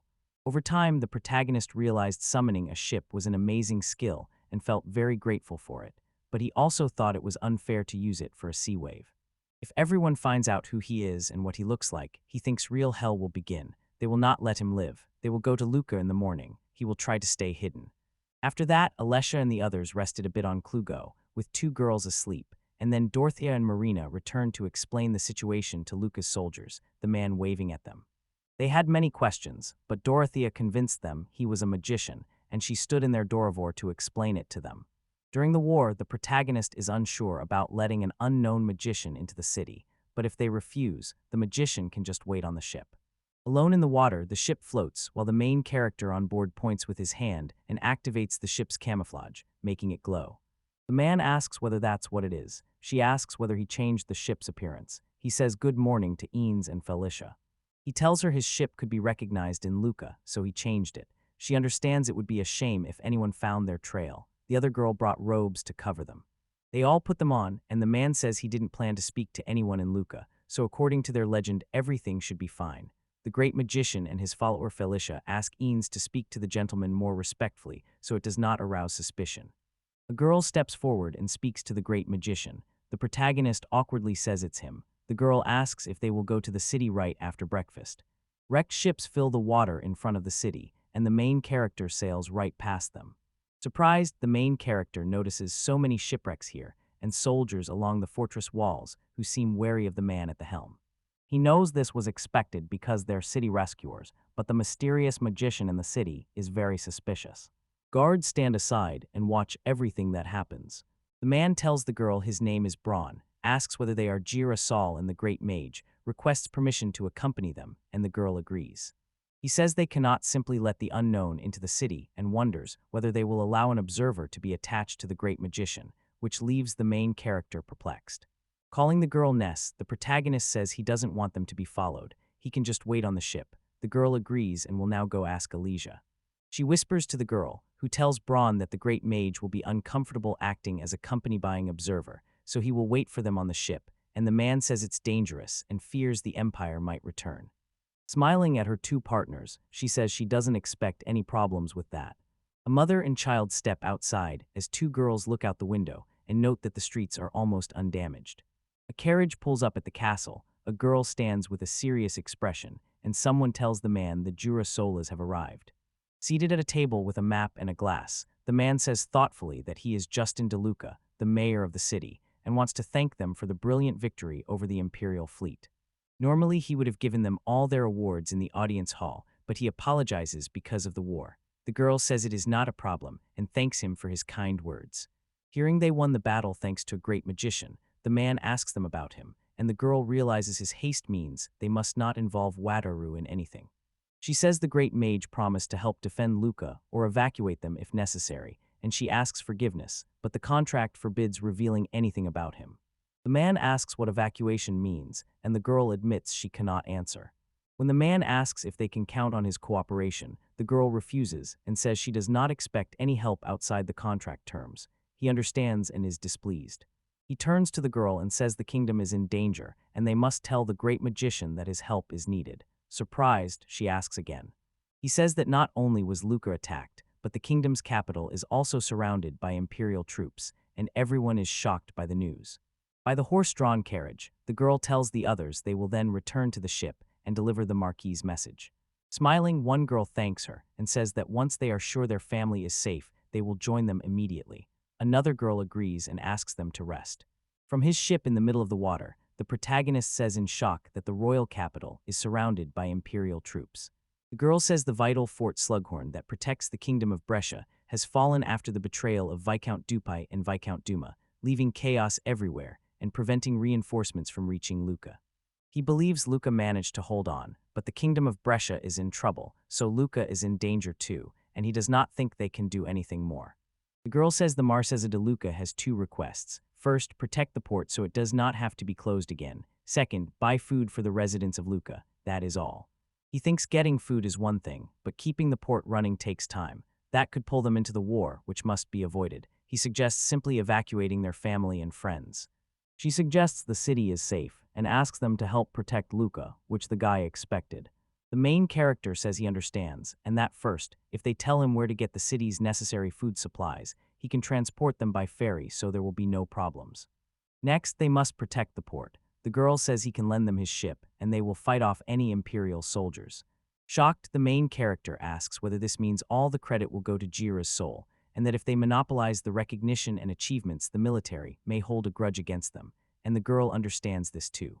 The man asks the girl to find a way for Luca's people to protect the port as best they can. She thanks the great magician for the advice. The main character awkwardly says, "Great magician," is an exaggeration, and the girl says she'll call him that so she won't accidentally say his real name on the street. They urge him to also practice speaking more like the owner, and tell her she needs to practice addressing the owner politely. The girl says Marquis de Luca has prepared a reward for him, calls him his great magician, and says these are 10 platinum coins. Shocked to learn it's about 1 billion yen, The protagonist asks whether that amount is too much. The girl says they gave up their land title, so she thinks it's appropriate, and the man figures nothing else could be expected from the mayor. The main character has just thought of a devious plan. He asks the girl whether the Marquis is a rich man, and she answers yes. A man plans to disguise the SS Fortress as a wooden ship and rent it to Luca for a fee. The girls are stunned by his offer. The protagonist says if people notice all the amenities, it will only raise more suspicion, so he will hide them with his skill and use that skill to transport food. Hearing the price, the three men in front of him are stunned, because 120 platinum coins is an enormous amount. The girl agrees, and the great moment says that for that amount, he will lend them a large ship and put a strong barrier around it, which they picture in their minds. The girl says only a great magician can control the ship, and one of the men says in shock that the ship cannot move yet. He still asks for so much. She agrees, but even if the ship cannot move, placing it at the port entrance with soldiers and long-range weapons on board will make it a formidable fortress. The man is silent and listens. He only says that 120 platinum coins is a huge amount. Wanting to use the money to transport food, the protagonist considered setting the price to match what he needed to buy a second ferry. Thinking Wataru rarely makes such bold proposals, the girl wonders how Marquis de Luca will react. He is warned that if they give money to a suspicious magician who does not even give his name, the magician will simply take it and run. Calmly, hands folded, the Marquis says this is also possible. If Luca falls, the enemies will simply take all the money. After that, the man suddenly agrees to prepare 120 platinum coins for them. Both girls are surprised, and the second man is horrified. The Marquis orders him to prepare money and a list of provisions immediately, and asks Dumont to make a short list of soldiers, weapons, and adventurers to be taken on board the great magician's ship. Dumont agrees, and both girls sigh with relief. They are about to leave. The girl holds a box in her hand. The Marquis watches from the window and thinks that perhaps giving the money away would be a mistake, but finally the times when they just endured while the Empire surrounded them on land and at sea are over. Forced to trust Jura Salai, the Marquis and this unknown mage hope these sleepless nights will finally end. Night falls, and the Marquis sits in bed in silence, realizing he cannot sleep because he is too excited. Someone suddenly knocks on his door and asks if he is awake, and he asks what is happening. There was a message that a huge ship had appeared at the entrance to the port. On the wall, the guards look down and wonder if the ship belongs to a great magician. Then the Marquis appears and asks where the ship is. Both warriors are shocked. One of them shows the ship's location, and the man stares in shock. On the streets, crowds run in the same direction, stunned. The crowd gathers at the port, looking ahead and asking whether this is their ally, hardly able to believe it. Before them on the water, a colossal ship looms, with a small boat beside it, and people are stunned by its size. A boat comes up to a ship where someone stands. The girl waves and wishes the great magician a pleasant return. The protagonist peers at her from beneath his robe and thanks the girl, saying he has docked the SS Fortress at the port and that there is delicious food on the table. A girl brings a tray of mugs and asks the protagonist to drink something and rest, and he thanks her sincerely. The man says he has placed the ship near the port entrance, but it can still be moved before they go for food, so they need to check with the Marquis, who will now create boarding passes. The protagonist looks at the panel, decides to call the ship, and then issues a boarding pass. An unnamed, non-expiring ticket is needed exclusively for the SS Fortress, and he decides 500 will be enough for now before pressing the button to issue the tickets. Tickets appear out of thin air and drop into his hands. He's stunned by how many there are. He explains that with this ticket, anyone can climb the SS Fortress and no one will push him away. That must be conveyed to the Marquis. The girl agrees and takes the tickets. While he's away, he'll leave Speedo here for emergencies. These tickets let someone get into Speedo, so if an emergency comes up, you should take the family and leave, and the girls will thank him. He and Alessia reviewed their plans at the map. First, he would go to Orphis, the nearby port city in the kingdom of Thessaloniki, to buy food. Gaffredo's company had agreed to prepare the goods. The Jira souls will then split into two parts, with one remaining in Luca to maintain contact with the Marquis and defend the city if necessary, while the others accompany the great magician and the Marquis, envoys to Orphis. Their group is leaving this evening, so the girl says she'll visit her family. The girls ask the gentleman what they should do, and while they wait for his return, he says they can do whatever they want. He needs to decide which ship to buy. Using the 120 platinum coins he got from the Marquis, the creature on his head offers a new boat, and the man says it is amazing. The girl asks whether he plans to buy another ferry. He says yes, they'll be transporting supplies, so a cargo ship would be fine, but it's much more fun when there are shops and restaurants. He realizes that if cargo transport is needed, it would be easier to move supplies on a rubber raft, and as before that would save him 120 platinum coins for a luxury liner. Felicia tells the thoughtful gentleman he would attract less attention if, instead of using a huge ferry, he carried goods on a small magical boat. She warns him he already stands out, and that people will see his mysterious magic as dangerous. The second girl agrees, noting the ability to secretly move large amounts of supplies is especially useful in a crisis. The main character tells Eanes she is absolutely right, and they need to buy a ferry. The girl says that in those outfits it will be her and Ness, and Eanes asks to play her role while the guy agrees. The man thinks about which ferry to buy while scanning the panel, and asks Rima to note that this ferry has a large theater hall. That happened quite a long time ago, but the girl suggests watching movies and discs, and the god of creation seems to have said something like that. A man grows curious about how everyone will react to seeing it on the big screen because it sounds funny. Holding something, he says he chooses it. The main character presses the button, and people gather at the ship. The girl with ears tells the gentleman they have returned. Because of him, they were able to keep their families safe. The ship then heads off somewhere, and the girl tells the guy that Marquis was extremely pleased with the SS Fortress, that soldiers and supplies are already on board, and Haru says he is glad there were no problems. He wants to know how the war is going, whether there have been any reports from the Empire, and whether they have heard anything. She says captured soldiers reported the Empire plan to starve Luca to death and that the city is an invaluable trading center. He realizes they meant to take the port for themselves. They failed to coordinate outside the city, so next time they may act more decisively, but Luca is now a strong city ready to repel any attacks, and Taru understands this. The man suggests they go to Orpheus in this case. Everyone agrees and asks them to take care of Luca. At the helm, the protagonist finds themselves in open water, and Wataru tells everyone they are in the open sea, so it's time to call for a new ship. The girls are delighted that the ship is new. It has restaurants and is fast. The third girl asks them if they understand that this is a great magician's ship. Haru realizes they have all perked up and calmed down because they were able to see their families. You need to refresh it again with a new ship, and the man reaches out and says it's here. The main character summons a ship. A huge magic circle forms on the water in front of them, and a massive ship appears instantly, leaving everyone surprised.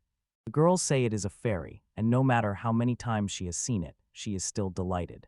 The new ferry carries 777 people, is unsinkable and indestructible, and has a no-landing policy.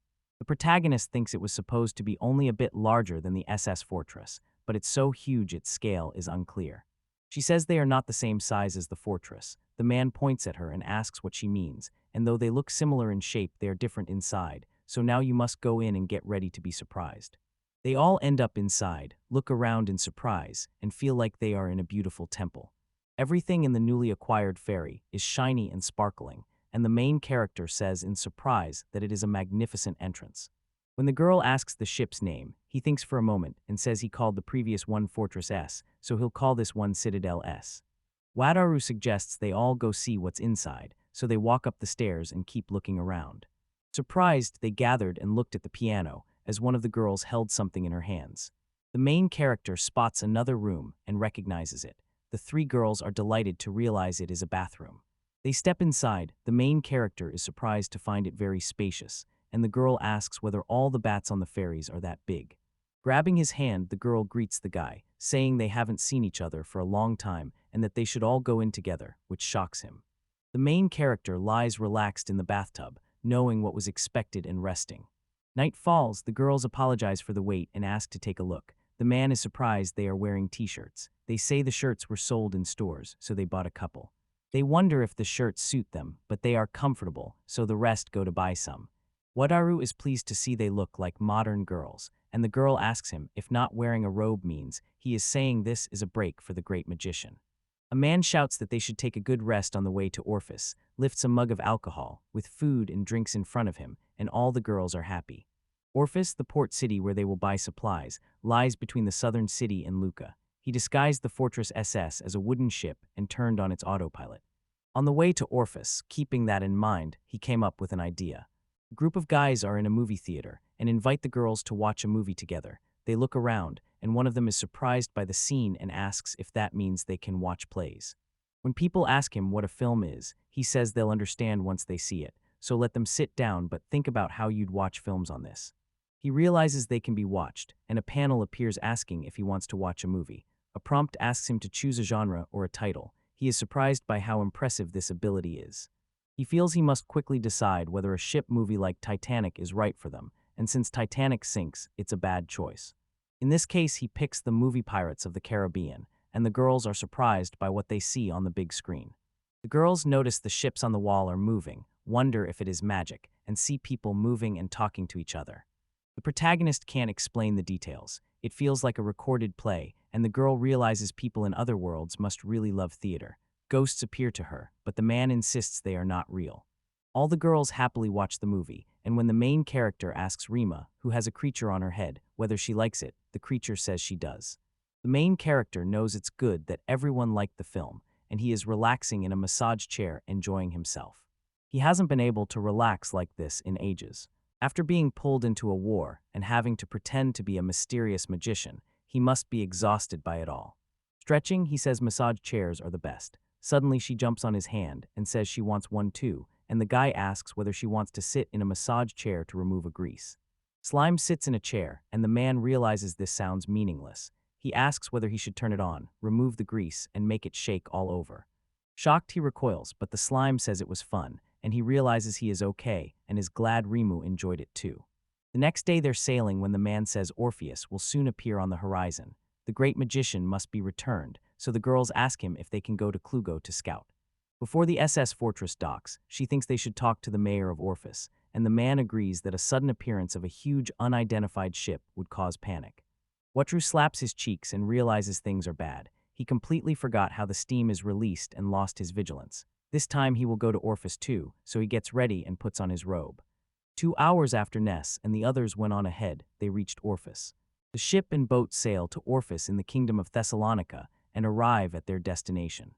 Panicked, the protagonist declares it is Orifice, and the girl tells him he will be conducting business negotiations and wishes him good luck.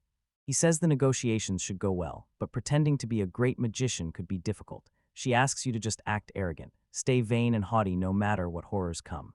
The main character swims up and says there are so many onlookers, people who just stand and watch them. He knows it's natural, and since the fairy stands out so much, the girl moves through the crowd and apologizes to everyone. She turns to the great magician, raises her hand, and asks to lead him to Gaffredo's company. Realizing she is Marina, he rejoices and they leave. Marina says she has already informed Gaffredo's company about their arrival, and the man thanks her, saying they really appreciate their efforts. When Taru asks about Dorothea, Marina reports she is now with Lord Orpheus. Negotiations may take longer, and they will handle the food supplies themselves. The company enters a building where a man welcomes the great magician, the company's president, and Gaffredo Hizarco realizes the meeting is with the president and already starts to get nervous in the quarry. He does not know what will happen. If it becomes known that he is not a mage but just an F-rank merchant, he will ask for forgiveness but keep his identity secret and let them call him a mage. He hands over a letter and payment from the marquis. Taru notices the man looks worried and asks if it's bad, weird, or rude. The man says it was very polite and thanks the magician, recognizing it was overly polite. The man was worried about Luca, but now he sees that their strength repelled the Empire's attacks, so he will be happy to prepare the food. He says there are many provisions and fears it could take up to 7 days, and he understands the food costs 20 platinum coins, so it will be hard to collect, and they may have to go through the trade guild. Now the people of Luca have no idea when the Empire might attack again, and he is sure everyone wants to return as soon as possible. They already have a story ready that paints the magician as very arrogant. They should be more decisive now. He says 7 days is too long. The man is surprised by that. Although the president is a good man and feels awkward, he announces loudly that it must be done, ordering that for 3 days they fill his ship to the brim. The president says they will handle everything. Following orders, the girl says she is very tired. The man sighs. Smiling, the protagonist tells the girl her performance was great. She asks if he really means it and thanks him. The girl asks Dorothy if she is all right. Dorothy says that the Lord of Warface was very kind in supporting Luca, though. His intense interest in the SS Fortress made it hard to persuade him to give it up. According to him, it was very noticeable in the end. Wadaru asks her if she said that Orpheus is willing to support Luca. She says it could be possible since the two countries have normal relations, but nothing is known yet. She would welcome reinforcements, but from the government's perspective, it's probably not that simple. Taru believes that if reinforcements arrive and they drive out the Empire, his task here will be complete, but it probably won't go that smoothly. The next morning, they began loading all the prepared food supplies, and many people came out. Several small ships are moored beside the large ship, many carrying sacks, barrels, and other cargo. A man from the group steps forward and asks what it's like inside, saying he wants to see it. The man greets him, and suddenly the man on the stairs is lit by a bright light. Below on a boat, a man asks if they were told they cannot take people on board without a ticket, while the main character stands secretly behind him. Looking ahead, the protagonist is surprised to see the ship's parking lot filling steadily with supplies, and he is not sure 60 tickets will be enough. But the people of Orphus, though surprised by the ferry, are working diligently, so at this rate they could probably leave in 3 days. He laments that he would really like to sell some pepper, because in the new city his stock is not decreasing at all. A girl steps up behind him and asks for a minute, and he asks what's wrong. Someone tells him something, and the main character, stunned, asks again whether people climb the sides of the ship to get in. He is shocked by this. 3 of them, the girl says, and it looks like they tried to search inside, but everything was cordoned off, so they're hiding on the deck, and the guy says the no boarding order didn't deter them, which means they have tickets and are working here. The elf asks if they could be spies for the Empire. The second girl says they were more likely sent by Lord Orphus, who was very interested in the Great Mage and the SS Citadel, so it would have been easy for him to get a few tickets. Marina suggests driving them away, and Haru says nobody will be harmed on board, so there is no danger, but it would be unpleasant if they saw anything from his world, so they still need to drive them away. On day 2, Marina reports border violators rose to 10. The man only has 60 tickets and 10 people are trying to board. He wants them to do some work, but the woman says they still can't board. What should they do? Wataru says keeping them away is a major part of the job, so leave them alone once the supplies are loaded. He will cancel all 60 tickets and have them all forcibly removed from the ferry. By the way, she asks what it means that they will force her out, and he has never seen this happen before. Grinning, the man thinks he looks extremely eager for this. On the 3rd morning, they all stand before the man at the port. The protagonist happily says the cargo is loaded and they can return to Luca. The girl turns to the gentleman. The girl happily asks the guy whether they will forcefully throw out the stoneways, curious about what will happen and too excited by the wonders. Marina points and says 2 people are hiding here. As they talk, the man notes they are very persistent. The protagonist looks and says he can be seen clearly from here, so the tickets need to be canceled and he is going to leave. The main character presses the cancel button. 2 men fly straight off the ship into the water, and the old company watches in surprise. They hit the water with a splash, and it is amazing. The man thinks they stayed in the air longer than he expected. He wonders if they are alive. Marina points at the silhouettes and says they are over there, and so are the others. Relieved, he breathes a sigh of relief and thinks they managed to get rid of the stowaways and secure some food, so they head back to Luca. Wataru presses a control on his panel, activates the autopilot, and someone asks if there is a problem. The man says the map can show where he left Speedo and Luca and asks her to look at it. Surprised, the girl reports that it is moving. Wataru reports that it has left the harbor and is moving at full speed, likely part of a leisure group. The Empire may already be closing in. 2 girls at the boats wheel sail forward. One girl says thoughtfully that if Alicia and the others are traveling on Speedo, the Imperial Army may have attacked Luca, and the man says Speedo number 2 can reach Luca by evening. Do they want to go there? They tell him this is a very good idea, ask the great magician to lend them a Speedo, and the 2 ships sail in the same direction. A few hours earlier in Luca, 3 girls were stunned to hear the Imperial Army was attacking them again. The man confirmed it, 2 large magic ships and 5 medium ships from the Imperial fleet. They were told many more ships were heading to Luca. The Marquis was holding a war council, so they had to wait here. The girl stands still and waits as one of them reports that the Imperial fleet will likely arrive before the great magician returns. She knows this is true. The Marquis is preparing a counterattack, but the Empire has more ships available. They should also consider joining the battle with Speedo. Someone asks Alessia if she will use the Great Mage's ticket to evacuate her family. She says no, she'll save it as a last resort if they're cornered, or if it's discovered they have an evacuation ticket.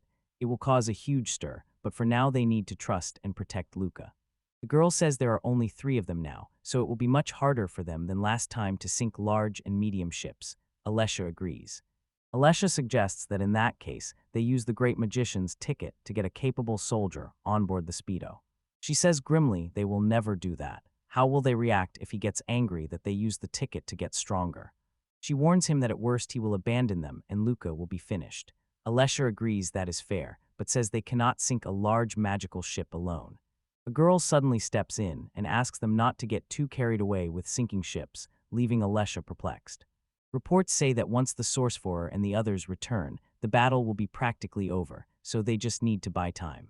Both girls are surprised. Alessia takes Claretta's hand and tells her she is right, they just need to stall for time. They can handle this. Alessia thanks Claretta. The man says the Marquis is calling them. They must return to the present. The girls are sailing on a boat, and unless you warn them that, when they spot the Imperial fleet they will go after their little magic ships, the other girls agree with this. One of them says the Marquis allowed them to act independently to prevent enemy forces from reaching Luca, which must be thanks to the support of the great Mage.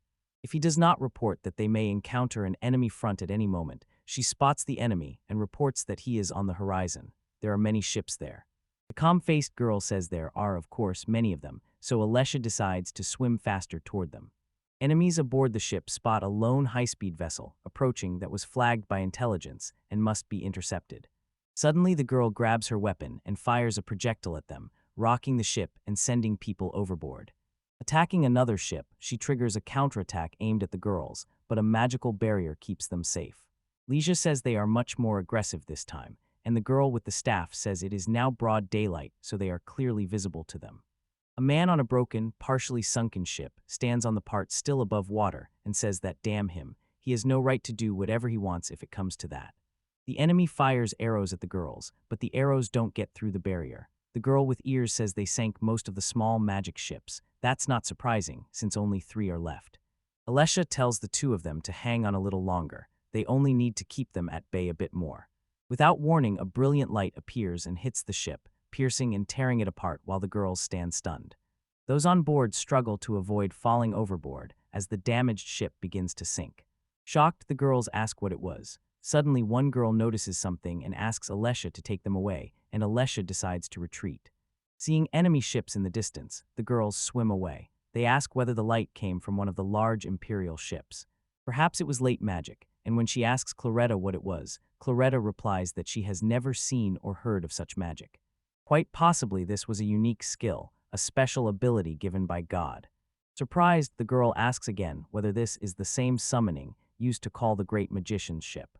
Alessia asks for a moment, saying that so far they have had no trouble with magic or monster attacks, but she questions whether this ship can reflect skills since this defense skill is incomprehensible.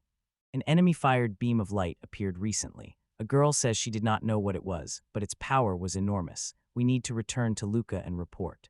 The boat sails on as a masked man peers through a telescope and reports the high-speed magic ship is leaving.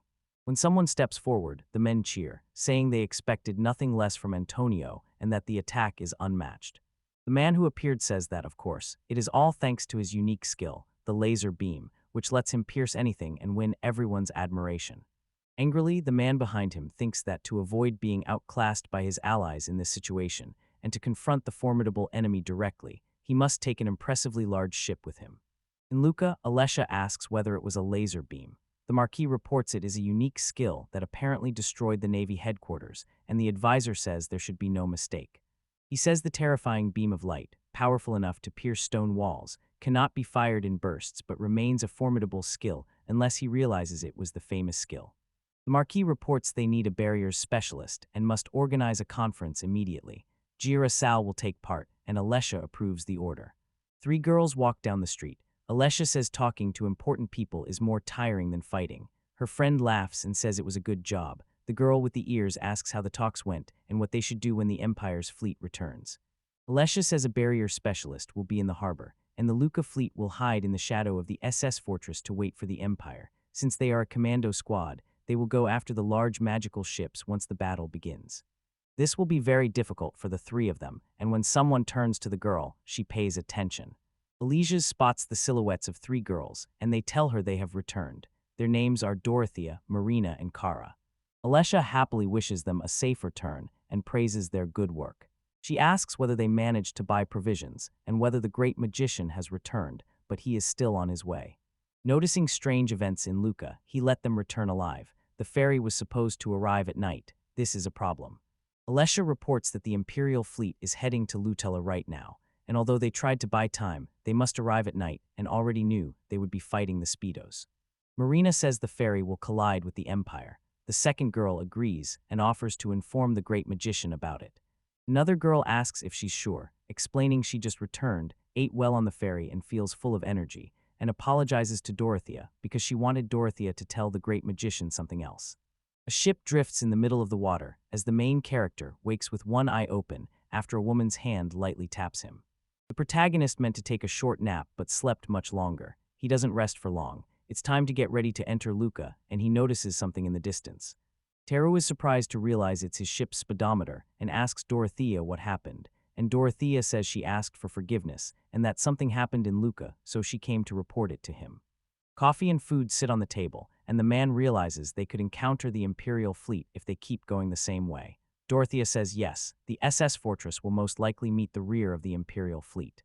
The protagonist thinks that even if they rush back to Luca, Luca will scarcely be able to fight, and Luca's side may be angry with them if they simply wait here until the battle ends.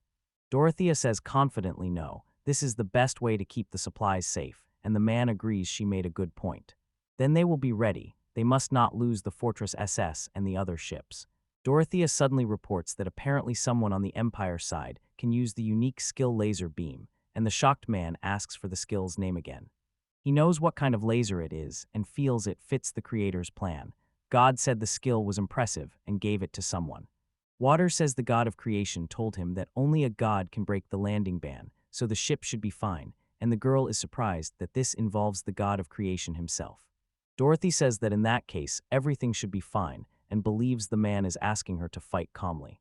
A boat leaves the ship, and the girl with the ears wants to join the fight, while Taru feels sorry for Eanes but does not want to get near the fighting, and would leave everything to Luca's people if he could.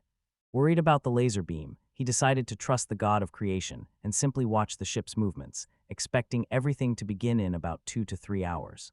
They check the radars and see the speedometer isn't moving. The girl says fighting in the dark is hard, so the Empire is likely waiting for dawn, and Wataru understands.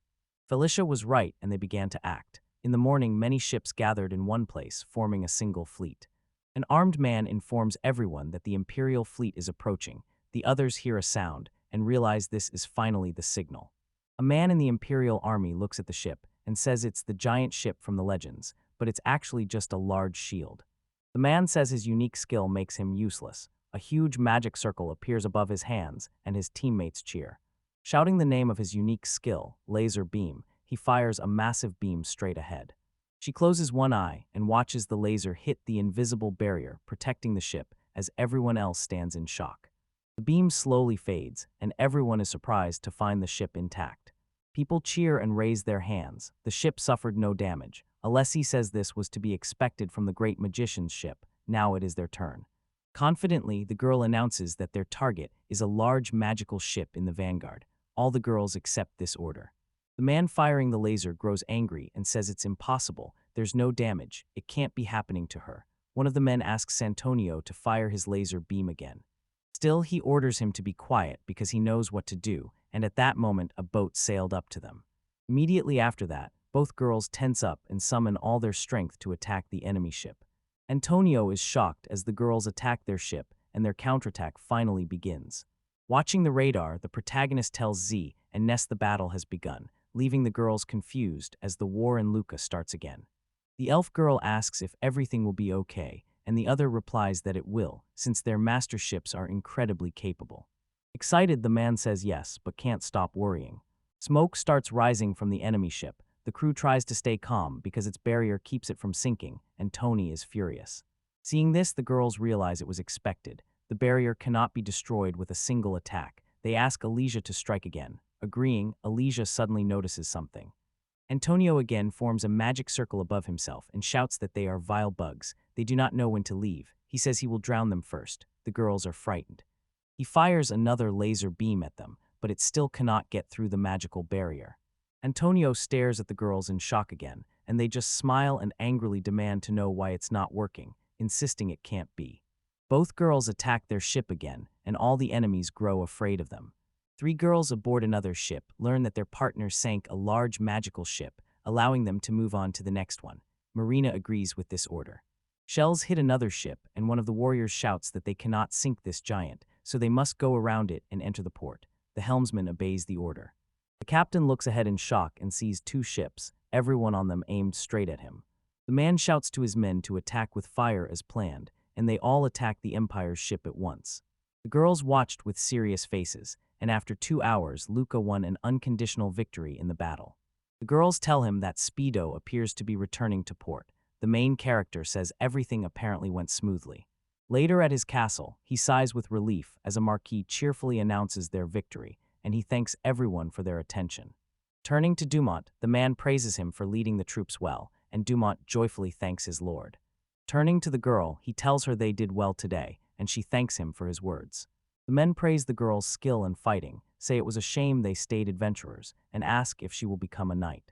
The girl denies it, saying that everything they achieved was possible only because of the great magician, and she is told she is absolutely right.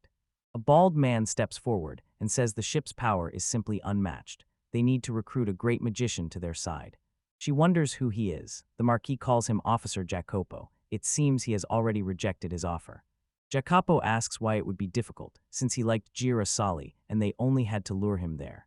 The Marquis calls Jacopo to back down, and Jacopo says he saw the ship's power and that it would be dangerous if it were at Lucas's disposal, but the Marquis does not listen and orders the guards to take him outside, and they agree. 2 guards take the man by the arms and lead him out of the castle as he calls out, asking them to wait. Alessio watches this silently. Yuman appears behind the girl and apologizes for Viscount Jacopo. The girl replies that it's not worth it. Thinking he is Vicna, she believes he has a specific power and must make sure the great magician does not gain any advantage from him. The Marquis reminds her they said the supply ship would arrive today, and they'll have to think about how to thank him, and the girl agrees. Alessia is very pleased that the most powerful man in Luca turned out to be so understanding. At last, the main character's whole company gathers and toasts Luke's victory by lifting their mugs. The girls say they haven't bathed in a long time and it feels great, and SS Strength has a wide selection of alcohol they enjoy. The protagonist turns to Cloretta and says there are slot machines on this ferry. Cloretta, surprised, asks where they are. Another girl asks her to calm down. Imperial soldiers are still outside the city walls, so the war is not over, but everyone feels better. Taru tells the girls they have worked very hard the last few days, so they can eat and drink as much as they want and watch movies until dawn, and one of the girls asks what a movie is. Huge liners were docked at the port after the battle, while people on shore walked along the fortress wall. A few days after returning to Luca, the protagonist Yan saw no progress in the war and relaxed in the castle with the girls. Gazing over the land, Wataru noticed how quiet Havana had become and wished the war between the Empire and Brescia would end. Looking down, the boy saw a swan-shaped ship on the water and admired how beautiful it was, with the royal family's flag flying from it. The protagonist put on his robe and stepped outside while the girl called after him. Spotting Alessia, he told her he was there. Tommy suggested it might be an enemy ship, and the girl hesitantly agreed, looking down. The boy was surprised and horrified by the mention of the Kingdom of Brescia, unless he had replied that it was the royal family's ship. Rue asked sadly what the royal family was doing in Luca and said he had a bad feeling. Alessia replied that the royals had come to Luca in the middle of a war. One girl said they might have come because of rumors about the main character, and the guy looked deflated. The girl with rounded ears and a braid wondered who exactly came from the royal family. The dark-skinned girl thought it over, while the guy decided he did not want to meet the prince. Alicia said she had to return to the city because the Marquis might call, that she would call the magician if she learned anything, and then left while the heroes watched. Watari was sure more trouble was coming and he didn't like it, while the girl beside him in the same outfit urged him and offered a drink to help him relax. Determined not to get involved with the royal family, he planned to do everything he could to avoid it. Alessia and her friend were heading to a meeting. The girl knew they would be called, and Alessia said she did not know the reason but knew it was connected to the royal ship's arrival. Explaining they did not want to draw the royal family's anger, the dark-skinned girl said they also did not want to damage their relationship with the magician, so they should sign a contract with Wadri and promise to take care of it, calming her companion. The girls reached the door and the guard invited them in. The ladies glanced at one another as the door swung open. Kneeling on one knee, the girls bowed their heads to the people before them, and Alessia introduced herself as leader of the adventurer squad Gura Sol while trying to see who stood before her. The guard next to the young man introduced his master as the second prince of the Kingdom of Bershi, Arnulf Eddy. The prince ordered the girls to stand. The woman stood up, and Alessia saw the Marquis sitting at the table as he nodded to the girl. The girl realized that Marquiniu knew everything after all, and the man beside the prince asked her to tell him about the magician, but Alessia said the magician did not like attention, and they had agreed not to talk about him. The man accused the girls of hiding information and of ignoring the messenger they had sent to the ship, calling it impudence, and ordered the magician to be brought, but thought Elysia found his words unchivalrous and said she could tell about the magician but could not bring him. Elysia's worried about the magician, offered to seduce him and bring him to help his country. Horrified, the girl recoiled at Officer Yakilo's proposal.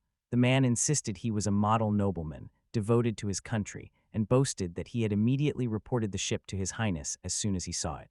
Immediately the ladies knew who was to blame for everything, and the officer praised the prince for arriving in Luca so quickly and looking magnificent while Alessia glared at him. The prince declared that speaking against him was the same as speaking against the whole country, and the girl had no idea how terrible that could be for her. The Marquis sighed, and the knight ordered Alessia to tell the magician that the prince wanted to see him. Desperate, Alessia stared silently at the interlocutors. Wataru sailed on his liner feeling dejected, unsure if the prince was trying to intimidate him, so he asked the girls for advice.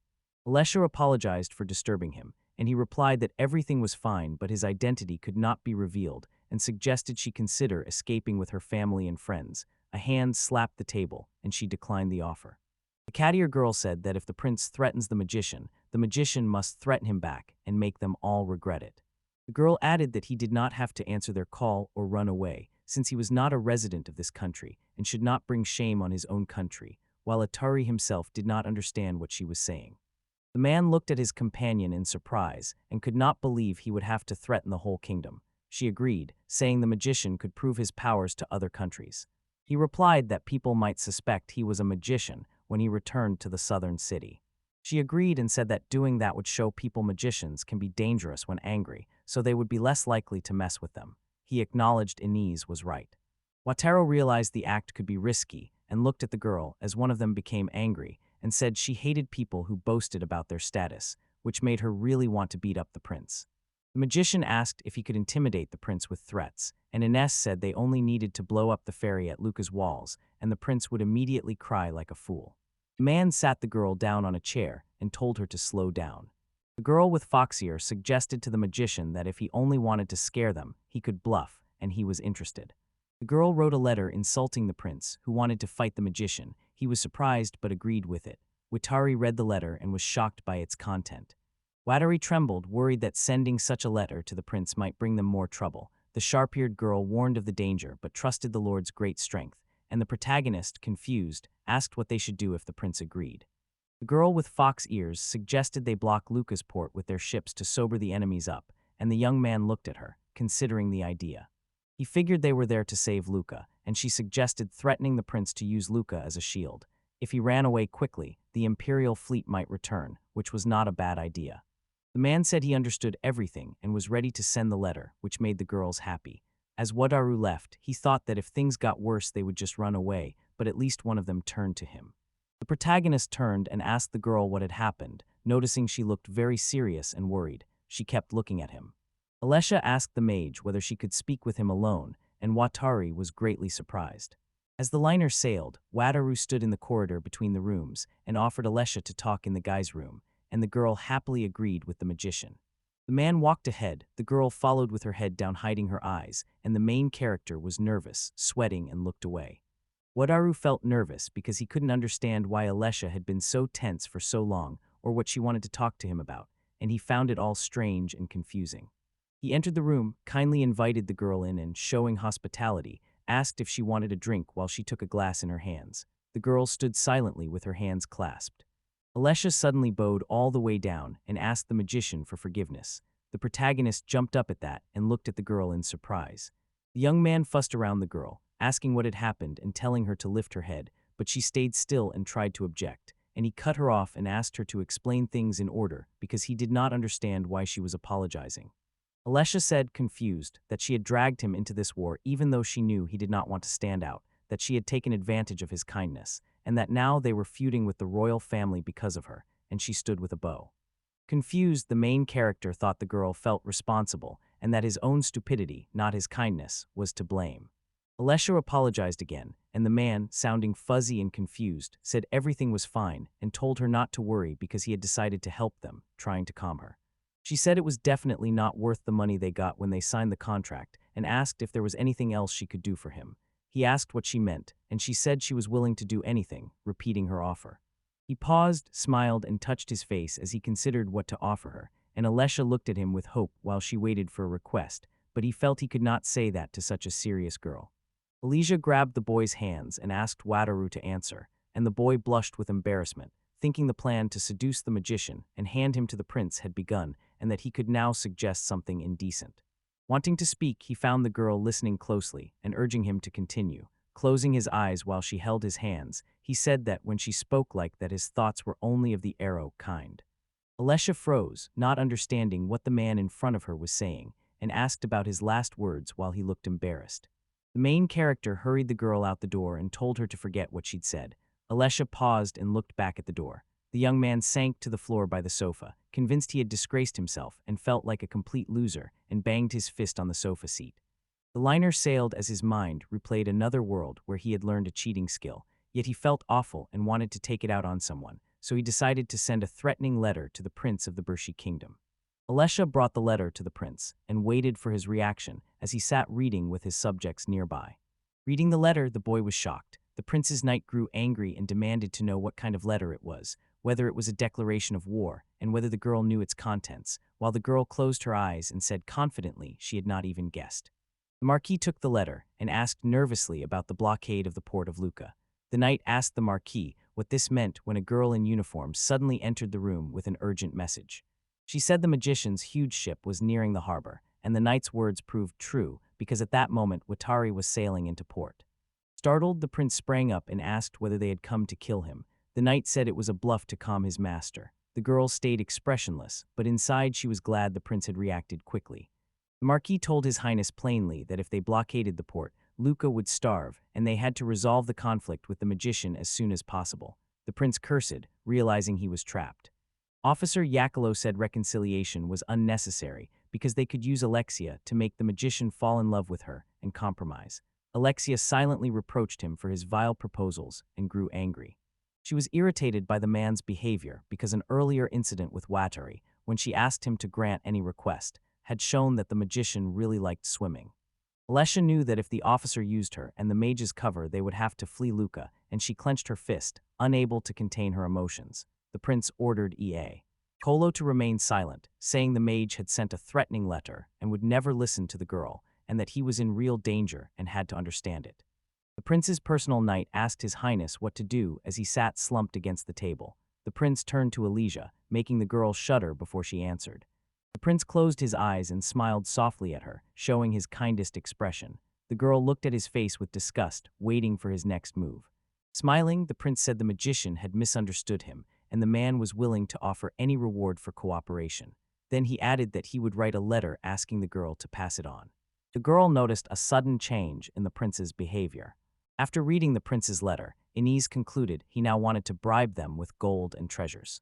The girl clutched the letter and told the prince angrily that he couldn't just ask the magician for forgiveness by offering to lick the master's shoe, and someone replied that he was not against reconciliation, while Elijah said the prince was unlikely to learn his lesson, and the dark-skinned girl argued he had tried to win him over. Inez spoke angrily and smiled to make them demand an apology from the prince, because they needed to show how fearsome the magician Wataru was. The prince read the letter and was shocked. His Highness angrily shouted at Alessia, asking what kind of letter it was, while she shut her eyes at the screams and remained silent. Inez demanded an apology from the prince to make them regret getting involved with the mage. Watt remembered all of it and thought about the prince's quick reply to the letter Inez had written for him. Prince Arnulf still refused to beg for mercy. The boy would not take the estate but did not know what to do, while the girls thought seriously about the prince's answer and assumed they could ignore it until he came to his senses. Wataru said he understood everything and thought everyone was being too harsh on the prince, who was needlessly threatening them while trying to subdue the magician. The protagonist concluded he was definitely their enemy. He realized this was how the confrontation with the prince began. At first, when they received the prince's letter, they said nothing and ignored it. The heroes even ignored the knights who came to the fortress to ask for an answer. At first, the prince's personal knight shouted that they were being rude and demanded an answer, but then he grew quieter, calling the man back, confused and sweating. While the girls looked out the window, the man wondered how it would be settled if he did not kneel and asked the women what was wrong, and Wataru asked curiously what was wrong with the knight. Elijah and the dark-skinned girl with pointed ears said the Imperial army was stationed there. The protagonist hesitated, taken aback by the claim.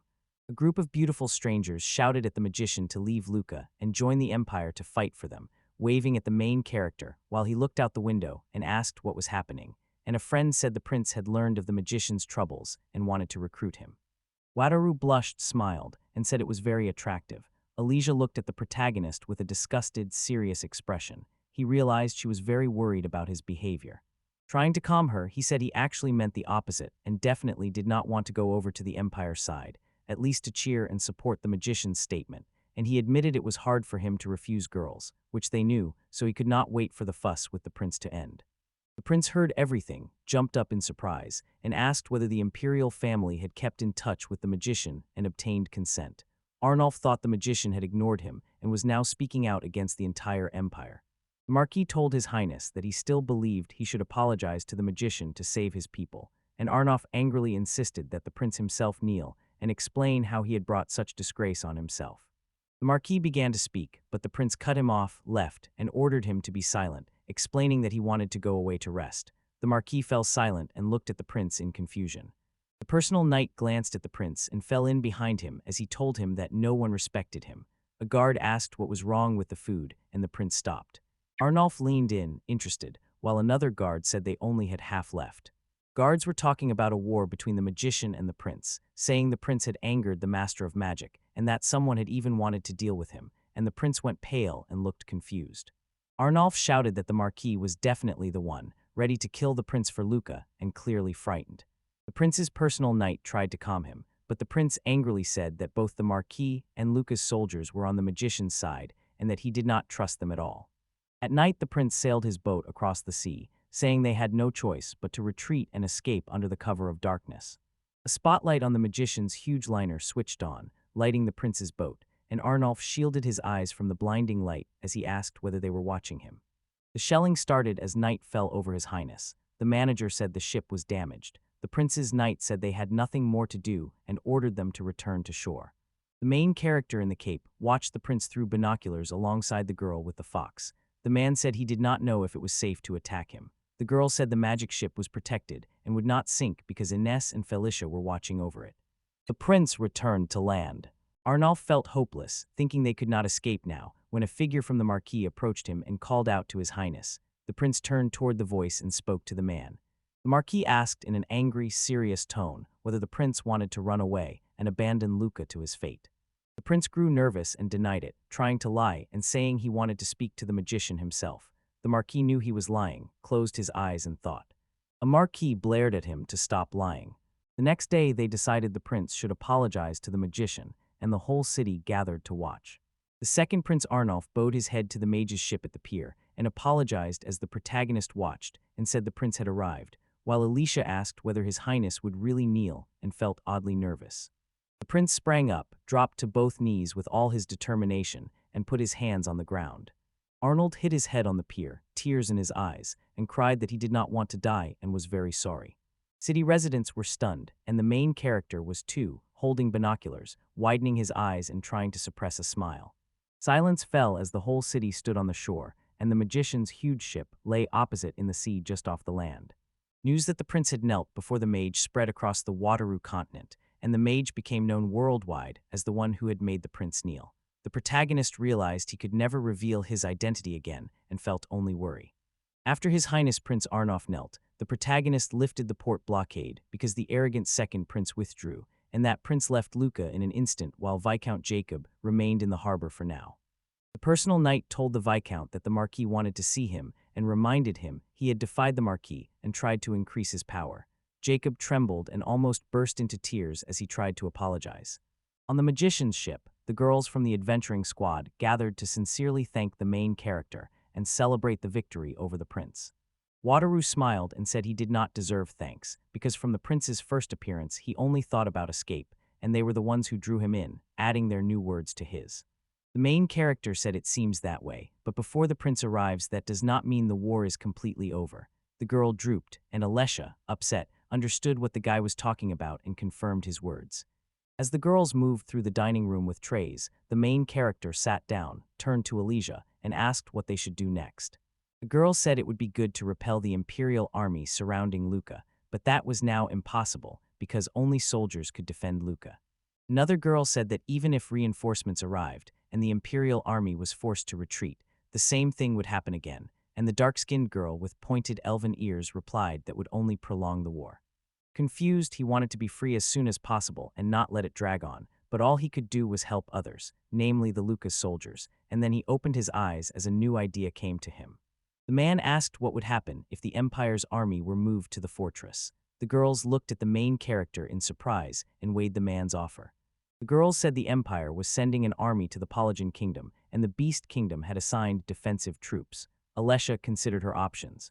One girl pointed out that they had managed to sink many Imperial fleets, and a second agreed, saying that if troops came from the sea it would cause chaos. The girl with fox ears said the Empire would not be able to focus on the kingdom, and they might even be able to leave. Alessia was delighted and praised Wadaru's excellent idea, saying she would tell the Marquis immediately, and I was glad everyone liked it so I could look into the matter and report back. The girl asked the magician if he was sure, because he had done something that was not in the contract. The man agreed, saying he wanted to return to a carefree life as soon as possible and that the fortress could hold 5,000 people, so they could ask the Marquis to provide the rest. Without looking up, the Marquis asked Alessia what the magician's message was, and Alessia understood he was defending himself because she had said nothing to him since the prince arrived, so she knew nothing could be done now. Surprised, the Marquis asked again whether they would land troops by sea on the Empire. She answered yes and said they could transport up to 5,000 soldiers. Calling it a good idea, the Marquis asked whether the mage would fight. She refused but offered the ship Gyrosol. The Marquis understood and said he did not have the strength to raise troops but would send a messenger to the prince. The girl wondered which prince he meant, the eldest or Prince Arnulf, and said the magician had trouble with His Highness Prince Arnulf. The Marquis said he could not claim it was no problem for them, but believed His Highness the Dauphin First Prince was intelligent and would lead them to success, and asked him to convey this to the magician. A month later, the mage stood behind the fence watching what lay ahead. Watari trusted the Marquis and had heard good things about Prince Dauphin, so he agreed to cooperate. The protagonist was shocked by the number of troops and asked, trembling, why 100 times more soldiers had arrived than he had expected. Alessia called to the magician and told him to look ahead, saying it was a large magic ship from the kingdom of Berchiai, followed by the fleet of the kingdom of Thessaloniki. It was surprising when she called to the master, because soldiers of the Beast Kingdom had arrived and were pointing toward the ship with the beastmen. Alessia said she had heard reinforcements were on the way, but was shocked that in such a short time, a united army from the kingdom of Versia, the kingdom of Salonika, and the kingdom of Beast had formed. Parallel admitted he felt a little panicked. The girl told her master excitedly that she had seen this ship before. Swan-shaped ships glided across the water. Realizing who it was, the main character asked fearfully whether it was the second prince of Berchia. Alessia refused because she had heard the second prince was under house arrest by order. The man thought about the house arrest, and the woman said it must have been the first prince. Wadaru looked at his interlocutor in surprise. A man on the ship told His Highness they were in Luca, while the prince looked at the magician's huge ship, and the prince thanked the man for the message. The prince replied that he'd heard the ship belonged to the Lord of the Magicians, and smiling, thanked God that the main character was on their side. Noticing he was being watched, the prince bowed sincerely. Wadaru and the girls watched, then exchanged surprised looks at such behavior from His Highness. Ine asked whether she thought the prince had bowed to them, and others pointed out the first prince's politeness, while the protagonist felt that, as the Marquis said, this prince was not like the second prince, but Wadaru was still afraid of him. Before he could come to his senses, the plan he had proposed to transport the over-salt was folded into the wider operation to suppress the Imperial Fleet headquarters by the United Fleet, the Kingdom of Berchiai and others, as the prince left for Luca to take command. The Dauphin also demanded a meeting with the magician, but the magician refused via Alesia. The girl told Wadaru that, as compensation, the prince had given them 10 white gold coins and a letter of apology. Wadaru was surprised the prince had given him money, even though he had refused to meet. Thanks to the Dauphin's skill, everyone prepared for war, and the operation was in full swing. The Dauphin planned the event with the Marquis and others. People moved boxes of supplies, and those from different kingdoms got along. Everyone prepared to leave and moved toward Magician Wadaru's fleet. Inuz replied cheerfully that all 5,600 soldiers of the Beast Kingdom had boarded, and the boy, looking serious, said he understood and that it was time to sail to the Empire. Dozens of vessels sailed beside the magician's massive ship. Allied fleets from 3 countries left Luca and slowly moved toward the sailing ships. Beastmen aboard the fortress are far more eager for the battle. Instead, the protagonist spent most of his time in the wheelhouse, avoiding communication. The ship's camouflage hid the restaurants and shops, so he could relax on board with noodles and rented CDs. Senai Ikanudapi. After 2 days at sea, the Allied fleet reached the Imperial Navy headquarters. The Adventurers Guild watched as Taru explained what he knew about the Imperial ship waiting for him. As the Emperor's ship sailed, the boy watched and said Luca was confused and preparing to sail, and he feared the Empire would find out. The ship on the other side was larger than he expected. Alicia pointed ahead and asked to see the magician. The girl added it was probably a noble pleasure cruiser. The main character admired it as beautiful, and Alessia said the other ships were luxurious too, and that they must have run out of warships and taken them from nobles and royal families. Alessia added that this could mean the Imperial fleet was on the verge of destruction, and the girls around her agreed enthusiastically. The protagonist feared this naval battle might be the last. Wadri called to Alessia and asked her to go into battle on the Bopso. She accepted the proposal with cheerful determination. Fast boats cut through the sea at high speed. Sails flapped and the prince noticed the wind was excellent, so the Dauphin pointed ahead and ordered all the ships to move that way. Violence erupted at sea, with multiple attacks on Empire ships. Sitting on the sofa, the protagonist sighed and held the cassette tape in his hands. Wataru said he knew there would be killing, but he could not think about it. He told himself Eanes and Felicia would keep watch while he watched the film. At first the man enjoyed the movie, but after a while his mood kept sinking. The magician felt completely down. While distracted by the film, he realized he couldn't do it no matter how hard he tried. The main character kept thinking about what was happening outside and felt nervous. A knock came at the boy's door and a woman's voice called to him, and as he left he saw the girl and asked whether it was over, and she said the sea battle had ended in their crushing defeat. The girl said they planned to attack the base and wanted the Beast Kingdom soldiers to come ashore. The man was pleased and said everything was fine and that he understood. Closing his eyes, the boy realized his greatest fear was seeing a land battle, so he decided to end it as quickly as possible. The Imperial Navy base fell because of the Beast Kingdom troops' efforts. The Harazal, who alone won the naval battle, did not take part in the land fight. The enemies came one after another with their arms folded. Wadri thanked everyone warmly for their work and asked whether they had any problems. The girls replied happily that everything had been fine and thanked the man for everything. The main character suggested they all have tea together. The girls agreed happily and sat around the coffee table while the guy took a chair and drank his tea. The boy turned to Alicia and asked what they would do with the Allied troops now, and she sat opposite and said the Dauphin wanted to strengthen the base and turn it into a base for the Allied troops, so she asked the magician to move the wounded and 10,000 people. He considered how many people to transport. Alessia added that there would also be a victory party tonight and that the main character was asked to join. He began refusing frantically, and the girl laughed. The lessee said the Dauphin had guessed the magician's refusal and asked that the reward be passed on. The girl held a precious box and handed it to the man, saying it was for him. The boy couldn't refuse, especially when the prince looked at him and took the box as if he could tell he felt pressured, so he said he understood, that they had done a lot, and offered to handle transporting the wounded. Over the next month he moved soldiers as fast as he could, and each day Allied strongholds filled with troops and magical ships. At the same time the Allied fleet ravaged the Imperial coast, and the Empire lost most of its ships and ports, a loss that could have changed the course of the war. The girls told the magician he had carried out the prince's order, and he agreed, saying there was nothing more to do and they should return to Luca. At night the magician's ship cut through the sea, and the man, flushed and cheerful, sighed that several stormy months had passed since the prince's arrival, and they could finally spend time on the ship holding a jar.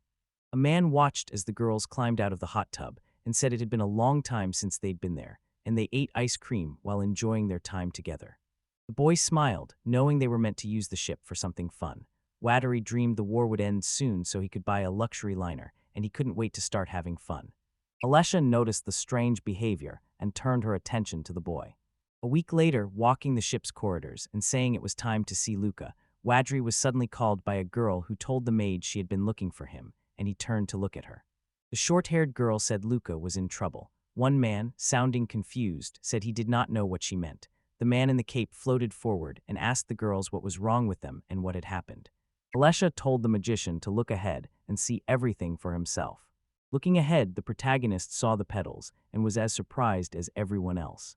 Across the city, people scattered flower petals on the water and rejoiced as they met their heroes. Pulling back his hood, the magician looked around, wondering if this was a festival and unable to believe what was happening around him. The girls held hands and celebrated. A high-ranking man and the Marquis Duman's assistant came to meet the heroes and said the master magician had returned. The man said the imperial army had left. Luca was free. The boy blushed and opened his mouth with joy as everyone around him talked about Luca's liberation. Stunned by the good news, the girls couldn't believe what was happening. Like the others, Elysia burst into tears, hugged the main character, and shouted with joy. Walking through the city, the girls passed people celebrating the festival for the day of Luca's liberation. Elysia remained silent and looked ahead. Everyone was happy, and children played and ran around. Pressing her hand to her heart, Alessia heard the lively, cheerful voices and realized Luca had truly been freed. The Marquis greeted Alessia and her colleague, saying he had heard of their exploits in the Allied fleet. Alessia stepped forward and agreed. According to the Marquis, Luca had finally been freed and had thanked the garrison team for bringing the Lord Mage. The girls looked at each other and smiled. Alessal said they were relying only on Lord Mage's help, and the man agreed it was the best they could do and called to Dumont, who answered. Duman said the Imperial army had surrounded Luca, but began to retreat as soon as the Master Magician sent a second transport of troops, and when he followed them on horseback, he found that on the road they had met a large detachment that appeared to be attacking the capital, while the Emperor's guard had retreated to the Ruggan front and taken up defensive positions. She put the information together and asked if that meant the capital had been liberated.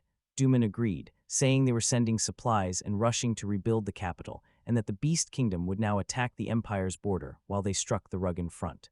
The girl was delighted. The Marquis told Alessia the fortress would be invaluable and asked her to speak to the magician so he would give it to them. She knew about it and remembered how Waterloo had refused to give up the fortress or extend the lease, asking that it be returned as soon as possible, so she answered the Marquis, who agreed. Crowds gathered around the ship, asking to buy it or to be invited to dinner. The magician looked out the window, and people began shouting that a shadow magician stood there. Ines was surprised by their number, because there were more of them than yesterday. The protagonist gave a tired sigh and said he knew they needed his ship, but wondered if they were afraid of putting the prince in an awkward position. The girls with animal ears told the magician he was very popular in the city because he had freed the port from the Imperial army, brought food, and helped form the Allied forces, and the magician looked confused and said he did not know this.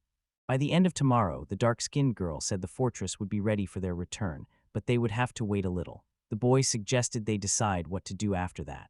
The magician said once they had recovered, they would sail to the southern city, and he would leave a month after dropping them off. The girl asked the magician if he would return to Luca, and if she could tell people in the southern city that Taru had introduced her, and he agreed because he was now famous and everyone would ask him, so it would be better to answer that way. Olesha apologized to the magician again for causing trouble, and he told her it was fine because he would get a lot of money when he bought Pepper again. The main character suggested a leisurely boat ride to the southern city, and the girls agreed. Olesha thought about it. Concerned whether she had enough money to thank Wadaru for doing more than she had originally planned, and then turning around, Alessia turned to Irma and asked to talk with her while looking at her. The next day, the heroes left Luca for the southern city, and the protagonist stood at the ship's railing, looking ahead. Leaning on the railing, he thought about how they had destroyed the Imperial fleet, forced the prince to his knees, and all the other things that had happened to them. Wadaru knew the mages were more famous than they had thought, but the Marquis and the prince had given them plenty of platinum, which helped since they were traveling on a luxury liner. The protagonist threw off his cloak, shouting that he was finally free. When the heroes reached the shore on their way to the southern city, the man said he had to say goodbye, and Alessia agreed, saying she would walk from there to the city to thank him for everything. Wadaru sincerely thanked everyone for their hard work, and the girl, confused, said she wanted to thank him too for everything. The man remembered and told her to pay back the money after they got back to the southern city. Alessia asked Irma whether she really had to do it, and Irma pushed her forward, saying it had to be done right away. He did not understand what was happening. She grabbed the protagonist by the shoulders and called his name. He was surprised and asked what she wanted. Alessia looked at him and decided to do it. The girl quickly kissed the man on the cheek and thanked him for everything. They both blushed. Tara looked at her in surprise, unsure what was happening. One by one, the girls kissed the man's cheeks and thanked him, unsure if it really counted as gratitude, and he was amazed and delighted. Irma stepped close to the man and whispered, asking if he liked it. The main character realized the idea was hers and silently thanked Irma, who then said goodbye to the magician and left. Wataru stayed on the ship with the dark-skinned elf and Eanes and wished them luck. The protagonist was sailing at sea and standing on the street when he opened a jar of black tea and drank it. Smiling, the boy talked about the beautiful morning as a sea monster tried to attack the ship, but a magical barrier kept it out. Ina sat up, wished everyone good morning, and asked what they had cooked. Tari returned the greeting, and the girl beside her said it was their first visit to the Dark Elf village in a long time, so she wanted to treat her relatives. 4 days after leaving Carousel, the heroes headed for the island of the Dark Elves. The boys swam over the rocks, and the main character looked back and saw people standing on top. Wataru pointed to the villagers and called out happily to let them know they had arrived. Villagers stood with masks and weapons, aiming their bows at the heroes. Wataru didn't understand why they were armed. Someone at the front called to the village chief, who took off his mask and recognized the heroes. The village chief asked Wataru whether it was him and apologized for the meeting, and the boy asked the elf whether there was any reason they were so heavily armed, and the elf said no. The village chief said he had only seen an unfamiliar ship and got wary, not realizing Wataru was aboard inviting guests to the village. The protagonist realized he would need to pick him up when they returned to the southern city. Venturing deep into the village, the boys saw the villagers' houses standing on tree roots and were amazed. Ines, she spread her arms and said how amazing it was, adding that it was simply a magnificent village. The village children recognized Felicia and greeted her, waving. Felicia smiled at the children. Wataru said it was great here, and the village chief agreed, noting the villagers' houses had been built much faster than expected and thanking the boy for his praise. Smiling, the boy suggested a festival to mark the village's founding, and when the village elder asked what it was for, the main character winked, agreed it was like a holiday, and admitted his food and alcohol were already prepared. After a moment's thought, the elder said he would gladly arrange it, but they'd been keeping quiet since non-human hunters chased them, and he wasn't sure everyone would agree, and the slime slid off the man's head as he fumbled to catch it, saying she wanted a festival too, and the man agreed. A festival to celebrate the Dark Elf village's move took place, and Wataru brought glasses and told the guests the celebration would be in the evening. A girl asked a boy what a festival was, and he said it was a time for people to have fun, make noise, and play, which delighted the children. Carrying firewood, Ines asked if there would be too much and what they planned to do with it, and the protagonist grinned and said she would find out later, sure they would arrange a holiday for everyone. Asked to give the opening speech, the main character hesitated on a small stage in front of the Dark Elf Nation and asked for a moment.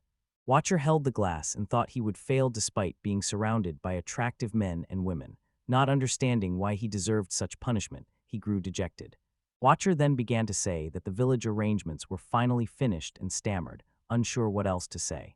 Raising a glass shaped like a small wooden barrel, the boy closed his eyes and offered a toast for the village's continued growth and good health. The elves lifted their glasses and echoed his joyful wishes.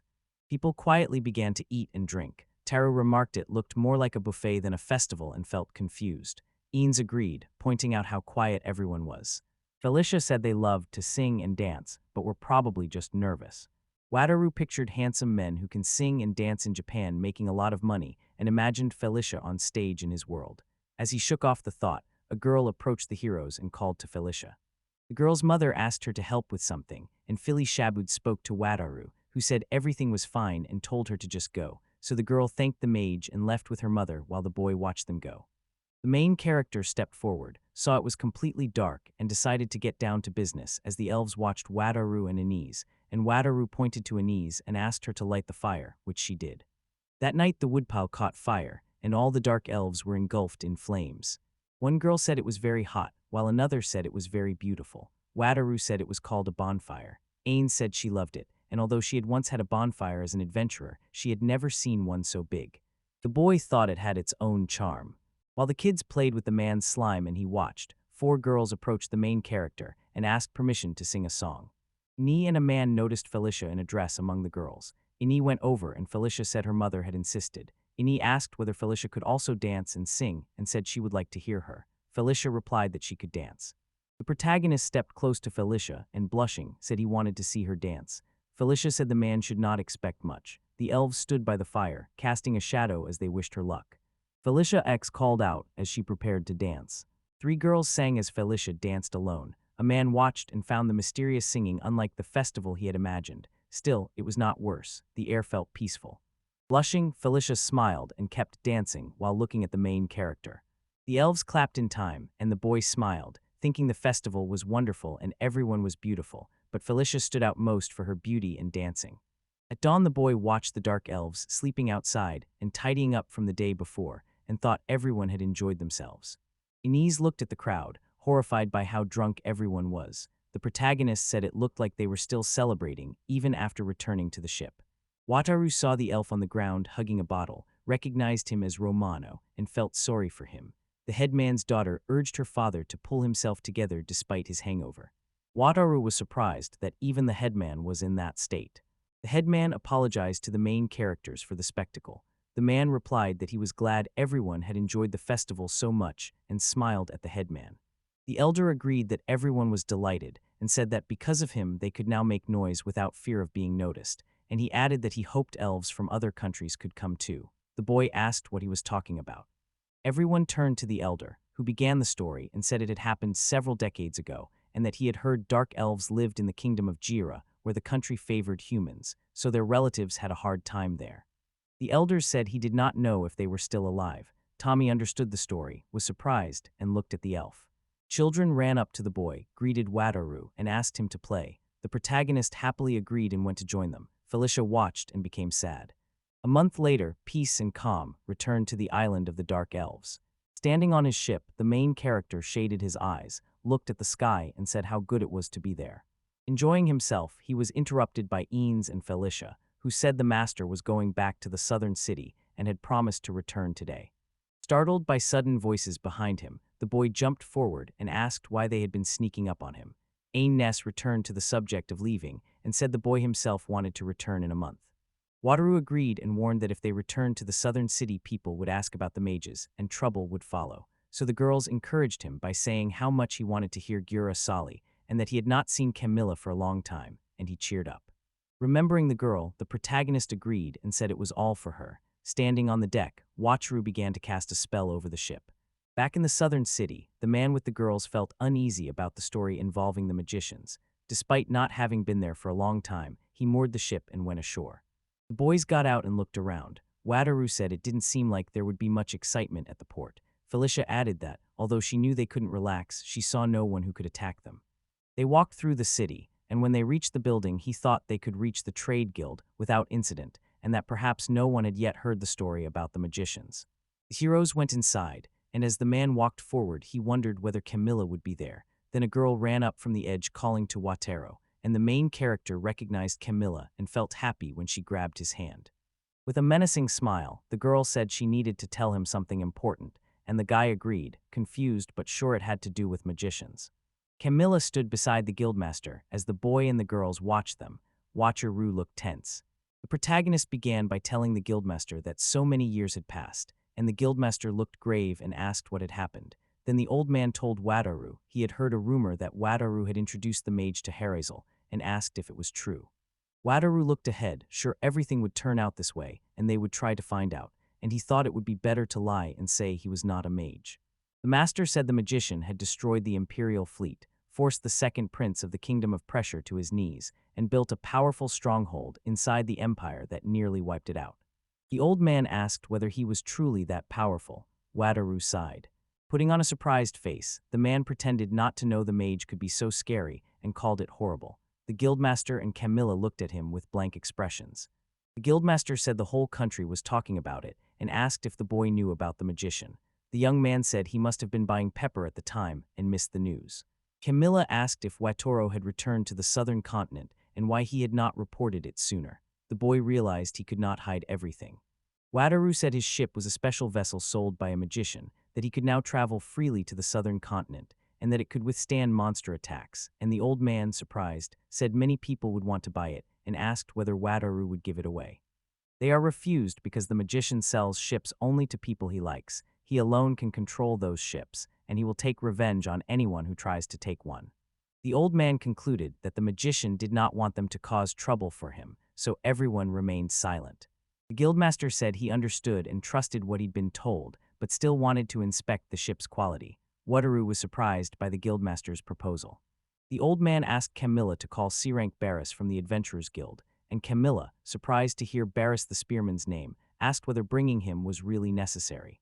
Pointing at Wataru, the old man said they would run an experiment to see whether the mage's ship or the C-rank adventurer was stronger. At the trade guild, the guildmaster led the way and Camilla followed, telling her to make more wholesale deliveries to the guilds, and recalling that he once bought pepper on a nearby magician's ship he had not known about. She asked the master whether he really believed Wataru's story, since it was obvious he was hiding something. The old man replied that he already knew and understood. The master looked at the girl and said Wataru was certainly a magician. The girl looked surprised. The old man said the man was kind but could do terrible things if cornered. If they did him a favor, he would repay them someday, so there was no point in making an enemy of him. She said she doubted Wataru was a terrible magician. The old man added that in Luca magicians are treated kindly, so there is nothing to worry about, and the girl thought about how the man could not refuse people asking for his help and smiled, feeling it made sense. The next day, while inside the ship, the protagonist said he had made the interior look like wood, but it proved too much trouble. Felicia told him they had to do it to convince the guildmaster. Inez said that although they had been treated with suspicion, they accepted Wataru's story and were willing to make concessions. The boy realized how he had lied and felt ashamed. He left the cabin to wait for the guildmaster. From a distance, someone called to him, and he looked back. Alessia and her team waved up at the man above, saying how long it had been since they'd last seen each other. The man was glad to see the girls and asked if they had come that far for them. Alessia confirmed and said they had promised to thank them. He assumed she meant they were thanking him for protecting Luca. The main character invited them aboard the ship for tea. Felicia welcomed the guests, and the dark-skinned girl noticed that everything was heavily camouflaged, even indoors. The other girls eagerly asked Taru what had happened. The man said yesterday he was at the commercial guild, where the guildmaster asked many questions and now wants to inspect his ship, promising to come today. Alessia apologized for dragging them into this. Wataru told her not to worry and said if she kept apologizing so much he would be embarrassed. She exhaled and agreed. The tea was ready. The girl sat and emptied the bags, saying they contained 313 platinum coins for saving her, and Wataru didn't understand the amount at first, but later he was both surprised and shocked. The young man said it was too much, and that the girl must have made a mistake because adventurers could not earn so much, and the girl replied she had received the money from selling the dragon skills she found in the cave of Palermo, and as a reward for the war, adding that it had become possible only thanks to Wataru. The man replied that even then the amount was too large. Alessia said that even considering all Haru did for them, it still was not enough. The magician imagined that if the girls had no trouble making money, he could take the money and buy a luxury cruise ship for everyone. Wataru said he would take them and thanked him for the reward. Someone then grabbed his shoulders from behind, surprising him. Irma leaned against his neck and said they could now enjoy more comfort and not have to work. He blushed. Alessia agreed and asked them to stop speaking so formally. The man said he hadn't even noticed. The other girl said changing too fast would be awkward and suggested doing it gradually. Wataru promised he would try. Surrounded by girls, he sat unsure whether he should be happy they were getting closer because everything felt too unexpected. Inaz entered the cabin and told the master that people from the trade guild had arrived, and the boy looked back as the guildmaster, Camilla, and others approached the ship. Wataru went to the meeting with Alessia and noticed how formidable the C-rank adventurer was. The girl corrected him, saying it was the master of the Adventurers Guild, and the guild master, wondering if that meant he had a C rank, apologized to the protagonist for keeping him waiting and asked why Jira Saul was here. Alessia stepped in front of Wataru and said she was the man's escort, then whispered that 2 guards were not enough for a C rank and asked to stay with him for now, and he asked whether it was really necessary and agreed when she said it was. The guildmaster pointed to the man beside him and told Wataru this was Marco, the knight sent by the Count of the South, with the master of the Adventurers Guild standing beside him to oversee the experiment, and the man agreed, looking confused. The heroes sailed away from the city, and Wataru said it was a deserted place where they could hide from prying eyes, when one of them saw a figure in the distance and asked who it was. Alessia's team moved in, grabbed the man, and told him to step back, explaining he was a C-ranked adventurer. The girls looked at the young man holding a spear, who smiled at them, and said he was the spearman Barris, someone they could not defeat even if they tried very hard. Holding his spear, the young man listened as they talked about him. Elysia told Vader that if Boris attacked them, they could not protect him outside the ship. The main character was stunned by the girl's words and began to sweat. When the ship reached land, the guildmaster shook Barris's hand and said he was very glad to see him, and Barris answered that he was equally pleased to meet him.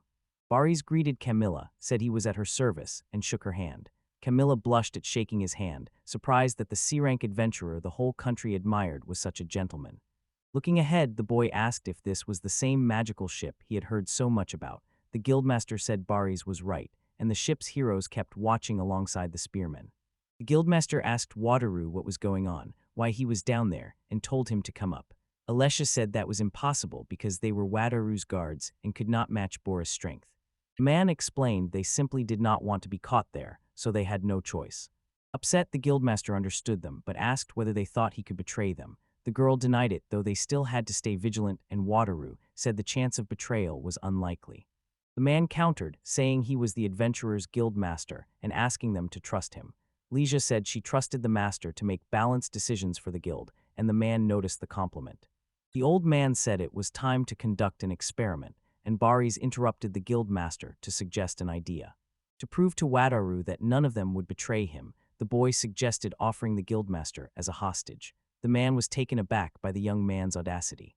The guildmaster refused and jumped back, so Baris tied up the adventurer's guildmaster, leaving the guildmaster shocked, while Baris said they could now test the experiment since the guildmaster had suffered enough to test how long the ship could withstand, and asked whether he would cooperate.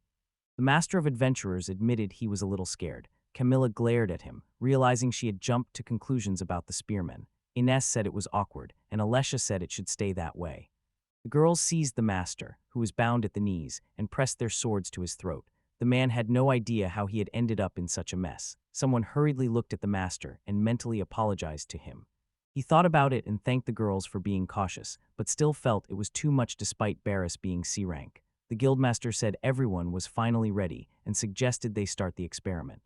The old man asked Baris to start, and Baris readily agreed and jumped up. The protagonist watched Baris and was surprised when Baris suddenly disappeared.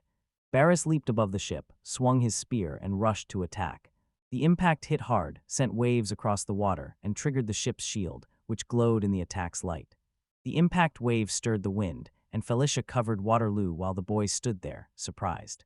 Shielding themselves from the wind, everyone looked surprised as the guildmaster laughed, and the water rose past the shore.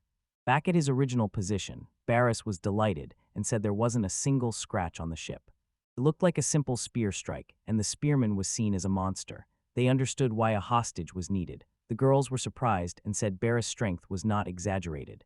Baris resumed the attack, offered to try once more, and spun the spear with renewed vigor.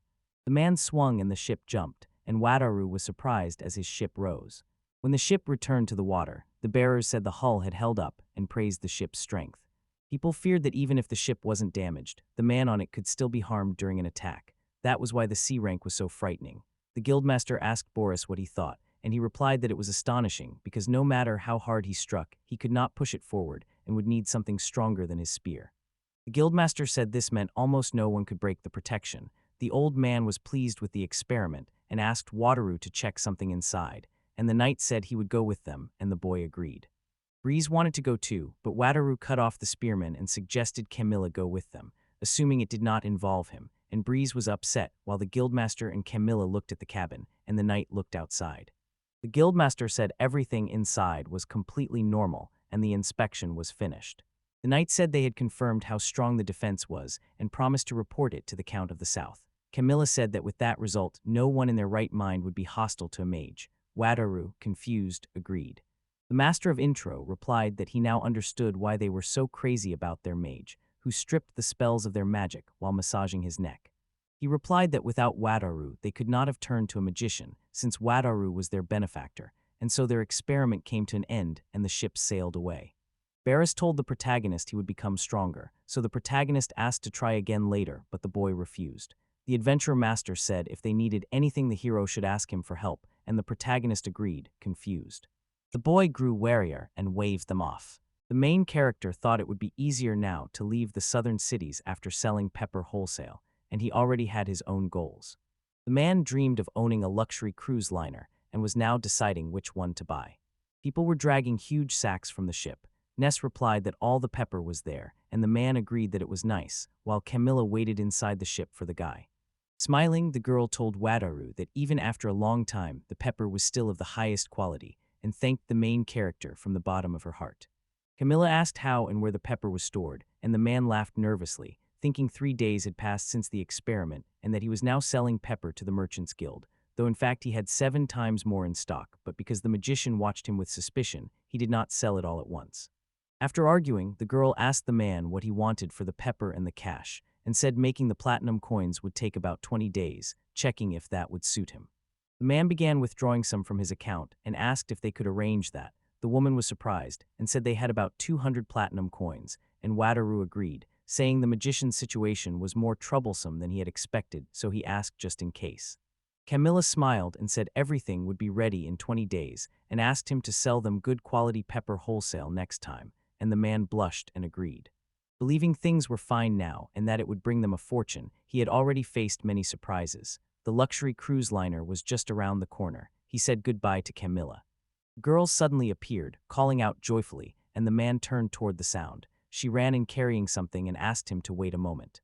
A girl with round animal ears ran to the man with a huge crab and shouted to Wataru that she would eat crabs. The main character was surprised and asked what she meant. While the boys sailed, the man was stunned by the size of the sea creature. Elijah apologized for the sudden appearance and said this monster is a big grabber. Wataru wondered whether they would eat the monster. Ina said Camilla was surprised too. The girls said they do not usually eat monsters, but they had caught him thinking Wataru could cook him. The boy said that if it really was a crab it could be grilled or steamed, but he had no pot big enough, and when Alessia suggested cutting it up, he said that would ruin its flavor and summon the ship, leaving the girls surprised and saying that Wataru's ship was amazing. A crab lay in a small boat that looked like it was made of rubber. The girl asked if they could boil it there. Wadri said he had swapped the rubber boat for an iron one and disguised it so they could. Aina said she would prepare hot stones and use magic. The boy agreed, and the girl threw the stones into the water. When the stones went out, the boy realized one try probably wouldn't be enough. Eanes turned away and suggested she try again. Irma suggested warming up the boat itself. An hour later the crab was ready. The girl who caught the crab said it was a beautiful red, and Wataru said it looked as if a fire burned inside it until Eanes grew tired of using magic. What Teru suggested was that the girls make alcohol and have a party while they were there. Alessia agreed and said it was a great idea. A man stopped a luxury ship. The girls split the crab, and the man said it was too big and did not look very appetizing. Leisha said it was not poisonous, but they did not know if it was edible until the other girl, who had wished her a pleasant meal, began to eat.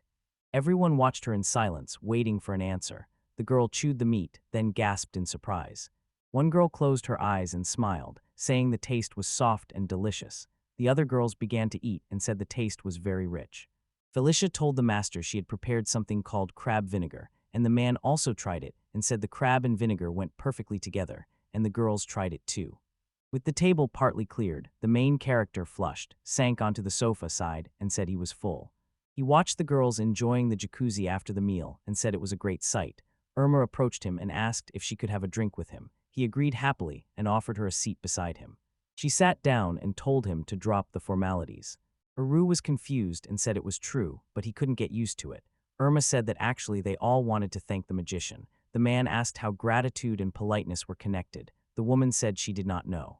After the incident with Luca, the mage was in great danger, so she and the other girls discussed becoming his guards. He said it would help but seemed too extravagant, and she added that Alessia believed getting closer would let her stay with and protect him. Wataru felt embarrassed. Irma said it seemed odd, and he agreed, but he was glad they were concerned about it. Irma laughed and said he could safely contact them if he had any problems because everyone would be happy. He watched the girl leave and wanted to be closer to Girasol, feeling it was like a dream come true.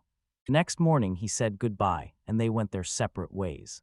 After watching the girls leave, Water heard Eanes call to the master, saying the pepper was for sale and they could buy a luxury cruise liner immediately.